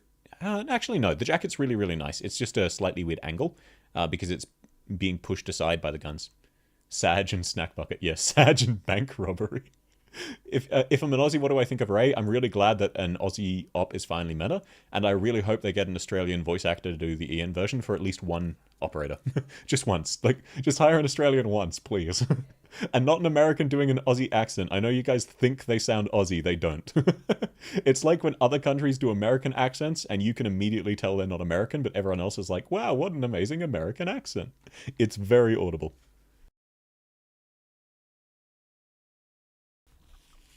You think those are mags? These don't look like pouches that are large enough to have mags. Definitely too small. So I'm not sure where she keeps her ammo, actually. That's a relatively good point. So Doggo or Kato? She's definitely Kato. But I personally prefer Doggo operators, mostly. Cement was meta, what do I mean? First off, Cement doesn't have an Aussie accent. The voice actress, at least. Second off, I wouldn't call her meta so much as meta in our hearts. Tarka's favorite Arknights race, Lupo. I love Texas, I love Lapland, I love Red. Lapland and Red are definitely 2 of my top 3 operators. So just by default, it would be Lupo, after that, Sarkaz. Part of that is definitely Sarkaz tend to be bustier, but also I just love their design aesthetics. They look big enough for pistol mags. Even then, like, the pouch is a bit too small. Blaze disliked that. Felines are great too. Just, like, proportionately, more operators, like, of the felines, I like a lot, some of them a lot. Of the Lupos, I like most of them a lot. Correct answer is Pero. Fair enough. That's concrete. Libery, I definitely love Libery as well. Honestly, I love so many characters in Arknights. Case in point, that's why I've been able to ramble for 4 hours about 30 operators. I've spent more than 10 minutes per operator just talking about their clothing. Sancta sweeps. Sancta also look amazing. There are no bad races in Arknights. Yeah, no, like, these pouches relatively practical. Love the jacket. It's this layer of undershirt with the purple stripes looks a bit weird, but like not enough to meaningfully detract. I reckon this is an S tier outfit. If Sancta and Sark... if Sancta are Sarkaz, why are they so flat? The Sarkaz got corrupted by growing boobs, obviously. This is why I'm qualified to make this list. Oh, thanks, man. I have a basic foundational knowledge in character design and a tiny amount of knowledge in fashion, and that's about it. So it's mainly just me ranting about my opinions and trying to reason through it, but I'm glad people are enjoying it, because this is really fun to do. Ferran would sweep. Okay, look, Nyan is really, really hot, man. That's... and also her internals are like 3,000 degrees, so if you kiss her, your face will melt. But I know some people who'd give it a shot anyway, let me just put it that way. Chong Yue is daddy? Yeah, lots of people love Chong Yue, I don't blame them. Goddamn her. Yeah, her E2 is really, really nice. I think her E2 pushes it up because it shows off the skirt better. She's replaced these shorts with a skirt, and the underlayer still looks a bit weird, but at this angle it looks much nicer. It honestly looks like that's one continuous piece, but it isn't. You'll die on the hill that Lee is a Sui. He's factually not, but vibe-wise, absolutely. Akafuyu sweep, yeah, let's go, crab rave boys. How come we come from a 3-hour street? Yeah, one of my friends on Discord pointed it out. If you can believe it, my specialist tier list only took 40 minutes. Then I did vanguards and supporters, and it took 3 hours. Then I did guards, and it took 4 hours. Defenders only took 3 hours, but that's still a consistent increase in length compared to operators. And now medics, which is literally half the side of guards, has already taken longer than the guards tier list. So by the time I get to snipers, I'm going to have to book like a 10-hour stream with breaks. I'll need to get like a be right back screen made. She looks much higher than she is. Yeah, I love the height. It gives a really interesting view of the outfit. Oh, do we have a new Sui sibling announced in 4 hours? Yeah, you're right, because it's about to be Chinese New Year. I'm really... Yeah, the new Sui sibling, I'm hoping they're great, because they're so pretty, man. Like, Ling is my least favorite of the 3 female Sui, and she is still gorgeous. Like, I love Dusk, I love Nian. They're both amazing. Yeah, worth it to get burnt, we have one of them here. Why is it that the cat in the background is so pissed? Man, look at the amount of broken stuff it's having to dodge. If a cat can't be lazy, they are infuriated. I also love that that looks like it is Liscam in the background, and Franca, and Vanilla. So the whole Black Seal gang is here tacticaling it up. Medic Sui better have a passive heal so they can heal Nyan Dragon. Sniper and Caster should be fun. Yeah, you see, I originally was like, oh, Sniper and Caster will be long like guards. I should break it up with some short streams. And now we're more than 4 hours in. So now I'm terrified at how long Snipers will take.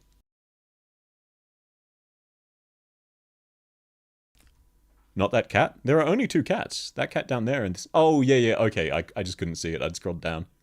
No, that's a cat that is chilling. It's watching the carnage and it's enjoying it. I don't get it. All the explosion is because... Yeah. The cat knocked the building off the countertop. You're going to sit on W for so long. Yeah, I'll have my first pause on W. Right at the end of the tier list.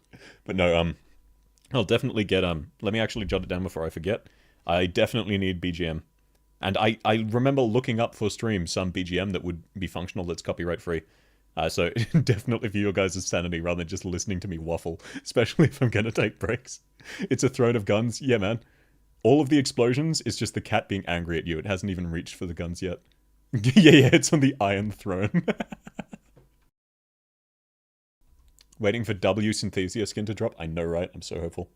Unless we have an Ansel or Mizuki on our hands, we don't. But yeah, like, honestly, I don't think this is quite enough to get her to flooding, but this is definitely enough to solidify her as an S. It looks nicer in the E2.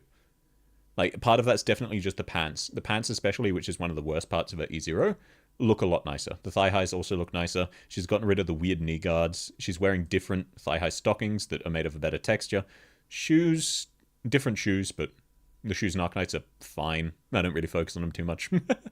The jacket, it shows off the jacket. It sits on her much better in this pose, so it looks much nicer. Ryu 110, I will have a look into his stuff. Thanks for the recommendation. I do also just have, like, some multi-hour things bookmarked that are BGM-free, copyright-free rather, that are interesting. So I could have set it up, I just didn't expect this to take so long. That being said, this is the final operator, and I think she is a solid S tier. Like... honestly, borderline flooding. I just don't think she'd, like, she's definitely Hung level where it could go either way. As much as I much prefer Jessica to Hung. I think it'll be decided for sure, because if her first skin, when she inevitably gets one, is as nice as her E2, E0, she'd definitely be flooding. But as it stands, I think this is just more of a... I don't think this outfit is quite nice enough to be flooding. It's more that she's just very attractive. Kevin McLeod makes certified bangers. Yeah, I'll check that out too. Let's make a banger skin for one of the most popular ops and decide they drop a shitty pack. Yeah, dude, that's how everyone feels about all of the... Like, the Texas Ambience Synthesia skin is also incredible. You're happy with how High Penance ended up? Yeah, man. She is top-tier design. She looks phenomenal. Next Sui is Agriculture. It's female. I'm personally biased and looking forward to that, but I understand you're a Melnites enjoyer, so you're inevitably looking forward to the incredible drip of the next Sui. You like Lumen's maid skin. Yeah, fair. Do I prioritize my VTuber model? It'll be nice for the next stream. Okay, look, to be fair, it is now out of my control. It's currently sitting with a rigger who said they would take 1 month, and I started that process in December. And it is the end of January and I've heard nothing. But at the same time, they're English second language, and I said my cutoff date for absolute latest was March. So they might have thought, oh, they want it March, because they're English second language. That being said, like, if people are interested, let me know in the Discord. I can show you what it's going to look like. It's just not rigged yet, so it doesn't move. And if you're over in Twitch, or you check out the Twitch, which I'll have to see if any people came in and watched through Twitch. If no one did, I'll probably just start streaming on YouTube again. But there could just be lurkers who haven't spoken, which is absolutely fine. But I'll see how that goes. Good night, yeah. Thanks for coming by, everyone. This was really, really fun. I'll take another moment to wind down and look at the tier list, make sure I haven't misplaced anyone, but I have covered everyone now, so if you need a dip, like a lot of you do, like holy crap, why have you all stayed up till 2 a.m? Please do dip, please get some sleep, take care of yourselves, it's important to me, even if it's not important to you. You'd take a nap since the stream is over, but you'd over... Yeah, you're just in time for the CM stream. I misplaced Hung. Yeah. You're right, because I want Hung to be down in the don't leave the house tier because he's a furry, but outfit-wise, he's kind of flooding. And I was only barely able to convince myself to put him in S tier, like, barely able to justify that. It's literally only midnight, 3 a.m. gang, and you've got no plans to make good choices. VIP, that person.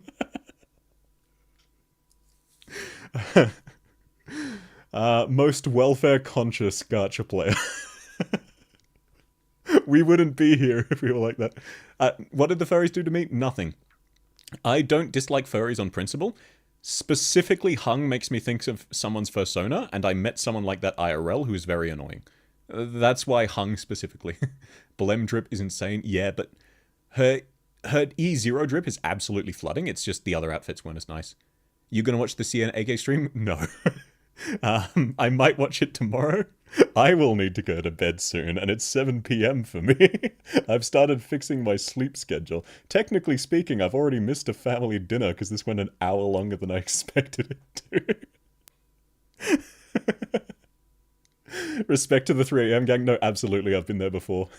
Neku asserting dominance, it is 4 a.m. for you instead. 3 a.m. gang, you're going insane. I mean, look, apparently...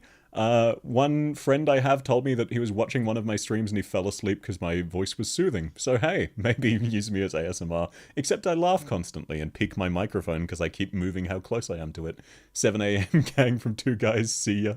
Yeah man, you should sleep if you've stayed up till 7 a.m. watching this. It's like guys named Jack or Dominic are instantly on your bad. Yeah, it's just a case of bias against Hung specifically. I don't really have anything against furries, and like... It's unfortunate that Hung has the hottest drip outside of Mountain of all the furries, but he's just one I specifically dislike, unfortunately.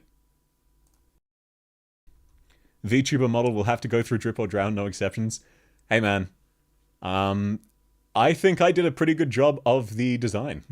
I didn't like design it, but I gave all of the core concepts outside of the shirt, which the artist sort of took their own interpretation on. But that being said, I think they also did a good design. As you can probably guess, it's thigh focused. I love anime thighs. And look, if people want to see it, join the Discord, let me know. I'm absolutely down. It's not like I'm keeping them separately. VTuber model bed would be flooding. I wouldn't put myself in flooding. Definitely not flooding tier. I'd probably give myself, my VTuber model an A or S tier. I'm definitely biased though, because by nature it is appealing to my aesthetics. But by all means, like, give me your unfiltered feedback if you want to. I will not take it personally. I can take it. What music do I actually listen to? I'm one of those people who listens to all music, unfortunately. Gotta go back to work. Thanks for swinging by, Mark. Glad you had a lot of fun. Glad you're enjoying this. I'm definitely enjoying this as well. Yeah, with what music I listen to, like, I used to be able to say I at least didn't listen to country music. But I can't anymore, because there are 2 country songs I actually really like. I come from a very, very musical household, so I definitely listen usually more to songs with a very good beat that I could work out to. Not because I use them to work out, but because they energize me and I've got chronic insomnia, so I often need a bit of a pick-me-up. That being said, unironically, all genres.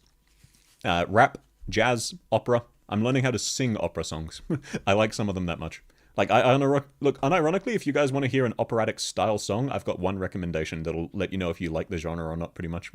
When will I do sniper or cast a drip list? I'm not sure yet. If you ask in the comments, I'll reply to you as soon as I've decided. I haven't decided next week's schedule yet. Alternatively, you can join the Discord and I'll drop it in the schedule as soon as I've made it. Enjoy the stream, might leave sooner for better. No, absolutely fine. I'm winding down. Thanks for swinging by, Mio. It's great having you here. Please do sleep. I hope you sleep well and feel better tomorrow. What tier is bluish light in? I don't know who your joke referring to, unfortunately. You simply listen to good music, no genre specifically, just jams? My man. I mean, the video that's on my landing page of my channel, the video itself is bad, but I got permission from the artist to use one of my favorite songs, so it's still there. It is The Wolf by Siamese. I love it. Evil Tarkus be like full tassels, transparent plastic belts all over. You're forgetting the zippers. The tassels should be zippers that are unconnected. Learning to sing opera is another level entirely. Wow. It's more that I'm learning to sing from my dad, who's a retired opera singer and singing teacher. So, my dad was what's called a basso profundo, which is the deepest type of voice you can have, and my voice is slightly deeper than his. So I have I mean, you can probably hear it as I'm talking. I have an incredibly bassy voice. It's very, very rare. So as a result, a lot of pop songs, like, they're just way too high for me to sing. So as I was beginning, especially when I had really low range and was learning the absolute basics, he started with some opera songs, which some songs are at least designed for my voice, unlike a lot of pop. Bluish light is Lumen. Why am I drawing a blank? Lumen's the medic, right? If so, he was dripping. He was flooded.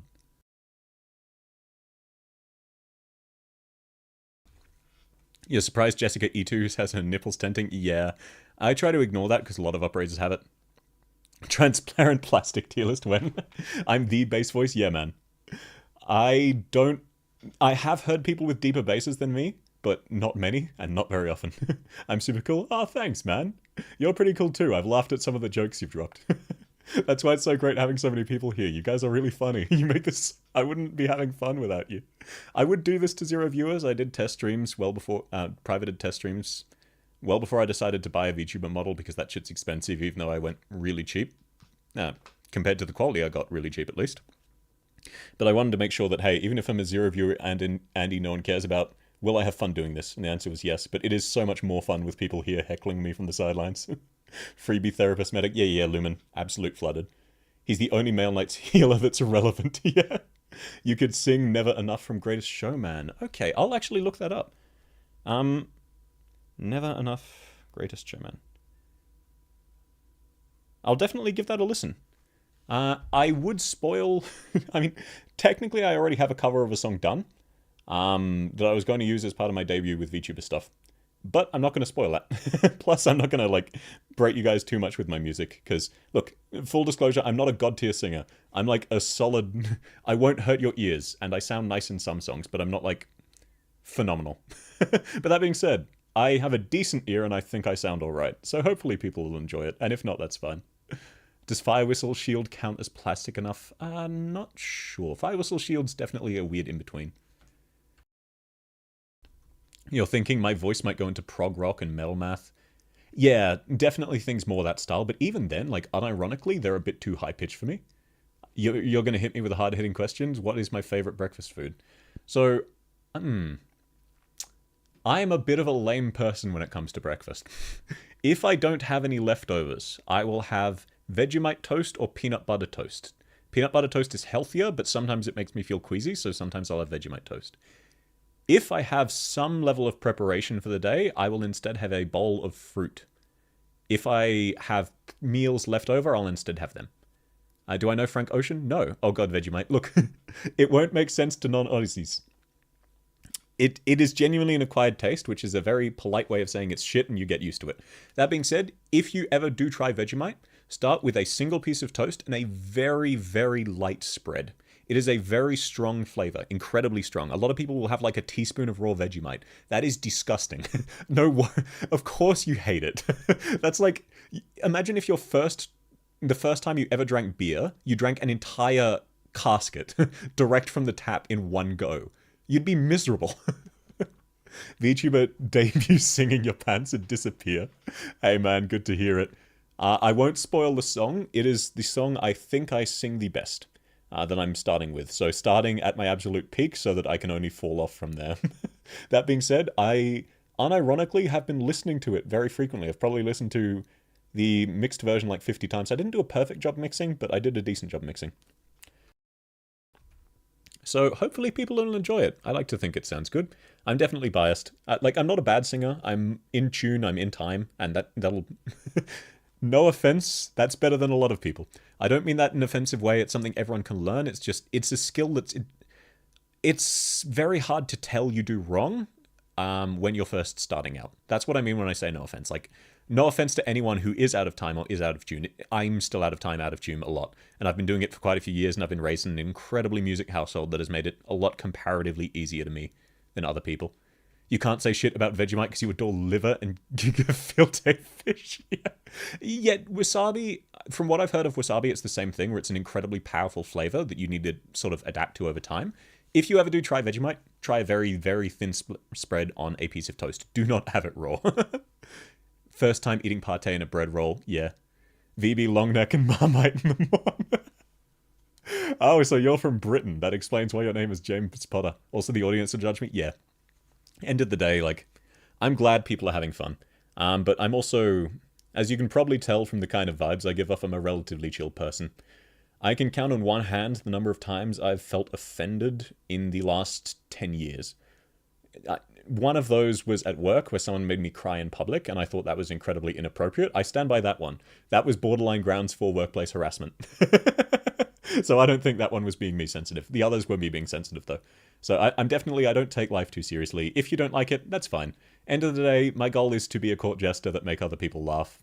And hopefully you enjoy the content. And if you don't, that's fine. It's the same reason I don't want to do VTuber stuff for my 1000 sub special.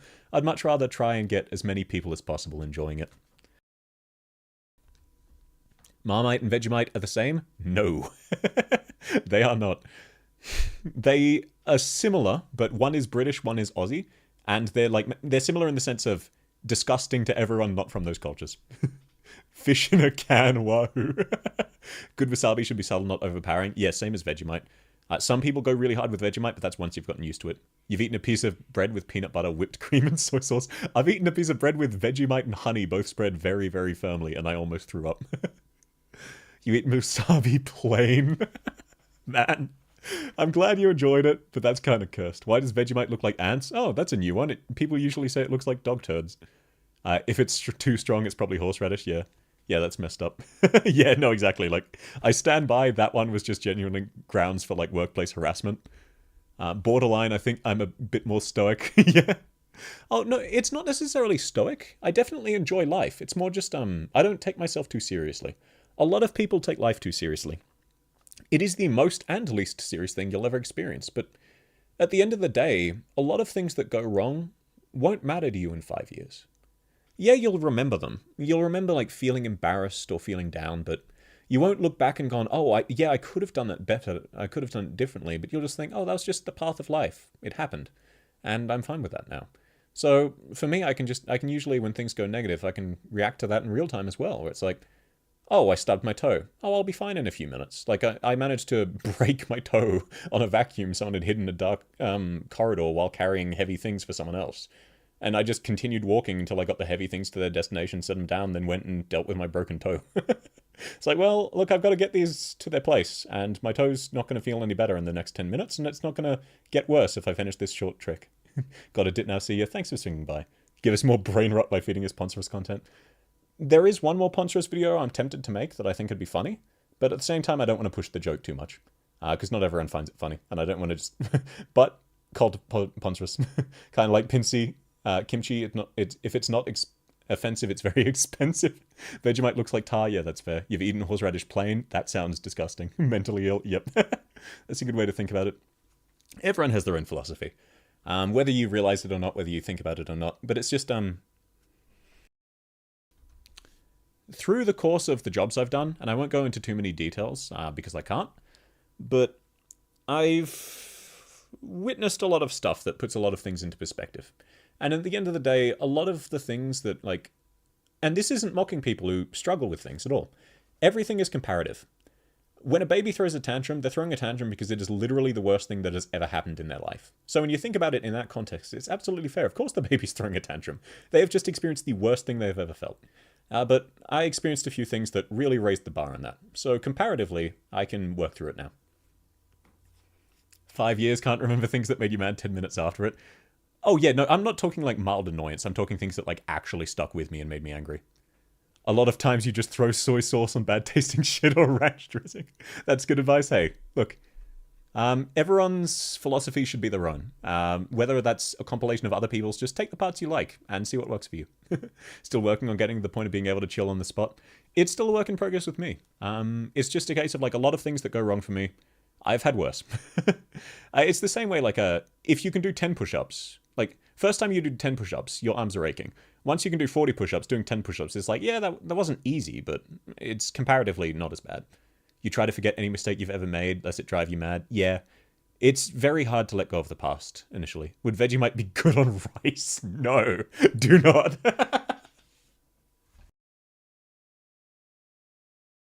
You were paid $5 to eat grass with ranch dressing? That is a businessman right there. I've got a business idea, you win.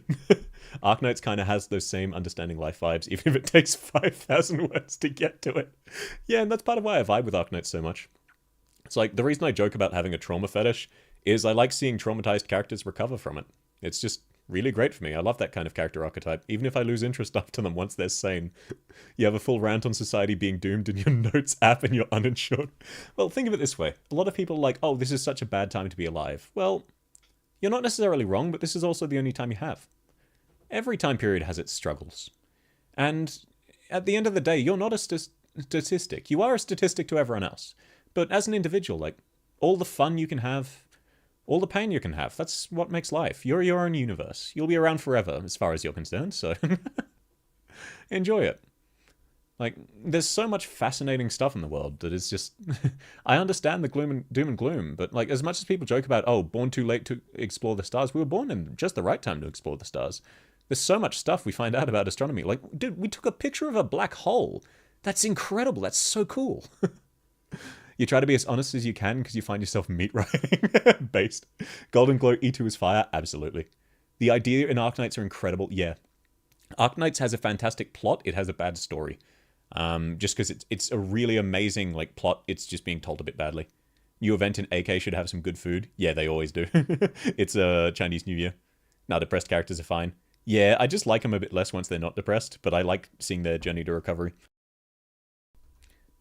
You remembered it was because you had a headache and were out of painkillers. Based. Two things are worth writing on your walls. Society improves for all over time and has for thousands of years, and it does this because people don't stop fighting for it. Yeah. And like, a lot of people get lost in the source of, oh, this is bad, so there's nothing I can do about it. And maybe at a society level, you're right. But individually, for 99.9% of people, there is something you can do about it for you. And you might not see the path now, and it'll be difficult, but at the end of the day, you'll find a way to be happy. You'll find a way to achieve the things you want to. Like, you will get there. It'll be hard. There'll be ups and downs. Maybe you'll even find a different passion and abandon your first one. That's fine. But eventually you'll end up in a spot where you're in a mentally good space. You might not see that as possible for now, but it will be. You smoked something your friends handed you and had a terrible evening. Oh man, I've been offered weed so many times. I don't even drink. I've turned it down every time. It's just funny. We're born just before humanity got bored of exploring the stars. Yes, and then eventually we'll be able to literally explore the stars and people will get more interested again. Am I on Twitch? Yes, I'm currently multicasting on Twitch. I'm not sure if anyone's watching, though. If no one watched the stream and there's no lurkers, I'll probably go back to just streaming on YouTube. But I might give it a few more tries, see if anyone comes by. Because now that I've set up multicasting. It is linked in my Discord in the announcements. Or it is this. I'll type it out. This was initially the identity I was going to go for my VTuber thing. But now I've decided, oh, sorry, without the backslash. Now I've decided to not cut away this identity entirely, because look, end of the day, most people who are interested in Arknights actually have really similar overlaps with me in terms of interest. And there's nothing really to be ashamed of about my content or about being a VTuber. No link in the YouTube description. Oh, that's a pain. Oh, to Twitch? Yes, sorry. No link in the YouTube description to Twitch. But if you join the Discord, which is pinged right at the top, there is a link there. Or look up that name on Twitch and you'll find me. Weed is something else mostly make you tired? I wouldn't know, I've never done it. Every period has its struggles. Staring at US nukes being... Man, the US has almost nuked itself so many times. And yeah, Nikros, more than welcome to join on Twitch instead if you'd rather. I'm still new to the platform. And if people do watch on Twitch, I'll keep streaming on Twitch. I don't mind. It doesn't cost me anything. Though I do have to slightly turn down the bitrate, so apologies if today's stream was slightly low quality. Kajarag's Silver Ash event was talking about religion and belief in the light of the community rather than a cult was really eye-opening. Yeah. Like, Arknights takes really interesting philosophical positions, even if it doesn't always explain it well. Cuban Missile Crisis, not even just that, man. They've transported nukes on, like, standard civilian planes, and then just, like, accidentally dropped them. And if it was armed, it would have gone off. I forget the name of the incident, but that almost happened. Nukes are transported on the highway semi-often, yeah.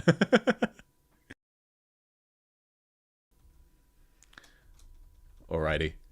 That being said, like, I'm pretty happy with this tier list. There's not really anyone I would change. I definitely think Liscam is dead on in the middle. And I think my family will get very annoyed if I keep getting distracted and refusing to join the family dinner that's already ended by now. So, thank you everyone so much for coming. This was an absolute blast. It was great seeing all of you. I hope you have a fantastic day. To those of you who need to sleep, please do so. Jessica Cat at A. I can see that. Yeah, Nightjaw. See ya. But yeah, hope you all have a fantastic night. Join the Discord if you want to. You'll pop in next time. It'll be great to see you, man. Time to farm 1-7 for the next 3 hours. Nice. You wish you could speak Chinese, but AK stories are clear at it. Yeah, probably. Have a great night, 07s. 07s. Have a good Vegemite-ridden dinner. Go sleep for 3 hours? Yep. So thank you all so much for coming. This was a blast. I'm now terrified of how long the sniper stream will be. But yes, I will end it here. Looking forward to the next stream. Thank you, that's very kind. Thanks everyone for swinging by. I hope you had a great time. I will see you next time. Sleep. Yep, 07s.